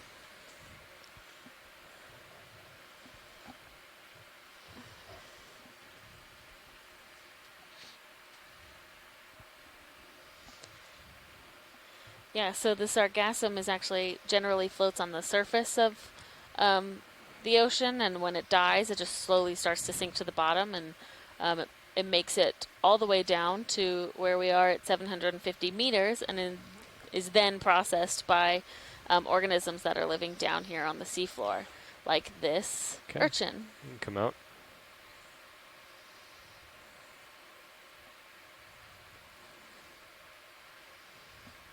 Is it another 5-legged crinoid? Yeah. Yep.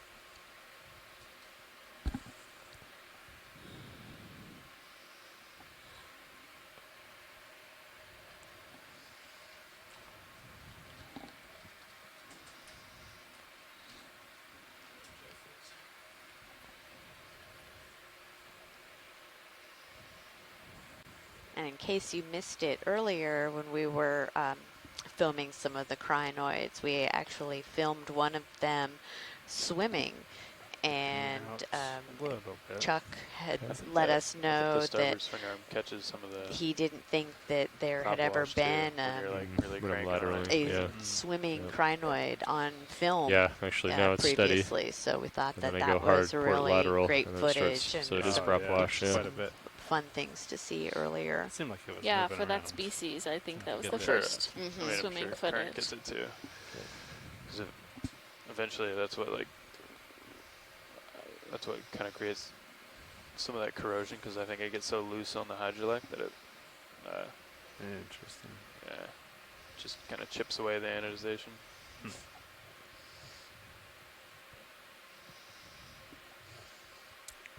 And if you're just tuning in with us today, we are aboard the Okeanos Explorer working with the D2 Deep Discoverer ROV. We are about 100 miles offshore of Florida, and we are exploring a couple cold water coral mounds that were mapped during leg 1 of this expedition, Windows to the Deep 2019. We have made it over a couple mounds today and are working our way to our next waypoint as we head up one of these mound features. And after our benthic portion of the dive today, we are going to spend some time doing midwater exploration. So we'll be spending a couple hours with the ROV in blue water and looking for organisms to collect in the midwater.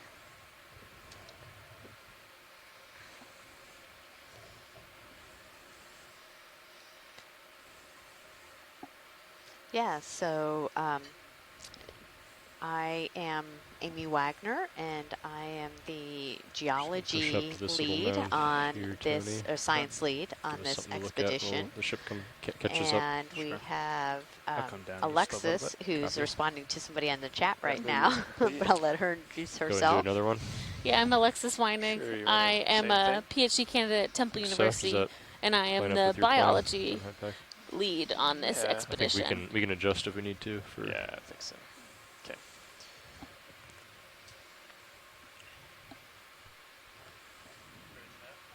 We are on our second dive of the expedition Okay, so go ahead and zoom far, in video. and this is our second dive in a row on a cold water coral mound feature, as we're trying to work in characterizing some of these different the bathymetry of these different mounds. Wow, look at all those brittle stars. Yeah. So we have a sponge with a lot of inhabitants, which It's are interesting 'cause those the floor ophiroid seems like there's not brittle much, but stars. Once you zoom in, there's brittle stars all throughout it. Yeah. Yep.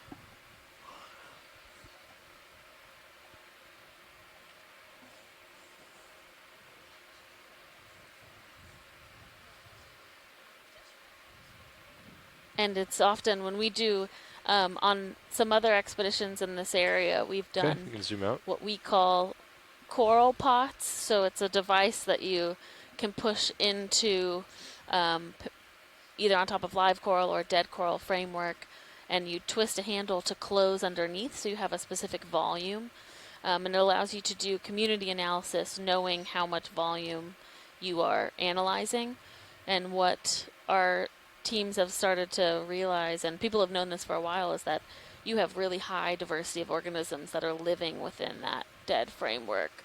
So not only are we seeing what we're seeing on top, but as you kind of flip over the coral like you would a rock when you're a kid on land looking for bugs, it's similar. You find all those little creepy crawlies that are living underneath all of those coral branches.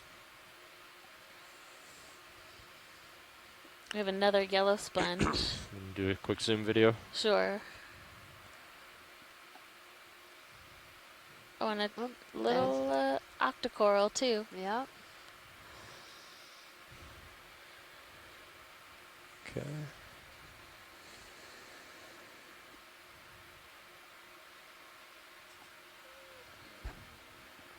Yep, look at that.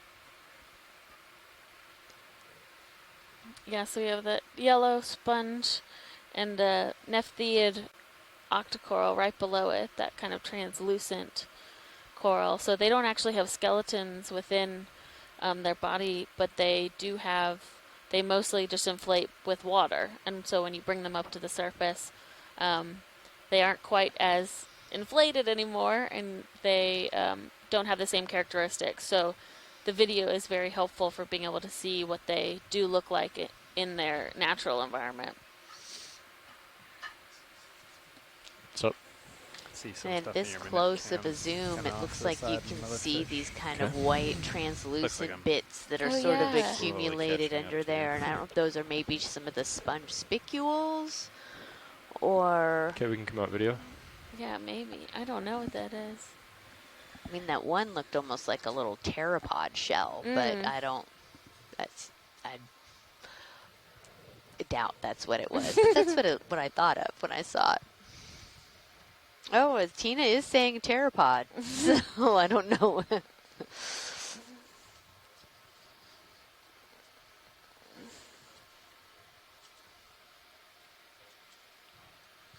Well, thank you, Tina. That makes me feel better.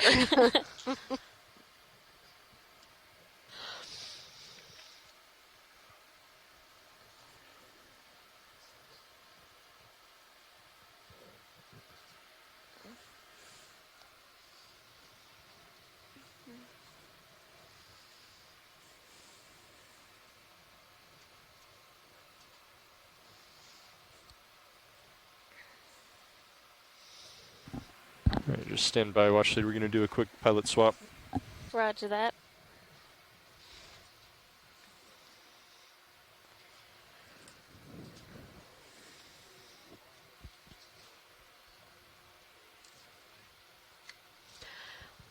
So we're doing a quick pilot swap right now, and while we let them get settled and pick up the controls, we were talking earlier a little bit about how we can, know we've mentioned that some of these black corals that we've seen can be, thousands of years old. And, Alexis, so do that you move is done, know Tony. a little bit about the black corals? Yeah. Okay. How we've been able to determine that or anything like that? Yeah, so people use like radiocarbon dating, similar to other geologic dating, to know how old these corals are. So the way that their skeletons grow, you can date them if you're able to collect the base of that skeleton. You can take small sections of that to determine when that organism started to grow. And some of the black corals specifically have been dated to thousands of years old, so over 4,000 years old. Wow. For one individual. So we often talk about these coral mounds and how old the mound itself can be. But when you look at those black corals, that one coral has been growing and alive for that long. That's just amazing. Is truly, yeah. I mean, it's hard, I think, for us to conceptualize sometimes how old these animals can be. Yeah, maybe off a little bit to starboard. Yeah. Would you like another So we've move? had a couple questions and things to address. Try to figure out a direction here. Sure. So we had one question about the estimate of the remaining bottom time, and so I had just pulled up our planned schedule. So up the ridge, according to high and, pack, would be 340 roughly. Let's see. Our approximate off-bottom time. Yeah, you should be got some more big corals. Oh, look at that. And then here's a... I'm sorry. Having to do all of my time conversions. Let me select this is we have about just under 2 hours, so maybe an hour and 45 minutes more of bottom time, and then we'll be going into our midwater work. So, that should give us plenty of time to kind of move up this next hill, and then we'll get to this tallest or highest point along this little mound that we were heading towards. Yeah, so we have a couple different corals here coming into view. Right at the bottom of the screen, you kind of see that curly Q. That is a black coral as well, possibly Sticopathes. which is a coral where it's just, we call them sea whips. So it's just one branch that grows up like that, but similar skeletal structure to the Leopathes that is right behind it and what we were talking about before. It looks like to the left of our screen we have another, or on the left side of our screen, there's another type of black coral. So if there's something of interest to the video team, we can zoom on that first and then just kind of take some time to move around. Watch lead, this is Nav. Go ahead, Nav. What do you think, Just wanted video? to let you know that we have moved another 100 meters. Thanks. Thank you.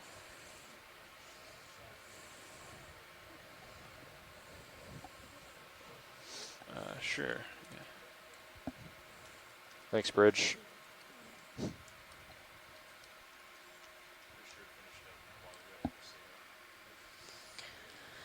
Yeah, so let's take a, we have this coral with the crinoid sitting on top of it. And wow, there's so many different corals here. I mean,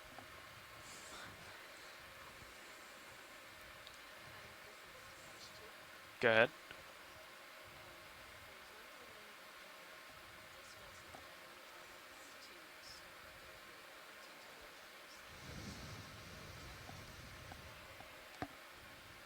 Stand by one. Let me just talk with my nav and co-pilot up here, and we'll get back to you. What's up? I did not hear that. so we have, this is, I believe, a black Actually, coral was wondering if this is a good that spot is, for has not been identified samples. for genus Yeah. type, but you can see Stetson. that black skeleton underneath, and you can see how different the polyps look compared to the other black corals that we were just observing. anything you want to take a closer zoom on video. Yeah, I'll tilt up for you. And that crinoid, wow. So this is definitely a different crinoid than the one we collected that we've seen on the rubble, as well as the white ones we saw on the previous coral community. But you can see just how Yeah, it's amazing. 10-armed, it looks yeah. Yeah, well, actually, this would be a good spot for some samples if you see anything you want. Sure. Okay. Yes, yeah, we can do that.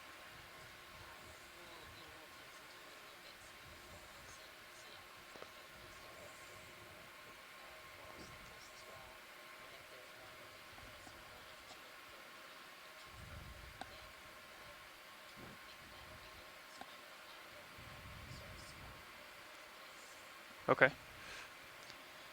Let me know when you're clear there, video. If we could get a zoom onto the polyps as well, that would be helpful for our team at Sure. home. Stand by one before you zoom video. I just want to adjust something.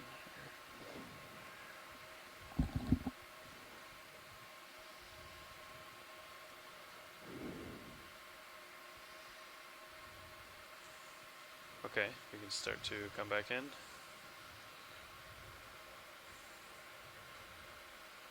Just hoping to get a better background, but I think that's the best we can do for now. That's great, thank you. So you can see these actually have 6 tentacles on each polyp, but they are oriented in a much different way than we're used to with the hard corals or the octocorals.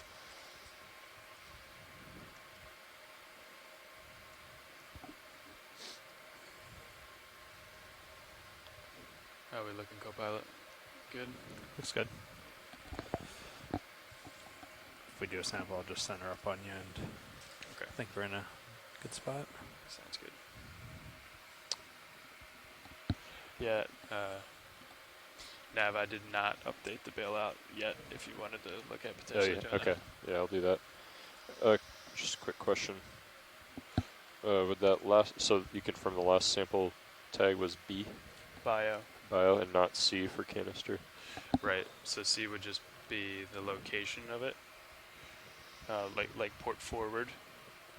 Okay, so Yeah. but we're only doing BGW, but it Yeah, doesn't you matter should if it's cross out section the simply. last. You should cross out the last C. Could we, when you guys have a chance, have lasers on this coral?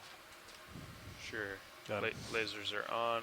We'll have to zoom out and tilt down a little. Yeah.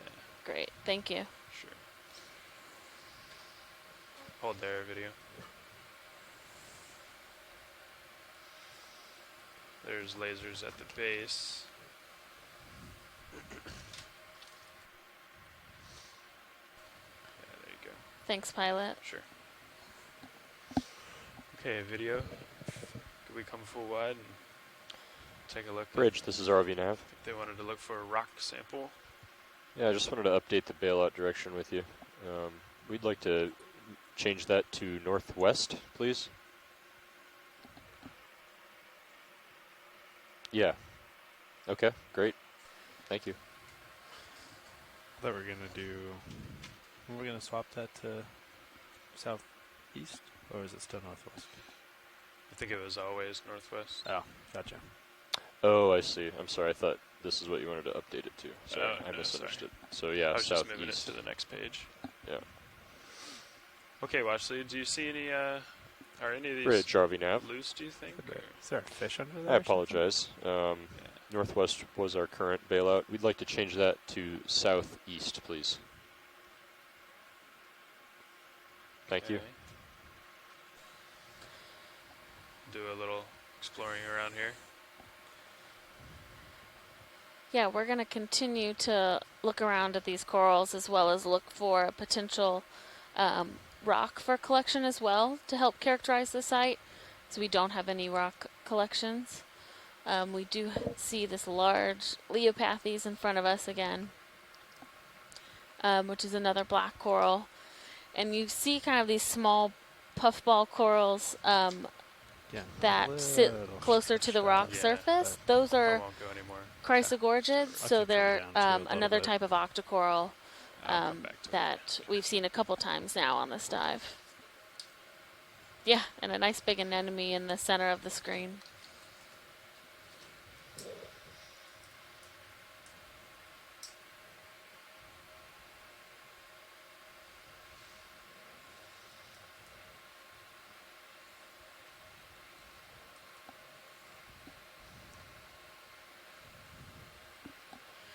And the white fan that is coming into the center of view, I believe, is a bamboo coral again, so another type of octocoral.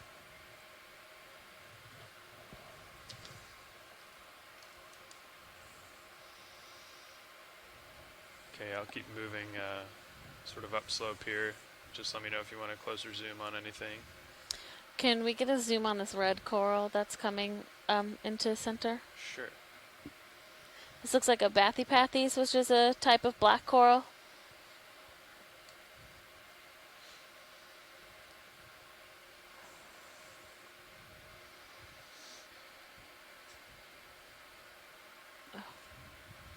Okay, video, come on in.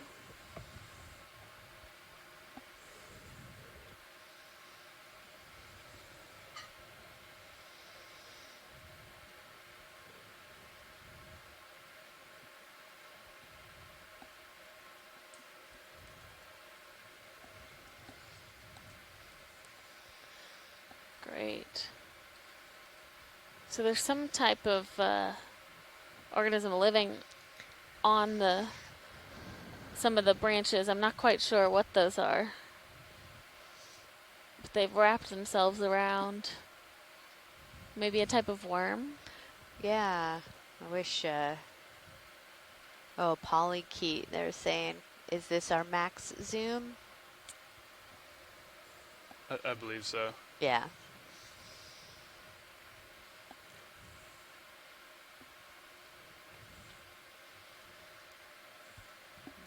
They tend to be feeding on the coral tissue, so especially right there at the base of where the little kind of branch comes out, you can see that it looks like the tissue has been munched on down towards the bottom there because they wrap themselves around the stalk. That's great, pilots. Thank you. Sure. And this might be the perfect time. Kevin just joined us, and I know he looks at a lot of the worms that live on some of these corals.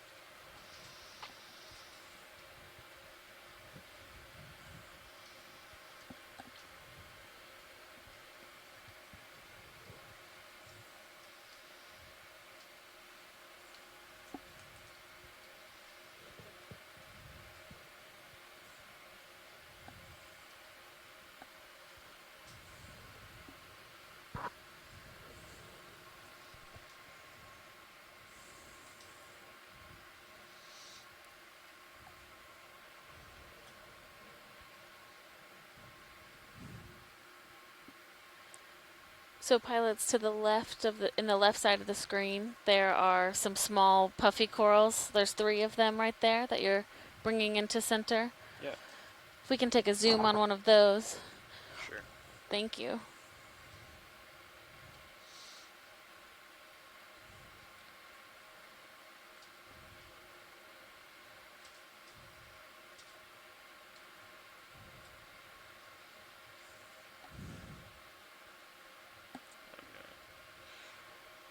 Readjust here.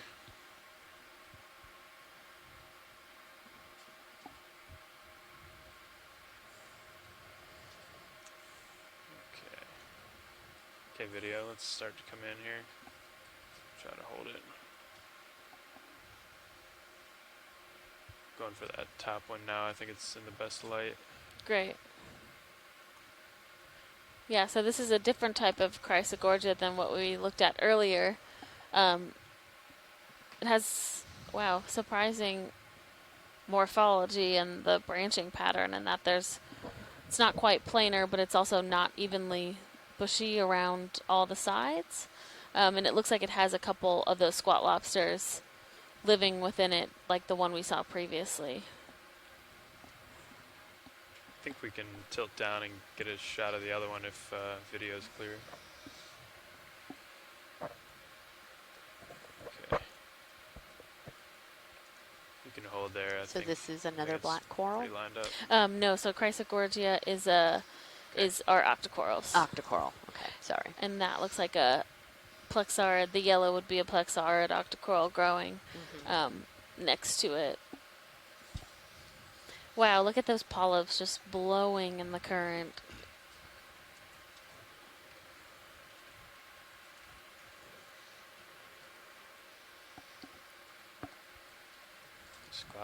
Squat lobster behind him there. Yeah. Or living really within it. I think he's made his nice little home in there. Yeah, current's crazy.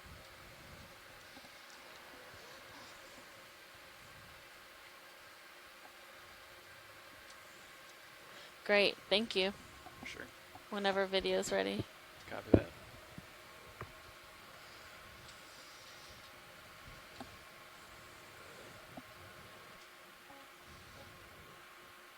Got lasers there for both.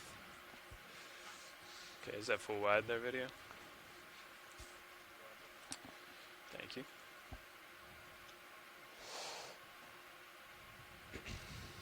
So just so pilots know, we have about an hour and a half left on bottom.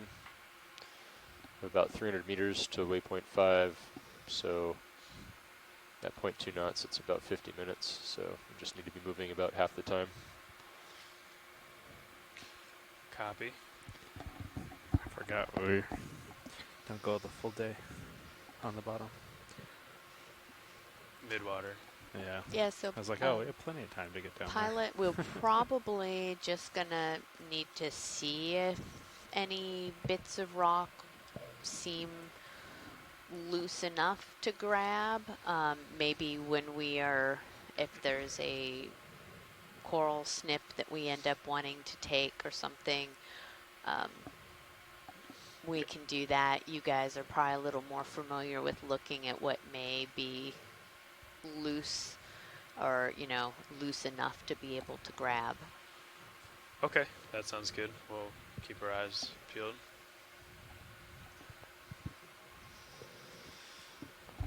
What was the heading you gave, Dan?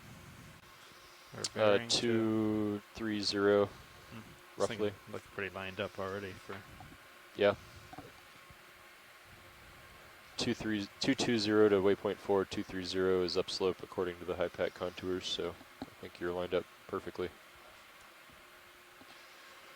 Well, once I get up on this ridge, probably start to get ready for thinking about going to waypoint 4, right?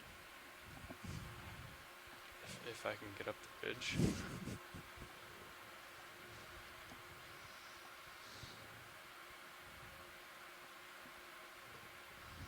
Oh, there's a nice little shrimp in the water right there in front of the camera.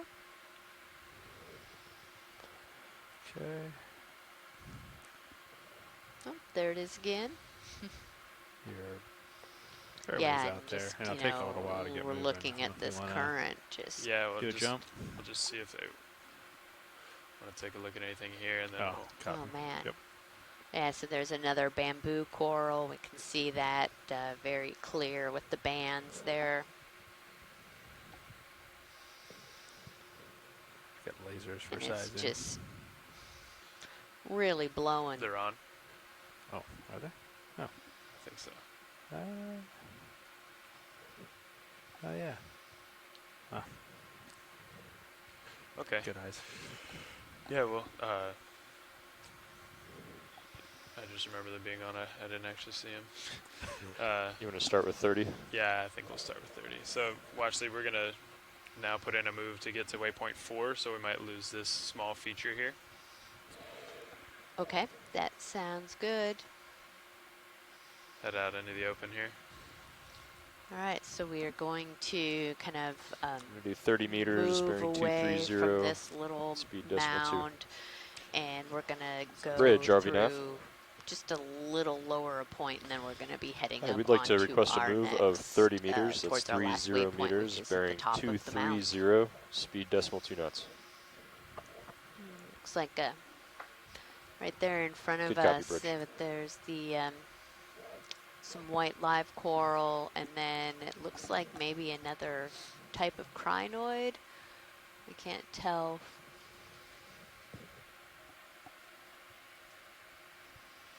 Where do you see that, Watchley?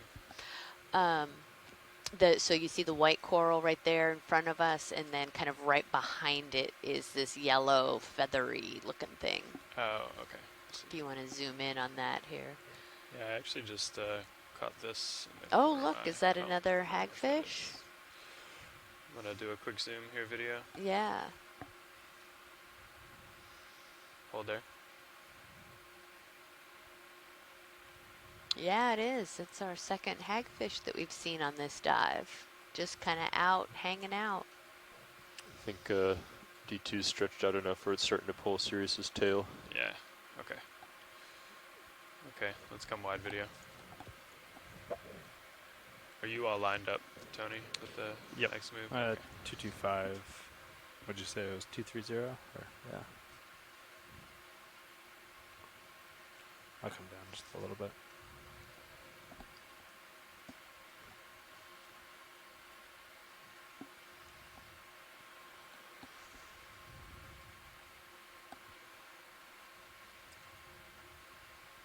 It's always just so fascinating when you get in close up and you zoom in and see all the different abundance of life that we have on the seafloor. I go scuba diving, and it just shocks me when people are swimming by the reef so quickly. It's like, no, you have to stop and look in all the cracks and crevices and get up close and look at things, because there's so much more to the seafloor than meets the eye. The current, everything oscillates, like. Yeah. Okay, well, actually, we're just waiting on the ship move to catch Sirius up a little bit, so we'll get a quick look at that crinoid when we get a chance here, and then we'll make our way to waypoint 4.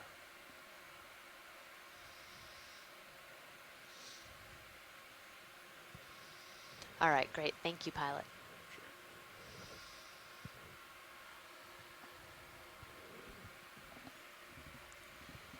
Doesn't look too far out. It might just be the current too really pulling it. Yeah, that's what it is. I mean, I'm physically not far from you. I It's think just- earlier it was though, cause yeah, it was. Yeah. I think now you're okay, Yeah. but like Sirius's heading started to go to like 215 almost. Okay, as it video. was Let's go stretched ahead out. in. Video. Let's go ahead in. All right, yeah, so we have a Lophelia there, looks like. And yeah, that's another crinoid type that we haven't seen, or that I haven't seen today. That one has, oh my goodness, a bunch of arms.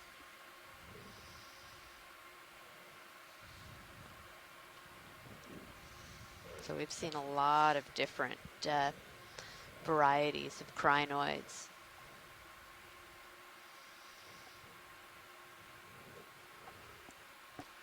A stylasterid there in the background. We have some hydroids along the side here. Another 10 meters in Bunch that of move or brittle so. stars. Yeah, you can see the Cappy. polyps on the left with their tissue out, so those are likely actively feeding, whereas some of the polyps on the central axis actually look like they don't have tissue anymore, so they might actually already be dead. So the whole It's interesting how little colony Sirius doesn't have to be moves. alive for some of those It's a lot polyps to longer still be delay than normal for this depth, right? active Oh, and yeah. living. Seems to really. There's a lot of layback. Just high current. Yeah, it's weird. It's not really linear either. It seems to like hold there for a long time in the beginning, and then all of a sudden it'll snap back. Yeah. Oh, there's a gastropod down at Sorry. the. It's okay. Sorry.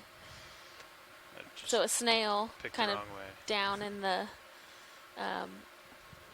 the matrix there, kind of right of center. Right of center. Let's see. Has a brownish color. Oh, I see. Yeah.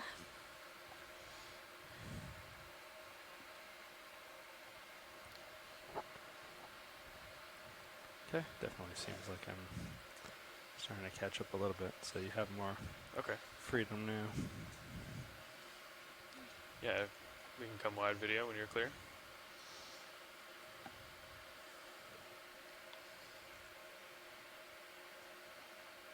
Are we good here, watch leads? Good to keep moving? Yes. Okay. Thank you.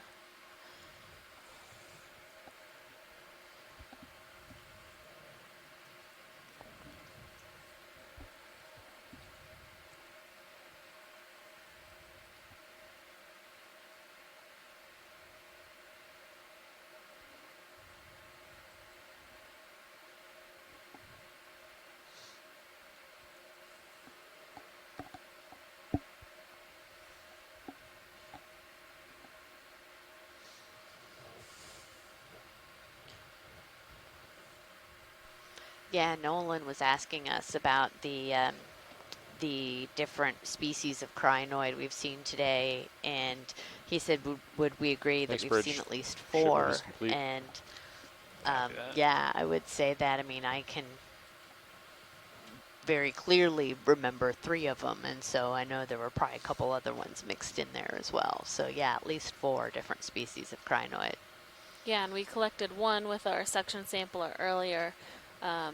The Pentametrocrinus, which we have seen on top of the coral rubble for most of this dive.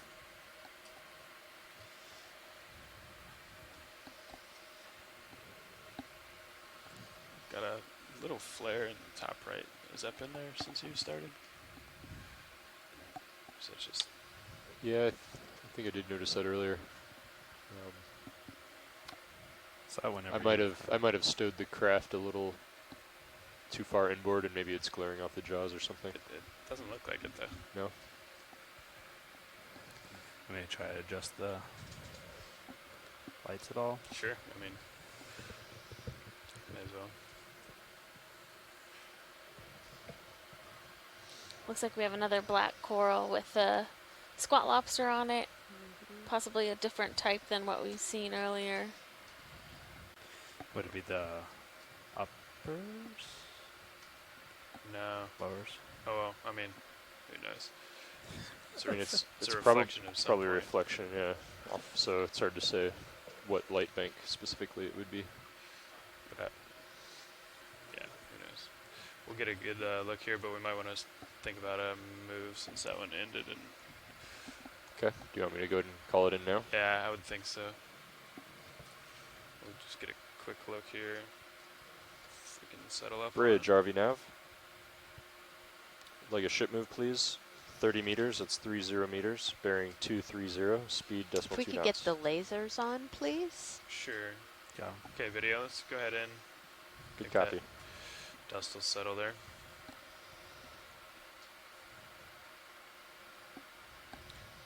I'll bring the lasers down. All right, thank you. Just come wide quickly, video, we'll get the lasers, hold there, and then we can come back in. Just while we got them here. There you go. All right, Okay. thank you. Let's come back in while we got a few minutes.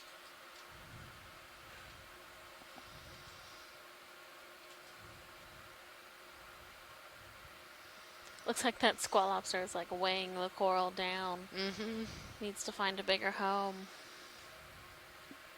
Well, this one's not holding on for quite so dear Yeah. life as some of those other ones we saw in the really strong current. True.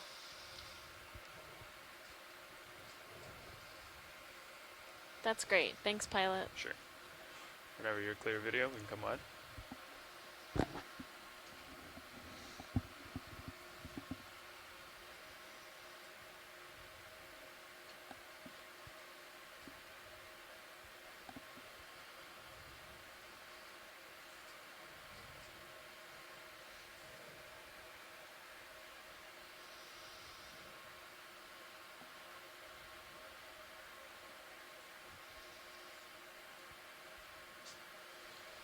Doesn't take much to get going. Current just picks you up. Yeah.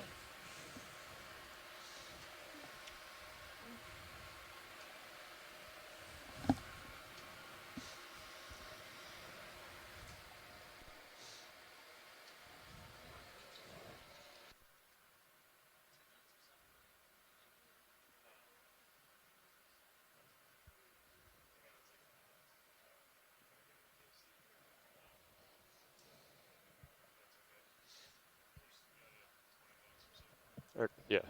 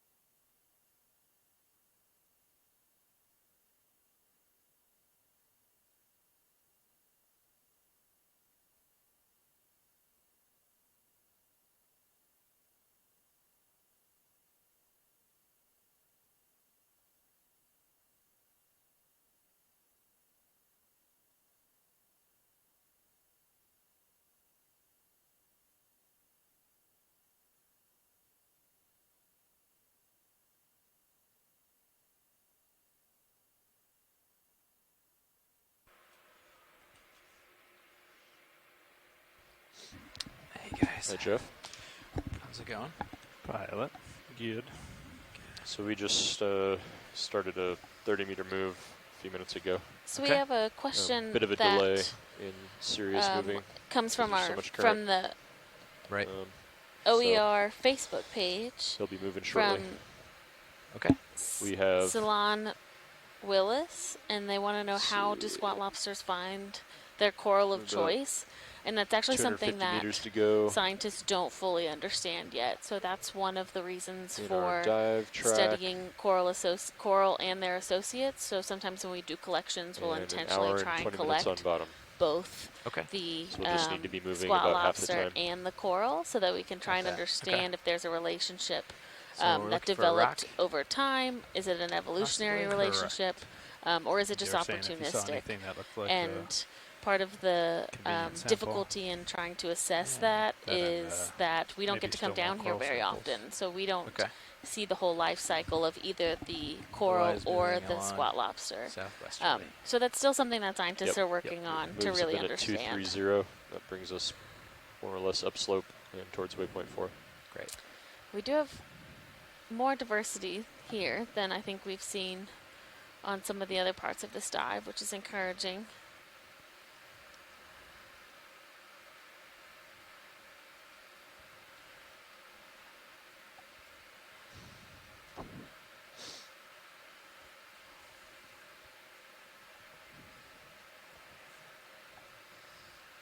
You can see some of the soft corals. There's that little white coral just left of center as it's waving in the current. So the currents are strong here, just like they were at the other side of the mound as well.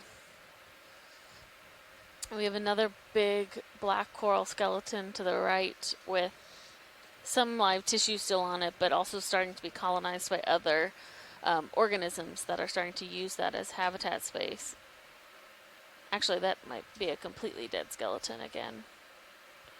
But we have the white hard coral Ophelia growing on there, as well as it looks like some of the soft corals are also on there. Yeah, Tina's confirming it's definitely dead.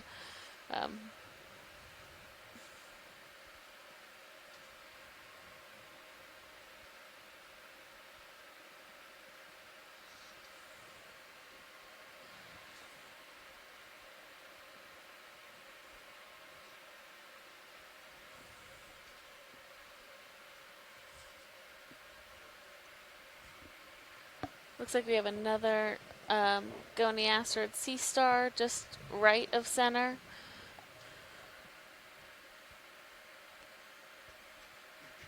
Did we want to be running with the lasers on or off? On. Okay. Thanks. Yep. Thank you, Bridge. Ship move is complete. Did you want a longer look at the sea star, or are you just commenting? Oh, just commenting. Sorry. No, it's no problem. Just making sure. I don't move on without looking. Yeah, thank you. If we don't see any rocks you want to collect, I would suggest maybe going ahead and putting in another ship move. If that's all right with you guys. So, fine with me. Did they say that one just finished? Okay. Yep. Works for me. I'll still have another. Cirrus has been catching up real slow, but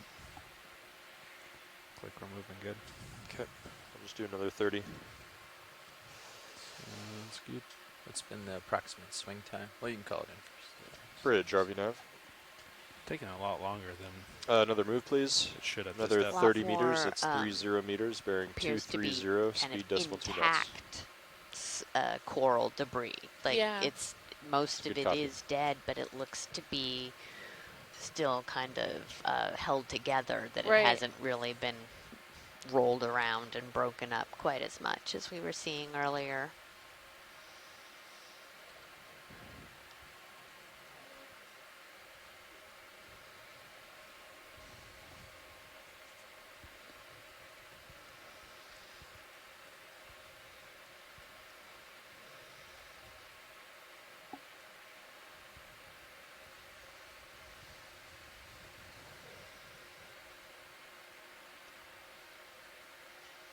Oh, Tina Malitsova gave us an interesting kind of tidbit about the dead skeleton.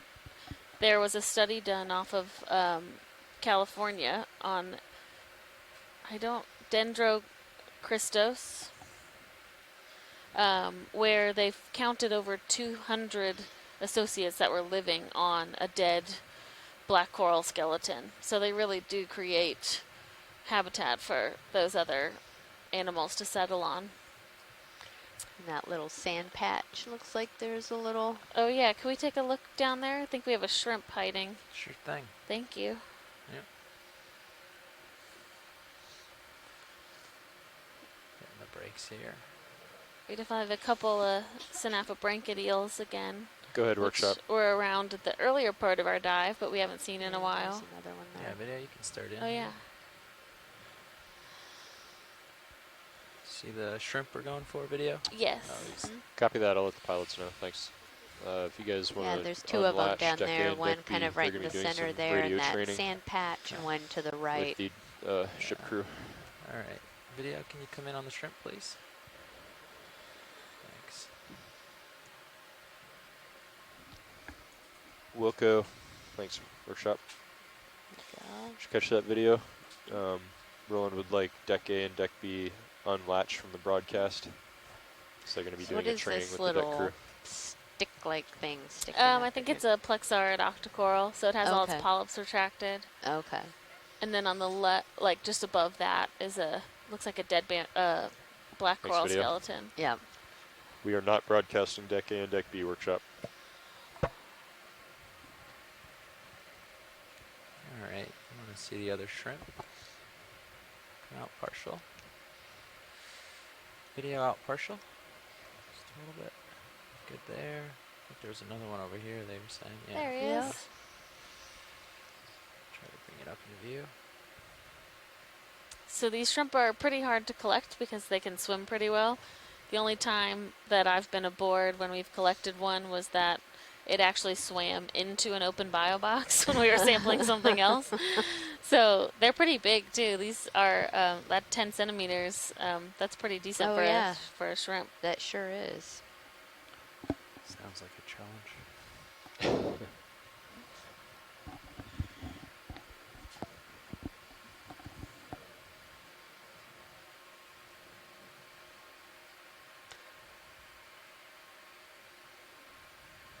Yeah, they sit there so still.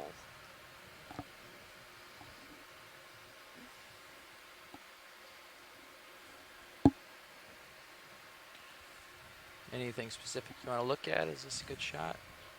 Looks good. We're good when video is. Yeah. Okay, video, anything else for you? All right, off we go then. Great, thanks. Can't keep up with the train here. Yeah, looks like I'm just starting to catch up though. Thanks. My heading's a little off too. Yeah, I'm sure there's an offset with the current.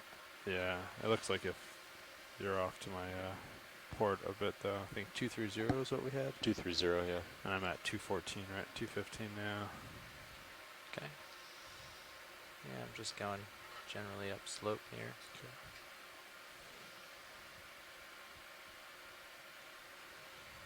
Yeah, so we have a little over an hour left in our bottom time, so we are working our way up this mound. Already seeing more diversity than I think we saw on the previous mound, so we'll be interested to see what's at the top.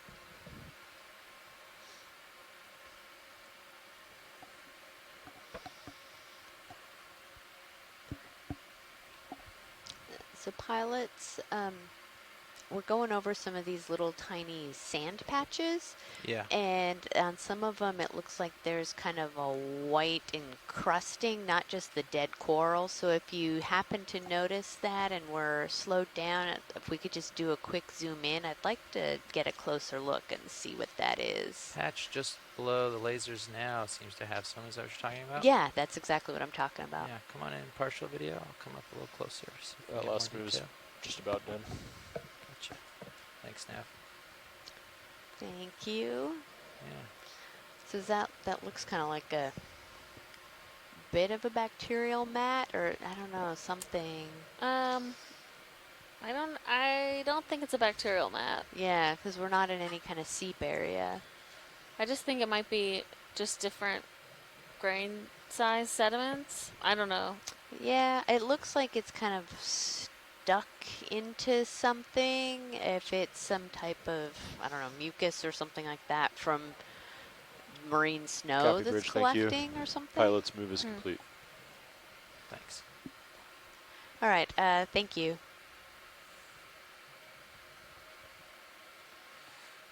Thanks, video.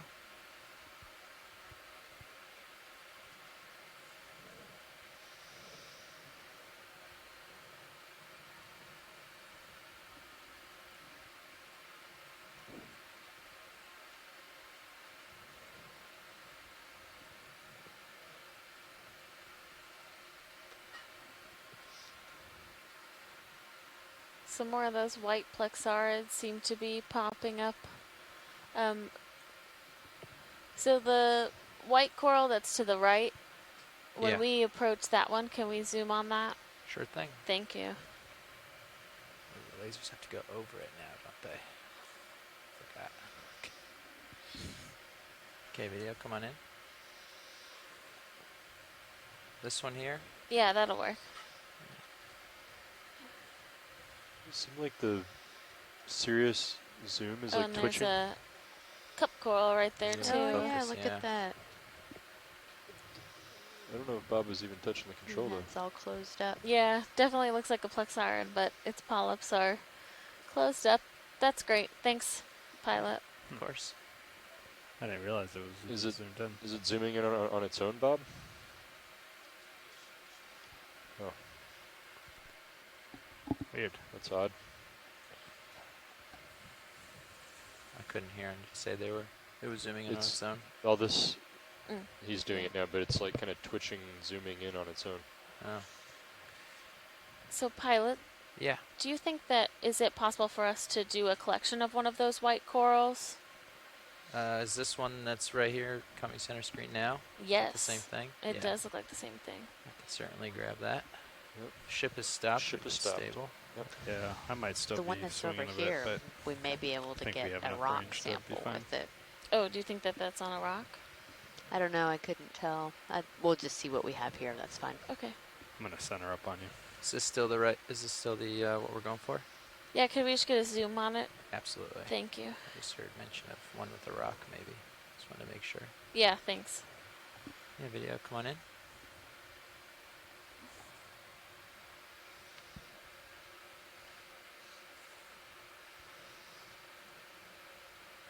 Oh, it's beautiful. Wish the polyps were out. Yeah. I think it's interesting that none of them have their polyps out, but there's a couple. yeah, or halfway out. If we could do this collection, that would be great. Okay. Yeah, we could do that.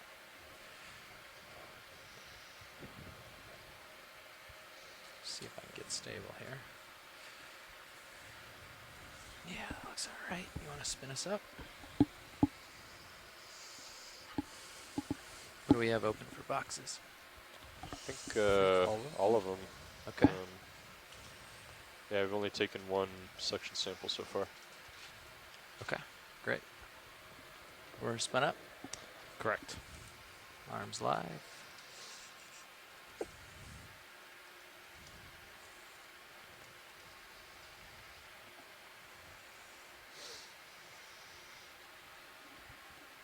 So if we're doing a drawer now, I can move the drawer from the joy box, but if we want to open it, I still have to extend the pin from there. Is that correct? You can do the pins on the box. Yeah, there's the sample box button, bottom right on your middle screen there. Oh, gotcha. That one. Yep. Thank you.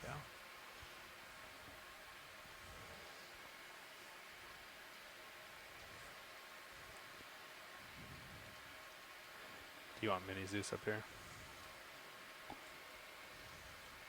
I think we're okay for now, thanks. Okay.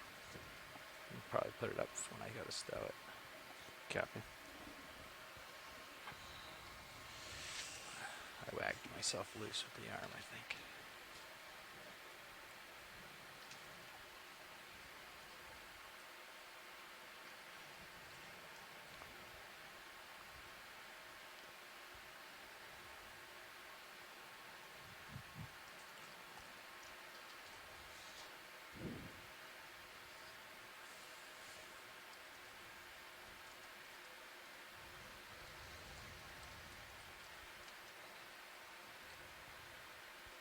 Okay, I'm lined up to get most of it. Is that good, or do you want just a couple branches?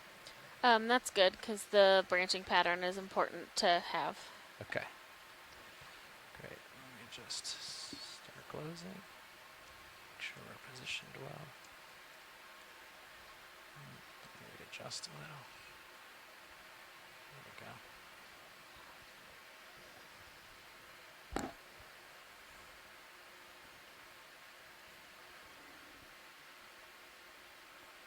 Okay, we've got a grip.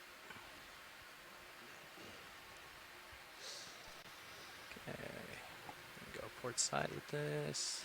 Okay. Check. Ready? Yep. Coming out. Port side. Just watch the drawer as you open. You're starting to hit, I think. Yeah, you're hitting on the starboard. Let me just come off bottom here. Ready? Yep. Just saw the coral slip a little bit, just so you know. Okay. Thanks. Extending. Extend the drawer the rest of the way.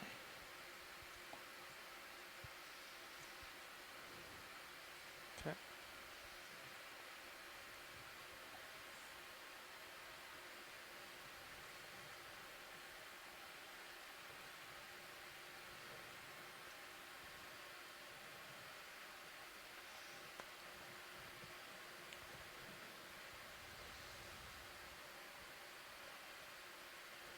Okay, in the box. Very nice. Port Coming back. inner.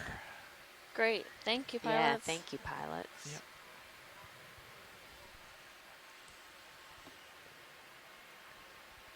I'm way under you.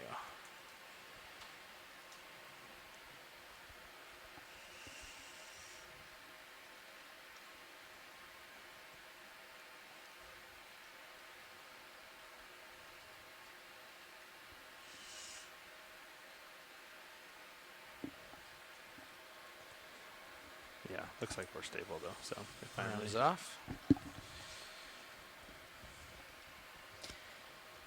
While we're sitting, could we just take a zoom on that yellow coral Yeah, of course we can. when you guys are set? Yeah, we're set. Hydraulics coming off.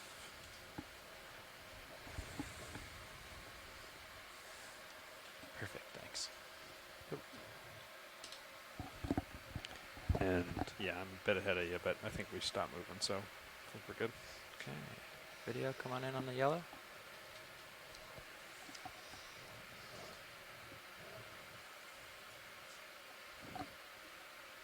Yeah, so this looks like an acanthogorgia. So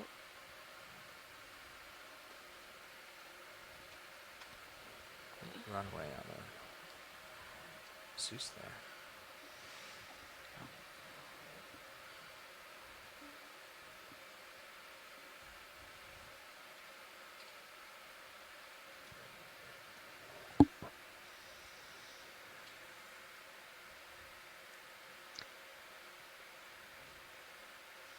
Those are really nice.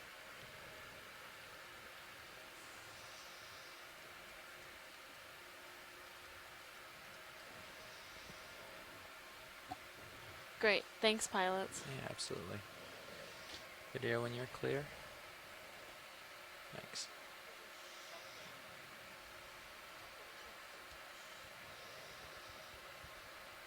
The fish there? Okay. Yeah, of course. I can fly over there and double check.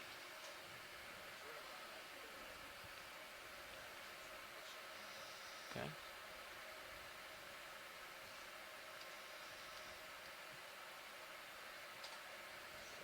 Yeah. Great. Keep motoring along.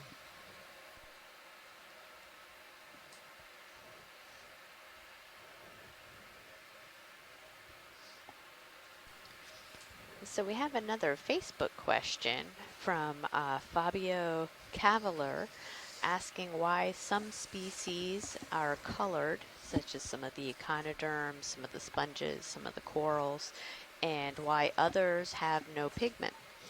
And I can give a little bit of that answer, especially when it comes to our surface water corals. Our shallow corals have all the different colors because they actually have algae that are growing inside their tissue, and these are photosynthetic algae called zooxanthellae. And so that's what gives the coral its color. So sometimes it's more of a brown or a green, depending on the chlorophyll pigment of that algae. Now, when we're looking at these deep water species, we're way beyond any portion of sunlit waters. All the light that we're seeing here is generated from our ROVs. And so, in that sense, there's no photosynthetic algae that would be giving them that pigment. Now, why we see some of these as different colors, I honestly couldn't tell you. I know that some of the organisms that have kind of the pinkish green or the pinkish red, like a lot of our crabs that we've seen and our shrimp and whatnot, tend to be that color just because the red wavelength of the light spectrum isn't as visible, so they kind of blend in with the darkness. And Nolan is actually helping us out a little bit here and talking about that, it is a really great question because a lot of the things at this depth they can't see. They don't have enough eye, or they don't have eyes, and there's not enough light for any kind of vision. Whereas some of the glass sponges, we saw some of those yellow ones, and they actually have that kind of yellowy color, for either luminescence or whatnot, and that it's a compound called uridine, and it ends up turning black when it's exposed to oxygen. Why they have that, I don't think any of us entirely know. Yeah, I think there's often it's a pretty common question for deep sea. What do the colors mean? Why are there different colors? And I think a lot of it is thought to actually just be a secondary result to something else. So it just might be an artifact to what the organism is doing for another reason that doesn't actually have to do with color. So that's still a question that a lot of scientists are investigating, is because there's also some thought that some of the color variations in specific species might be due to the microbial community. So if there's different microorganisms inhabiting the tissue, then they can provide a different color, or again, it's a secondary product to the chemical processes that those microorganisms are undergoing. But most of this stuff is still at the level of speculation, and there needs to be a lot more research for us to fully understand what some of those impacts are. Yeah, and a lot of it may just be because of those chemical compounds, as you were saying, that it really doesn't have a biologic purpose. But yeah, that's a great question, and as Alexis said, something we really, we have a lot of chemical ecologists that are looking into this and trying to understand some of it, because we don't know. And that's the fun thing about science, right? There's you figure out answers to questions, and then you just have more questions. Yeah. You just have to get the funding to answer all the questions. Exactly. Or you think you figured it out, or you think you have an idea of what the answer is, and then you find out, oh, that's not the answer, so you have to try to figure out why. Right. Okay, so it looks like I'm looking over the edge, and then we're going to go to starboard. Wow, look at this. This is beautiful. It's amazing. Yeah, it's fun to look over the edge. Mm-hmm. A lot more live coral. Still not like we were seeing yesterday, but still quite a bit more than we were just seeing a little bit ago. Yeah, it's much more dense than, and it might be that, so we came from the north and have kind of traversed over to more of a eastern side of this mound, so it might just be orientation. Alright, pilots, if I could have your slight attention. Oh yeah, we have a lot more live what we're doing coral for the rest of this bottom dive. Currently, we are coming up near the top end of one of these high mounds, as you can see. We're going to continue our way southwest towards waypoint 4. That's about 100 meters of travel distance from waypoint 4. we're going to continue west about another 70 meters. So total is going to be around, give or take 200 meters until we're at the end. We have slightly less than an hour left in the dive, and going at like decimal 2, that 200 meters gives us about half hour of move time. So if we want to get there in a reasonable amount of time, then half the time that we have left, we should be have the ship moving, which means that we have plenty of time to stop, look at things, and kind of make jumps here and there. However, I was told that getting to waypoint 4 is kind of the biggest thing to accomplish on this, just where we get to another point.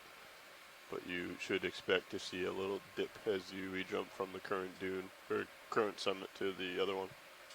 After that, we will get into the transects and start the midwater. Copy all. Sounds good, Nav.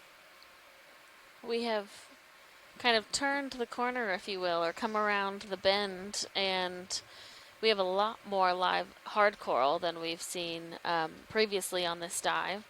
So it looks mostly like white. The white coral is Lophilia pertusa, and the pink coral is that Madrepora that we've seen a couple chunks of so far today.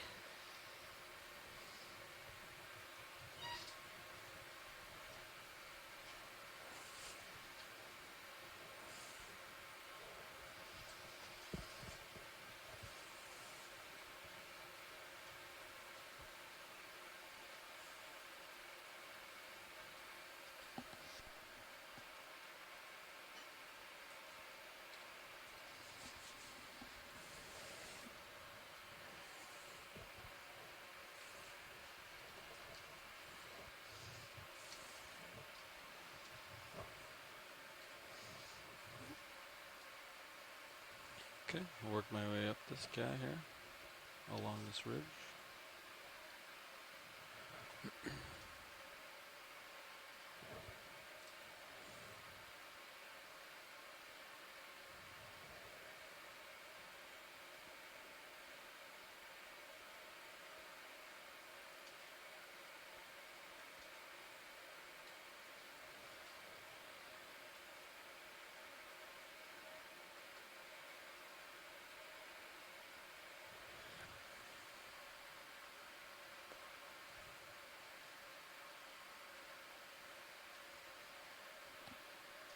See a pretty big sponge. I might head that way.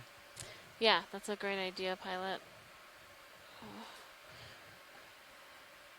There is much more live coral here, but it's interesting too to think about the diversity that we were seeing on those black coral skeletons earlier today, and how you don't quite get, without being elevated up in the water column like those are, you don't have quite as much settlement on these lower lying coral rubble areas.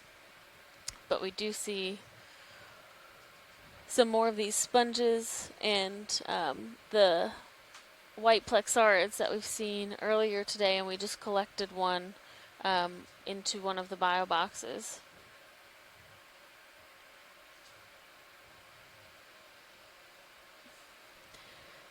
It's a great perspective to see that other kind of mound behind us and see both of how you have these coral thickets on both of them. Probably got a move underway. Yeah, I was just about to ask that. They have been moving at a 230. Does that still look in line? You believe that peak right there, almost in front of you, pilot's the next one that we're heading to. Does that line up with 230?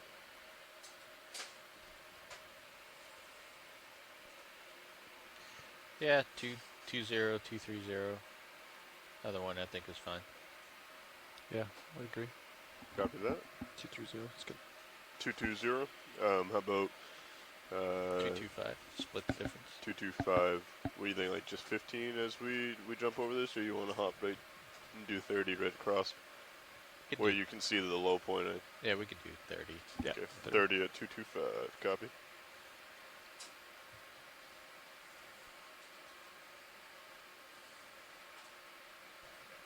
Bridge is RB nav.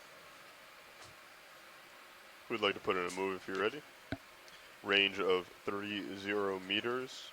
bearing 225 degrees, speed 0.2 knots, please. Good copy, thank you. So Josh, which rotator angle is right? Dan was working on that. I don't know what he was sort of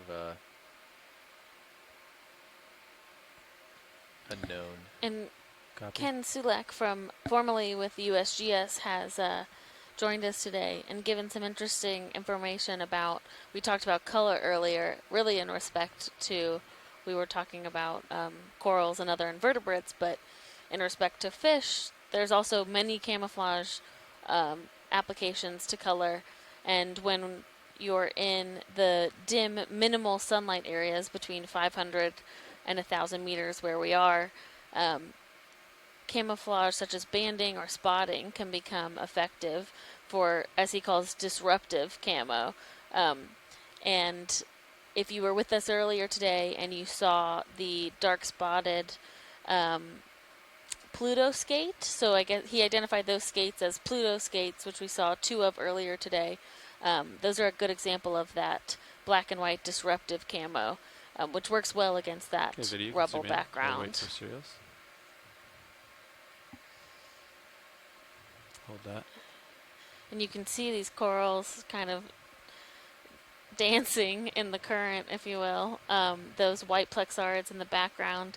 There's the coral in the foreground in front of the bigger one that's white. Sorry, there's so many white corals here. The one that has its polyps open. Okay, this one? Just in front of that one.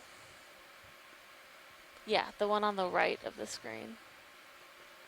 Perfect. So I believe this is what we just collected, but with its polyps all the way open.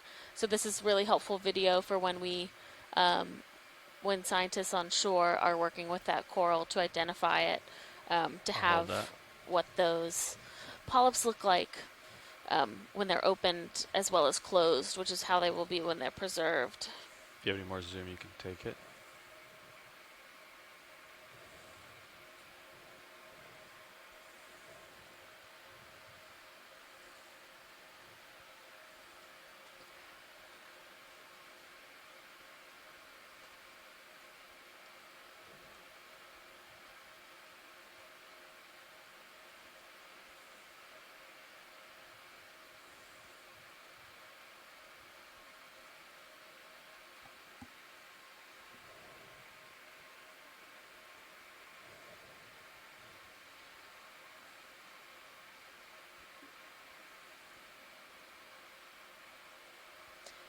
And video, when you're ready, if we can focus on the coral in the background, that would be great too.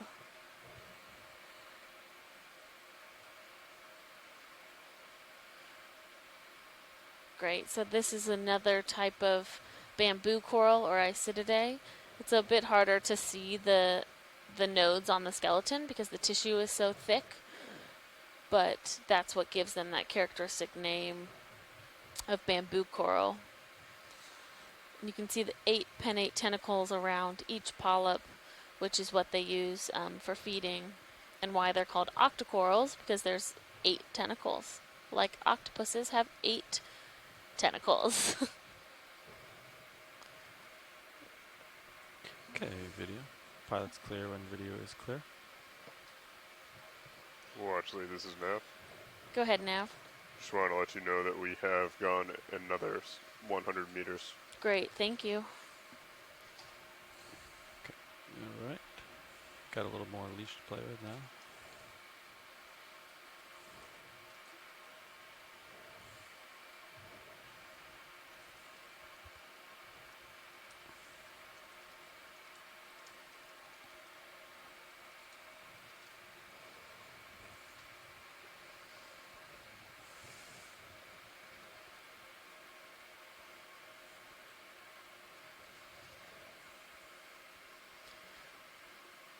And we have covered another 100 meters for our team back home that's tracking that, which makes 600 meters for the dive track so far.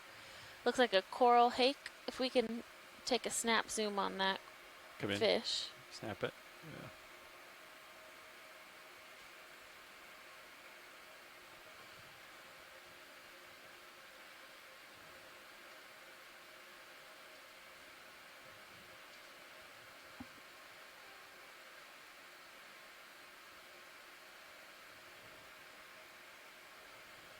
We have a small bamboo coral just on top of that fish as well.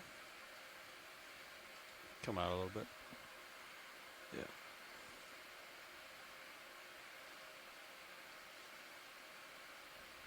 Great, thank you. You come out video. Looks like there's some pencil urchins up among the Lophelia, which we haven't seen down on the rubble today, but looks like they're living up in that live Lophelia thicket.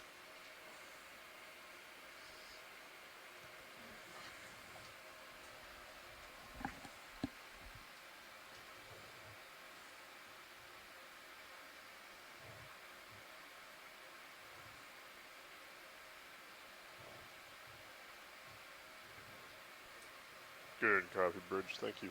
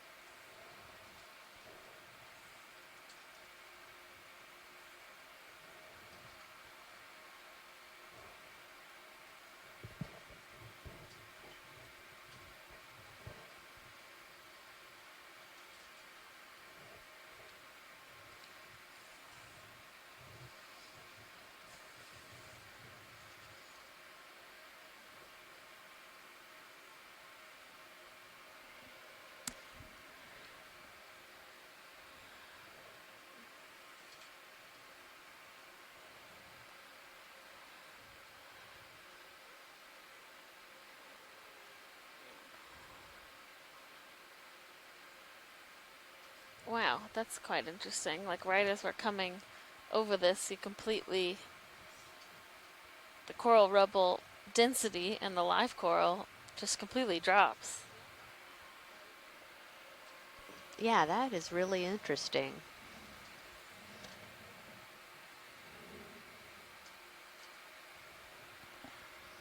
And now all of a sudden there's a lot more of those kind of white stocky, those are the plexurids. Mm-hmm.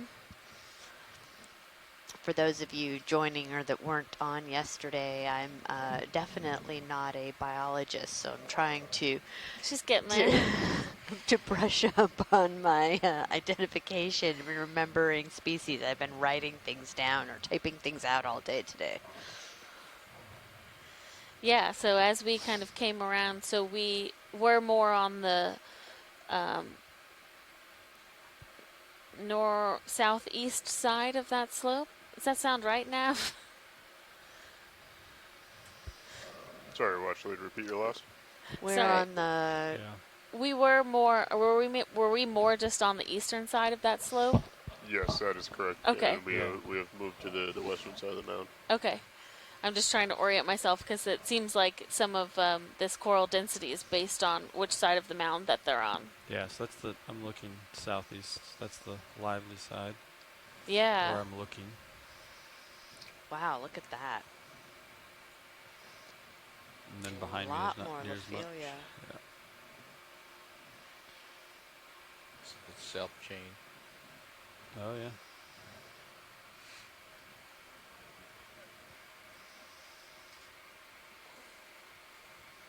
Okay. So what's our direction towards the other one? Kind of 220, you said? Yeah, it's my heading. I'm just trying to see what we got going that way. Can you range me out a little bit on sonar? Yeah, I can take care of that if you want, co-pilot. Yeah, go for it.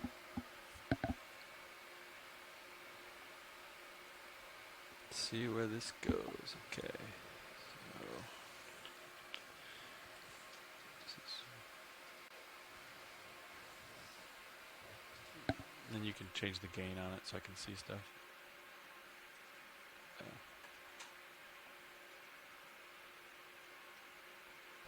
You want to go out to 50? Yeah.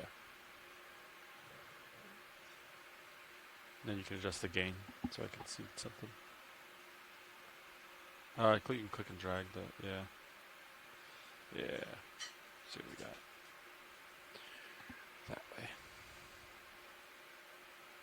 Let's take a peek into the blue water to look, see where we're going, and then I can reacquire the ground at the bottom.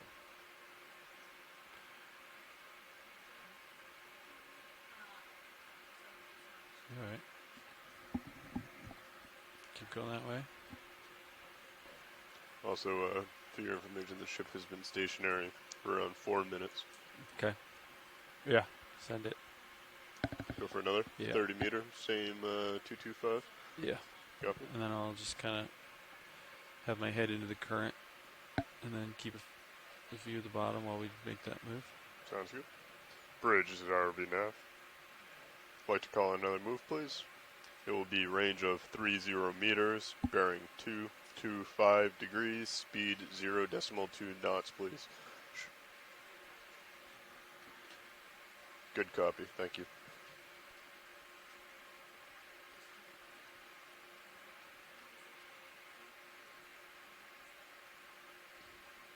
Can really see the current on these little guys. Just whipping around. Go ahead, survey.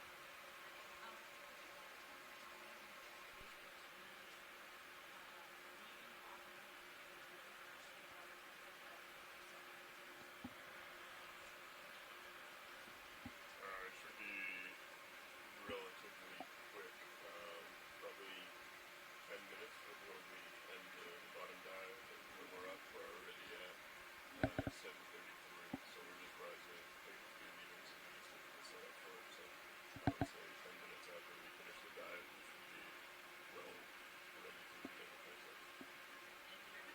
No problem. Also, See that? Yeah. Survey, do you mind if Connie and Chris sending me? Excellent, thank you. When you have the chance to talk about the transects, there is one here on our calculator, but I just wanted to check to see what we're actually looking to do. Perfect, thank you very much.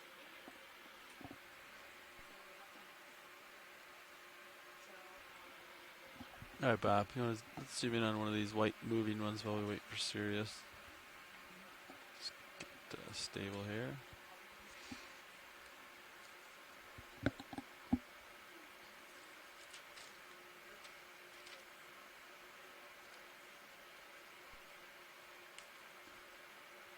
Survey one is that. I can have a better estimate once I talk to Chris as well as far as exact times. Sounds good. 10 minutes for me is perfectly reasonable. Excellent, sounds good.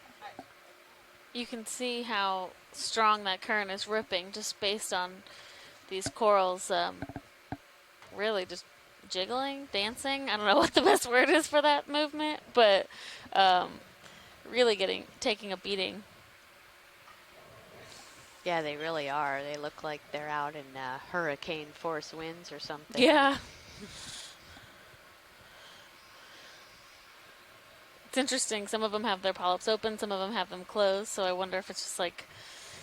Yeah, I was wondering that, the just practically next to each Yeah. other, and yet they... And you see so much more movement when they are closed, I feel like. Yeah. Or much more rapid versus when their polyps are open. Yeah, that's really interesting.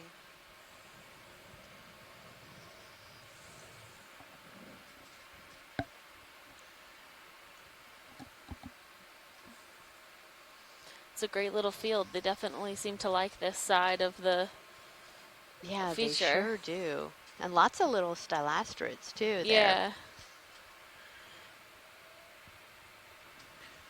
I would guess that the vibration watch lead is vortex-induced vibration. So spinning off vortices. So if they have their polyps open, it sort of breaks up the ability for the vortices to form. Oh, So okay. I was just speculating. Who's that? That You sounds. see that on cables. Can you introduce yourself? This is Josh. I'm the co-pilot right now. Great, thank you. Yeah, you see a similar thing with cables. If you have a strong current across a cable or a bridge pylon or strong currents, it kicks off vortices, which induces a force on the cylinder and can cause vibrations like that. Interesting. So one of the things you do if you want to prevent that is you might wrap the cylinder in like a line or put something on it to cause a little bit of turbulence to prevent those vortices from forming. Okay, so these corals can just open their polyps to prevent that. Yeah, I'm just speculating. But Yeah, that's, no, I that's what understand. No, that's great. Huh. All right. Keep moving here. Yeah, let's keep moving on.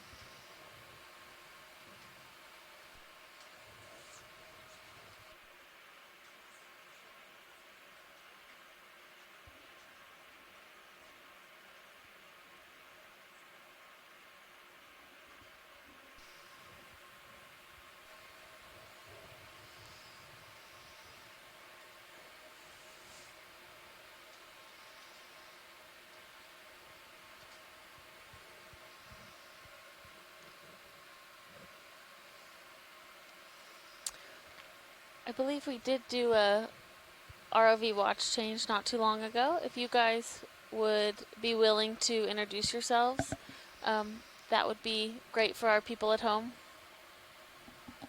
Absolutely.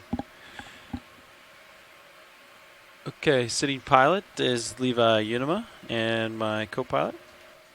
Co-pilot is Joshua Carlson. Sitting navigator is Lars Murphy. Over in the video chair, Bob Knott. And in the back row in the video clipping chair, I'm Emily Narrow. And great, could you give us who you guys work for? Absolutely. And we are all from the Global Foundation for Ocean Exploration, or GFOE for short. Great, thanks everyone. And I am Alexis Weinig. I am the bioscience lead for this expedition. And my co-science lead is... Amy Wagner. I'm the geology science lead for this expedition. Copy that, Bridge. Thank you.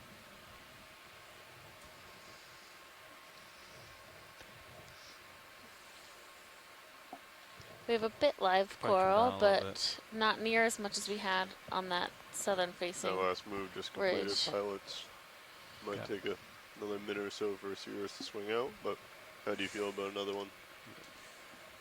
Yeah, I'm ready for it. Yeah, we can do another move. I'm still up on the ridge, so I can't come down much farther. Copy that. Let's get you out and over. Another 30-meter move at 225. Yeah, I'll call it in. Just taking a peek with my Bridge, this is RV now. sonar I'd like to call another move.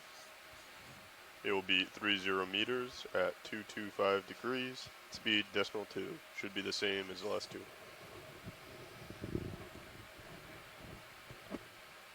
Good copy, thank you.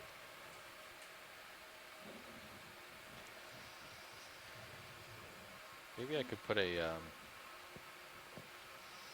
in the two cycle buttons here on the joy box. I could put an off state, so you could cycle through, go to off, and then your encoder doesn't do anything. Yeah, encoder disable almost. I have video. I'm just curious what this guy is.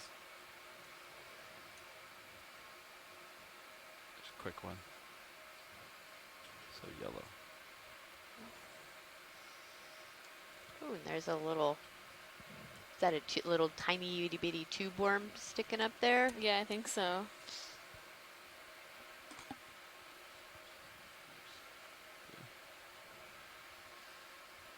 Wow, look at that. Yeah, beautiful. That is so and a tiny pretty. cup. Oh, I think it's grown over an old Lophilia skeleton. Yep, I think you're right. Come out partially. Yeah. Good whole thing.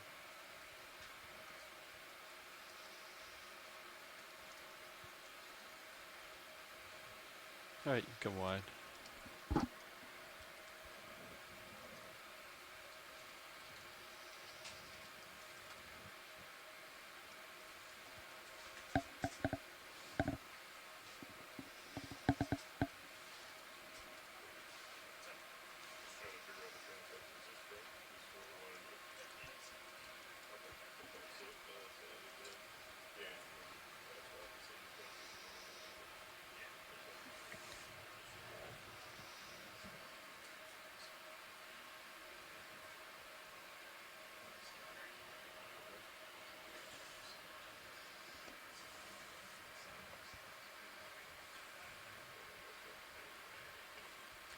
Looks like more madrepora and of those white plexarids. So similar species. I would say we have seen a decent number, but maybe not as high diversity as yesterday. Yeah, I would agree. We definitely saw more black corals today than we saw on our dive yesterday. Yeah, absolutely. But in very specific locations, it seemed they had settled around each other. Yeah, and they really liked that area that we had more of that kind of outcropping of the basement rock, where it was all of this rubbly stuff and kind of looser. You didn't really My way back. Get Those as many. You know, we don't see the black corals. Yeah, definitely. And Tina Melantsova says it's because she is here, and that is likely true. They do like to come out for her, so we are. And she made note we did not see any Anthomastus today, which we saw a lot of Anthomastus yesterday. So, well, like 209.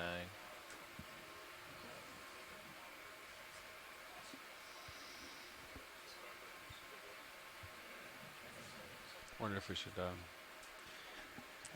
cheat to my port to get on the current side of this, you know? Yeah, we could do like a 200, 195, something. Yeah. Seems to be more life on that side.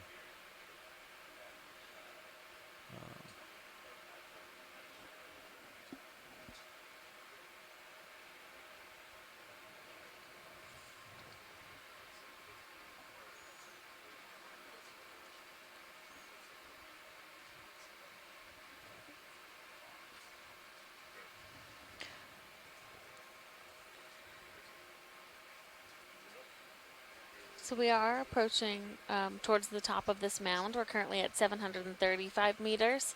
But interestingly enough, we are still seeing mostly coral rubble up here.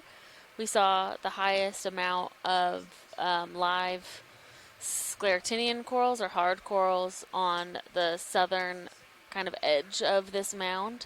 And it was almost a sudden when we turned a corner, the conditions were not optimal for live coral growth. So we'll continue our way up towards our last waypoint for the benthic part of this dive, and we'll see if we see more live coverage or more coral rubble.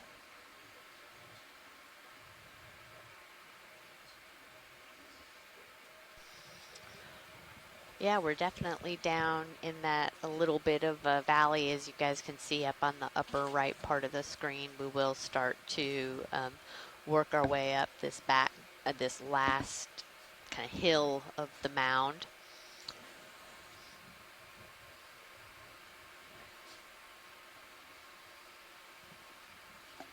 Missed the hydrophone. Oh yeah, that's fun. Hear the USBL all day. Yeah, Lars, what do you think about the next move? Putting us a little bit to port to kind of get on the current side of this. Like so a little more like 270? Or Like 195. Yeah. 195. 190, something like that. Yeah. Okay. Yeah, we can do that. Ship is still moving. Copy. Copy that, Bridge. Thank you. Ship just stopped. So let's give it a minute or so to settle out, and then we can do a 190, 30 meters. Copy. Sounds good. That'll get us on the video coming partial. See if we see anything here while we wait for Sirius here. Hold that. Yeah, there's a couple. We have a Sinafa brinkadeel that just swam in, and looks like an Acanthogorgia, the yellow coral on the left. Another one of those 5-armed crinoids, which we collected earlier today with our suction sampler. And a couple stylastrids, which is we've also been seeing a decent number of today. These really small, not much bigger than a couple centimeters, but prevalent throughout this whole dive. Yeah, we've seen a pretty good number of those today. Snap in. Yeah, and then hold that, frame those guys up. Yeah.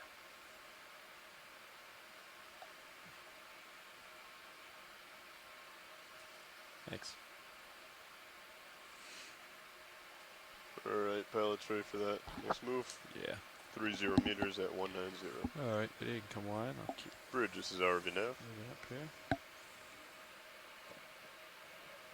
I'd like to call another move if you're ready. Range of 30 meters, bearing 190 degrees. Speed .2 knots, please.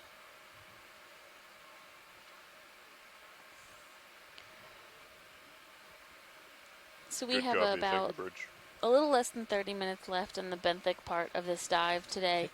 And this will be an extended dive spread out the beams a to little bit. complete some mid-water transects in this narrow, area. So we will be coming off bottom around 13:30 or what time? No. 15:30. 15:30. East Coast time. Yeah, East Coast time. And then we will be staying online until 18:30 East Coast time today to do those transects and hopefully use our suction sampler to collect a few of those samples. I know our ROV team is excited to get a chance to use that device in the water column as well as on the benthos. Liver, is that powered down? Not sure. Oh, it's not enabled. Well, typically, do we just leave it enabled all day? Yeah. Does that change the homing or not? No. As long as you don't power it down. Okay. You're okay. It's a really big dead chunk up there. Right? So much dead stuff. Yeah. Is that Lophelia? A dead chunk of Lophelia? I don't know. Live stuff. You're talking about this big pile? Yeah. Yeah, you can frame it up video. I'll approach. Let's just take a quick look at.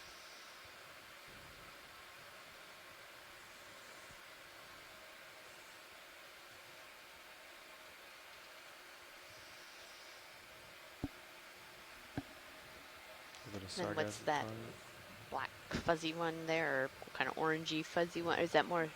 It might be sargassum. Yeah.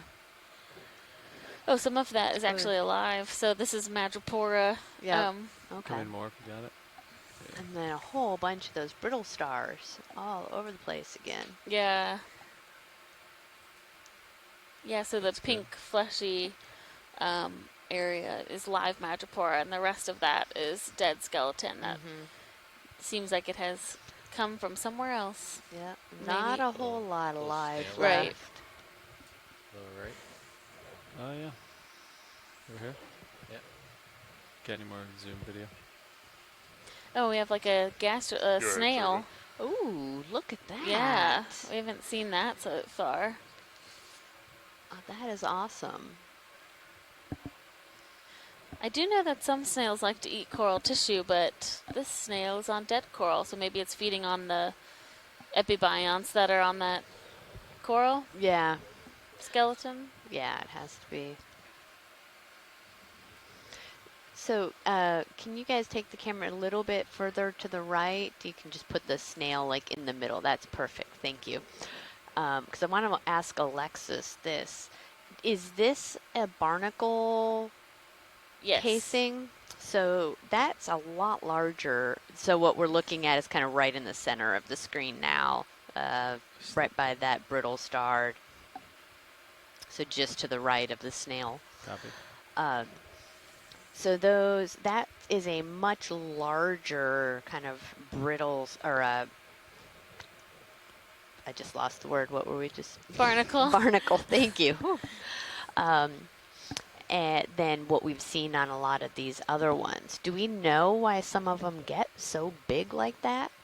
No, I mean, I don't know. I don't know what type of barnacle that is, and generally it's different than the gooseneck ones that we've been seeing. So yeah, that is quite curious as far as what type of barnacle that is or why that one got to be quite so big. Yeah. Kevin Kosat chimed in, and he says he can identify this as a cyanogastropod. All right, thank you, Kevin. Great, yeah. He's cruising on away. He is. Not going to stick around. Camera shy. Okay, video. Pilot's clear. And video is clear. Is there anything else you wanted to see here, watch lead? Or? That looks great. Okay. Thank you. I'll keep going up this guy. Up the hill.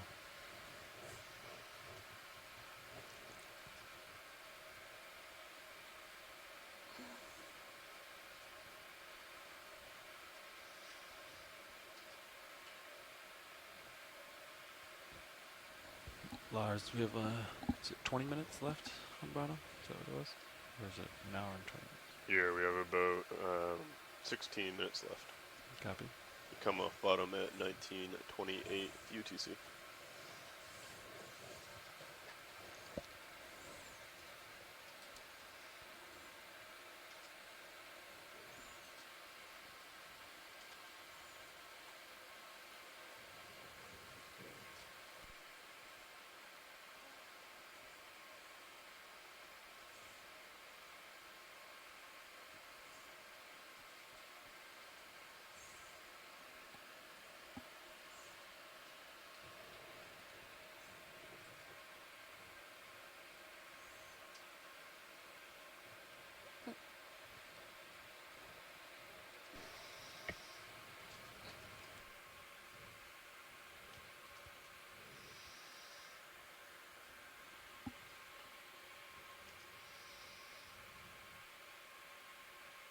Just going to take a peek to the right for navigation.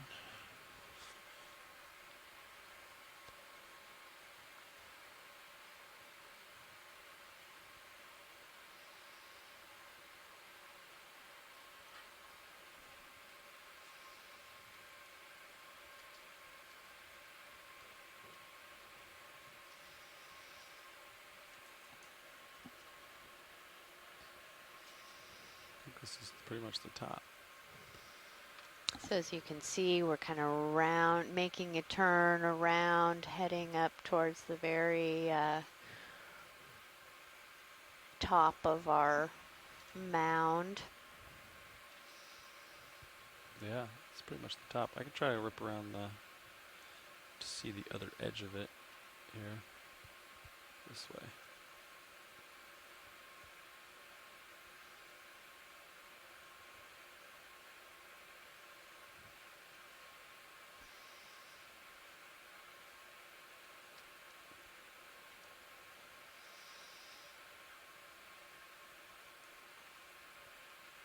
It just is quite amazing to me that we're only 51 miles from our dive site yesterday, and how different the coverage is in what we've seen. And I mean, we've even seen that huge difference between one mound to the next on the same dive site.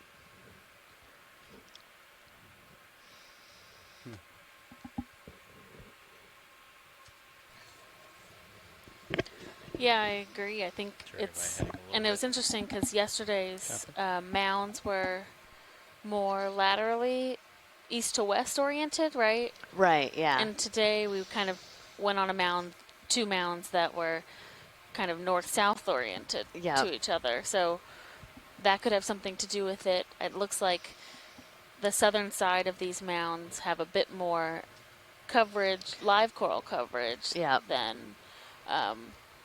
the kind of back side of them, or the northern side, which makes sense because that's the side that's not getting as much current. Oh, that's another one of those we could cookie stars. take a look at both. I think we could get that urchin and that sea star together.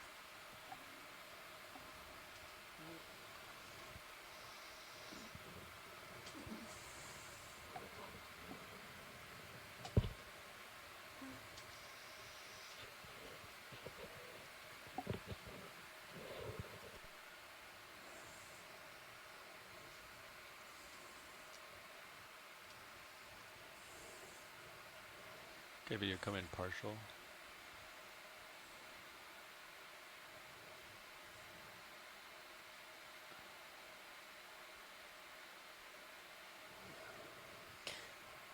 See his arms blowing in the wind. All this little, I believe the venom associated with them is in those little sacs that's in between all the spikes, and you can see those all just like balloons.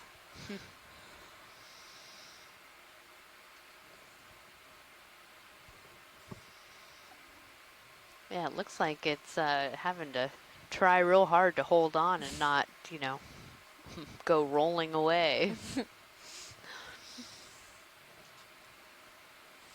Kind of reminds me when my dog sticks its head out the car window. Yeah. Yeah.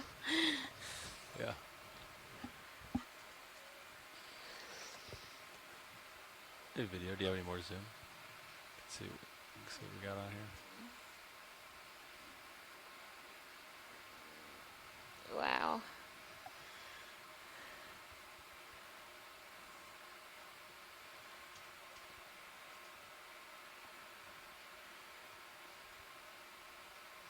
Every little detail.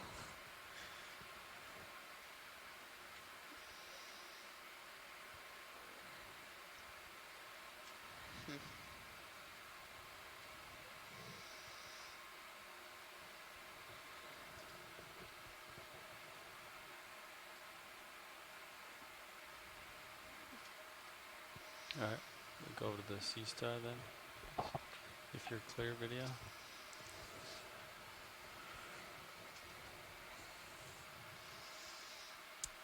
So yeah, it looks like another goniasterid, or what we like to call cookie stars. Come in.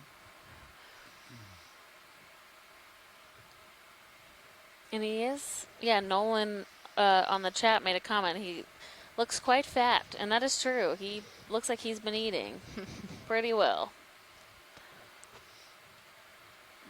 And potentially could be still eating. So there are those octocorals on there. That's a sponge that it looks like it's on top of. Oh, yeah.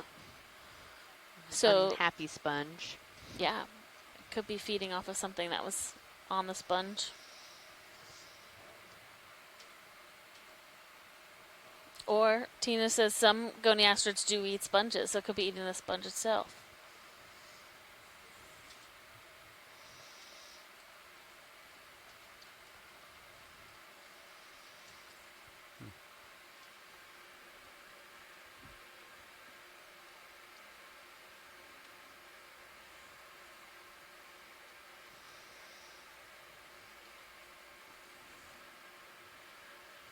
Great, thanks. Video and ROV. Yeah, no problem. Video. That's clear. When video's clear. Hello, this is Chris There Moss. he is. Hi, Chris. Hey, it's funny, as I'm talking to you, looking at your goniasterid, I'm being messaged by Cheryl on the other side asking me about sea stars from their cruise. So yeah, this is a goniasterid, and it's I think peltaster or plinthaster, and it is indeed feeding on that, whatever was it, a sponge? I think so, yeah. So that's probably something not surprising. I don't know if I've ever seen them feed on this particular species. We feed on sponges before. I'll have to sort of study that more. But it was quite an interesting pair you got. You got a really interesting shot of that Okeanos also, showing the deformation of the test that the water currents were blowing, because it's sort of going into the urchin, right? So those things have really flexible tests, the skeletons. So I thought that was just kind of fascinating to sort of watch it. Not just spines being blown back, but the actual shape of the body. Oh, wow, yeah, okay. Also. Yeah, as we're turning around, I could see I bet the stomach on that goniaster is extended. And whatever that is, it's is it a sponge or some other kind of skeletal structure? Yeah, I think it's a sponge, and there are some soft corals growing on the sponge. Yeah, there were a lot of cookie-like goniasterids from the Pacific we saw with stomach extended onto glass sponges. So I would put good money on the fact that that's feeding on, feeding on that substrate. Its disc is often sort of inflated with water. We get them after they're collected. They're sometimes not quite collapsed, and you can get them sort of really distended, and the descriptions are filled with, the descriptions of preserved specimens are filled with these, surface strongly convex type of things, and I think it's just an artifact of the fact that they're sort of away. They were filled with water, and then when they were brought up, they're just kind of fixed there for time, eternal. Yeah, I think I'll go with Peltaster on this one. Okay, great. Peltaster placenta, and looks like you have an interesting day ahead of you, or as you get into the water column. So, anyway, thank you very much. Yeah, thanks for calling in, Chris. Every observation like that is a potentially new one, so I'm grateful. Thanks. Yeah, thank you. Just tracking down one more sonar return here.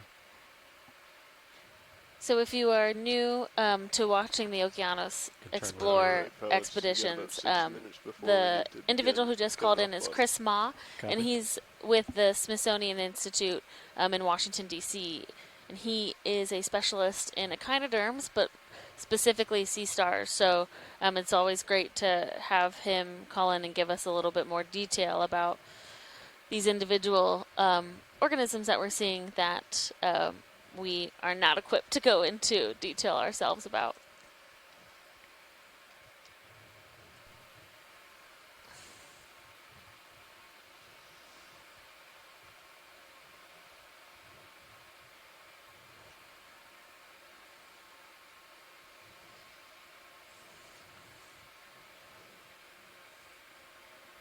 Our last 5 minutes on bottom. I'm just checking out this last sonar return I saw here. Great.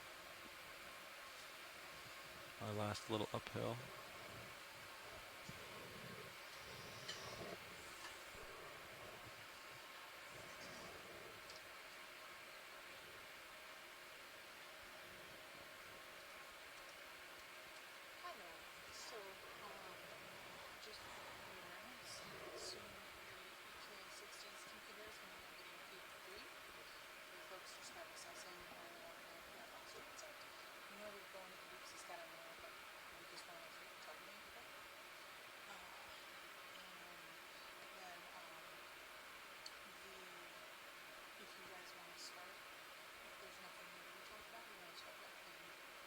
Okay.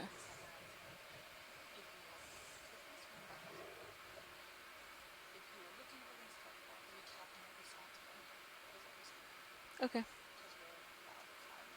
Yeah. Okay.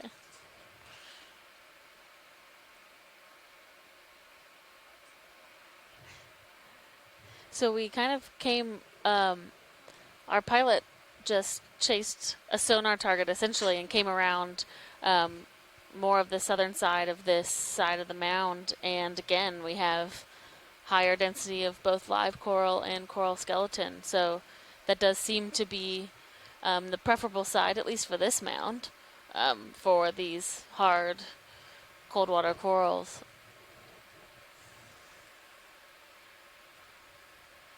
It looks like we mostly have Lophelia pertusa with a few little bits of madrepora in there, so the pinkish ones, and lots of this dead skeleton matrix that's still very intact, so likely not dead for extensive amounts of time.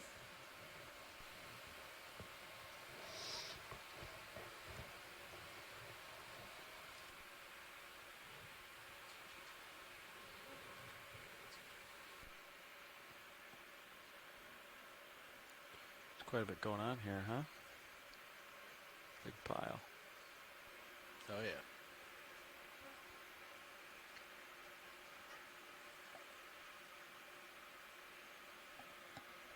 It's like the only solid substrate they have is like skeletons. Yeah, so we only have a couple minutes left, but this will be a nice kind of end to the benthic part of this dive, and some of the higher density. Ooh, a bunch of those pencil urchins. Right. Sorry. No, you're good. Another one of those yellow crinoids that we saw earlier. Mm-hmm.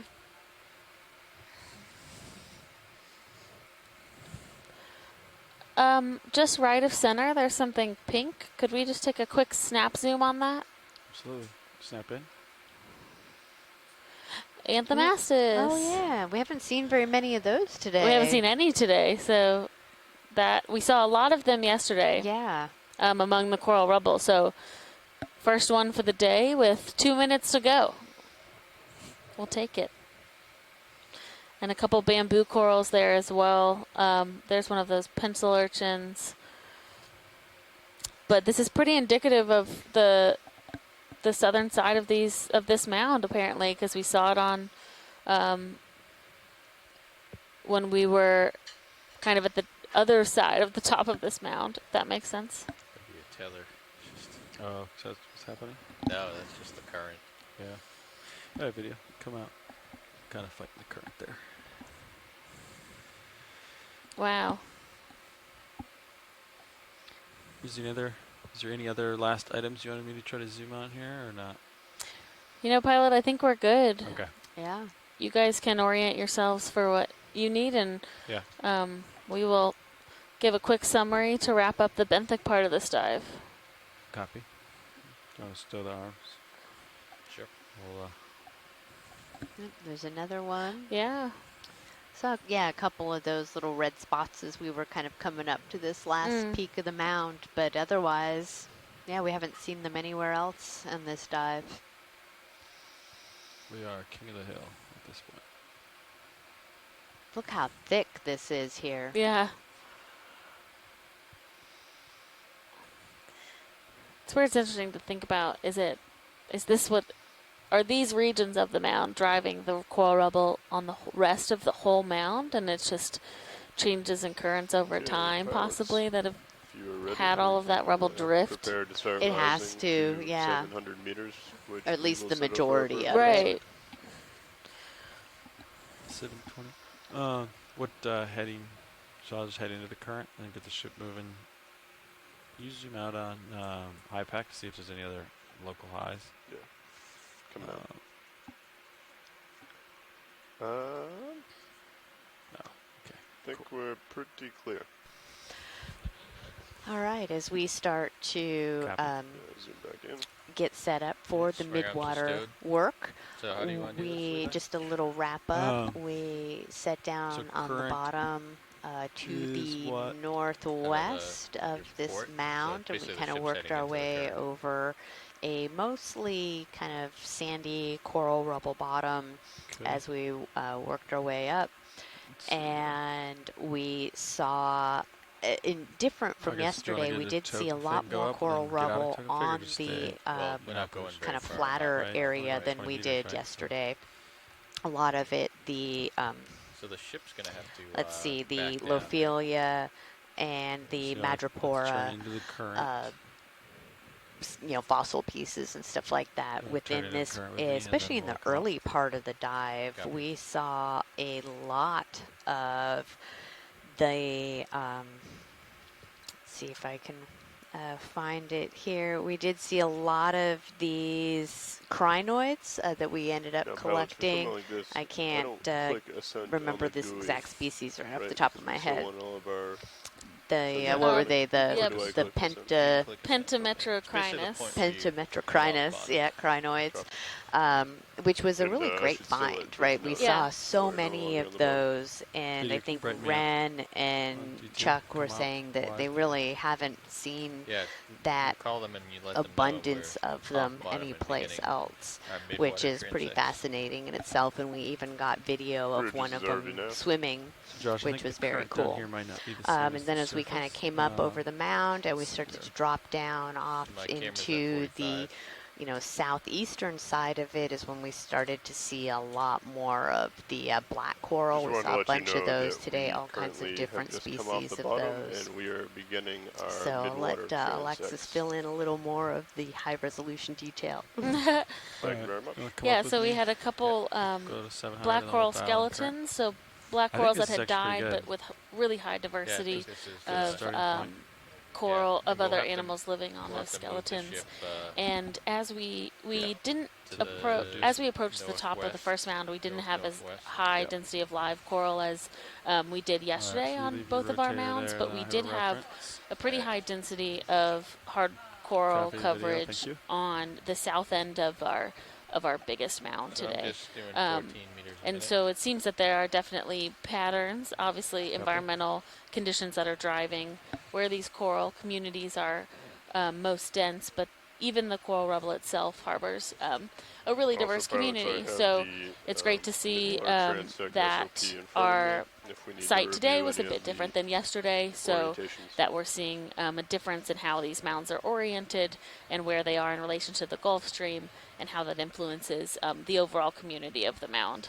And so we are currently transitioning into the second part of today's dive, which will be a midwater, which will be some midwater exploration. We'll be doing a couple transects, and so we will take a break for a second and then come back online with our midwater folks to get that underway.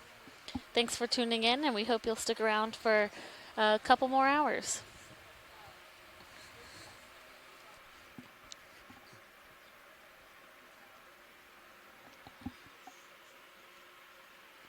Copies. Okay. Pretty big delta here. So what's our first depth? 700. 700? So we stop at like 15 above. First transect is 85, and I'll stop at 700. Yeah. So yeah, you can stop there. Then I'll come up to... My camera's at 46 right now. Okay, pushing out. All right, so it's inverse of our... Actually, let's just... Let's see. Looks like I have auto heading in. Punch that out for a second. I'm in auto depth at 700. I'm going to center up with you. I'm going to leave your hydraulics on. Copy. So that we're ready with the drawer. And I will be Johnny on the spot with suction, should you need it.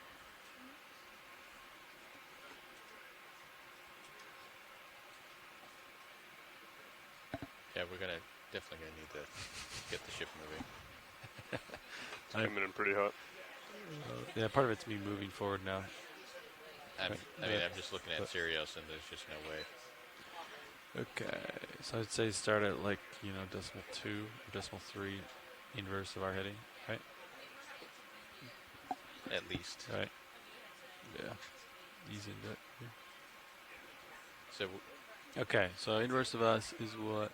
And we have nothing behind us we have to worry about altitude-wise? No. Okay. It's pretty clear all the way out. Because we're relatively low right now. Yeah. Yeah. So we can start a ship move. Yeah, let's go. Basically, do north at point 2, right? Point 3. So we're talking 000. Sure. Yeah. And then.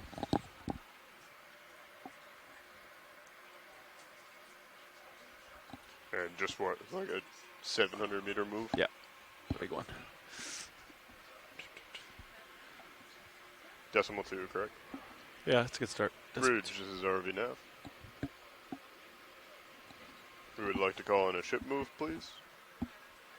Okay. The range will be 700. That's 700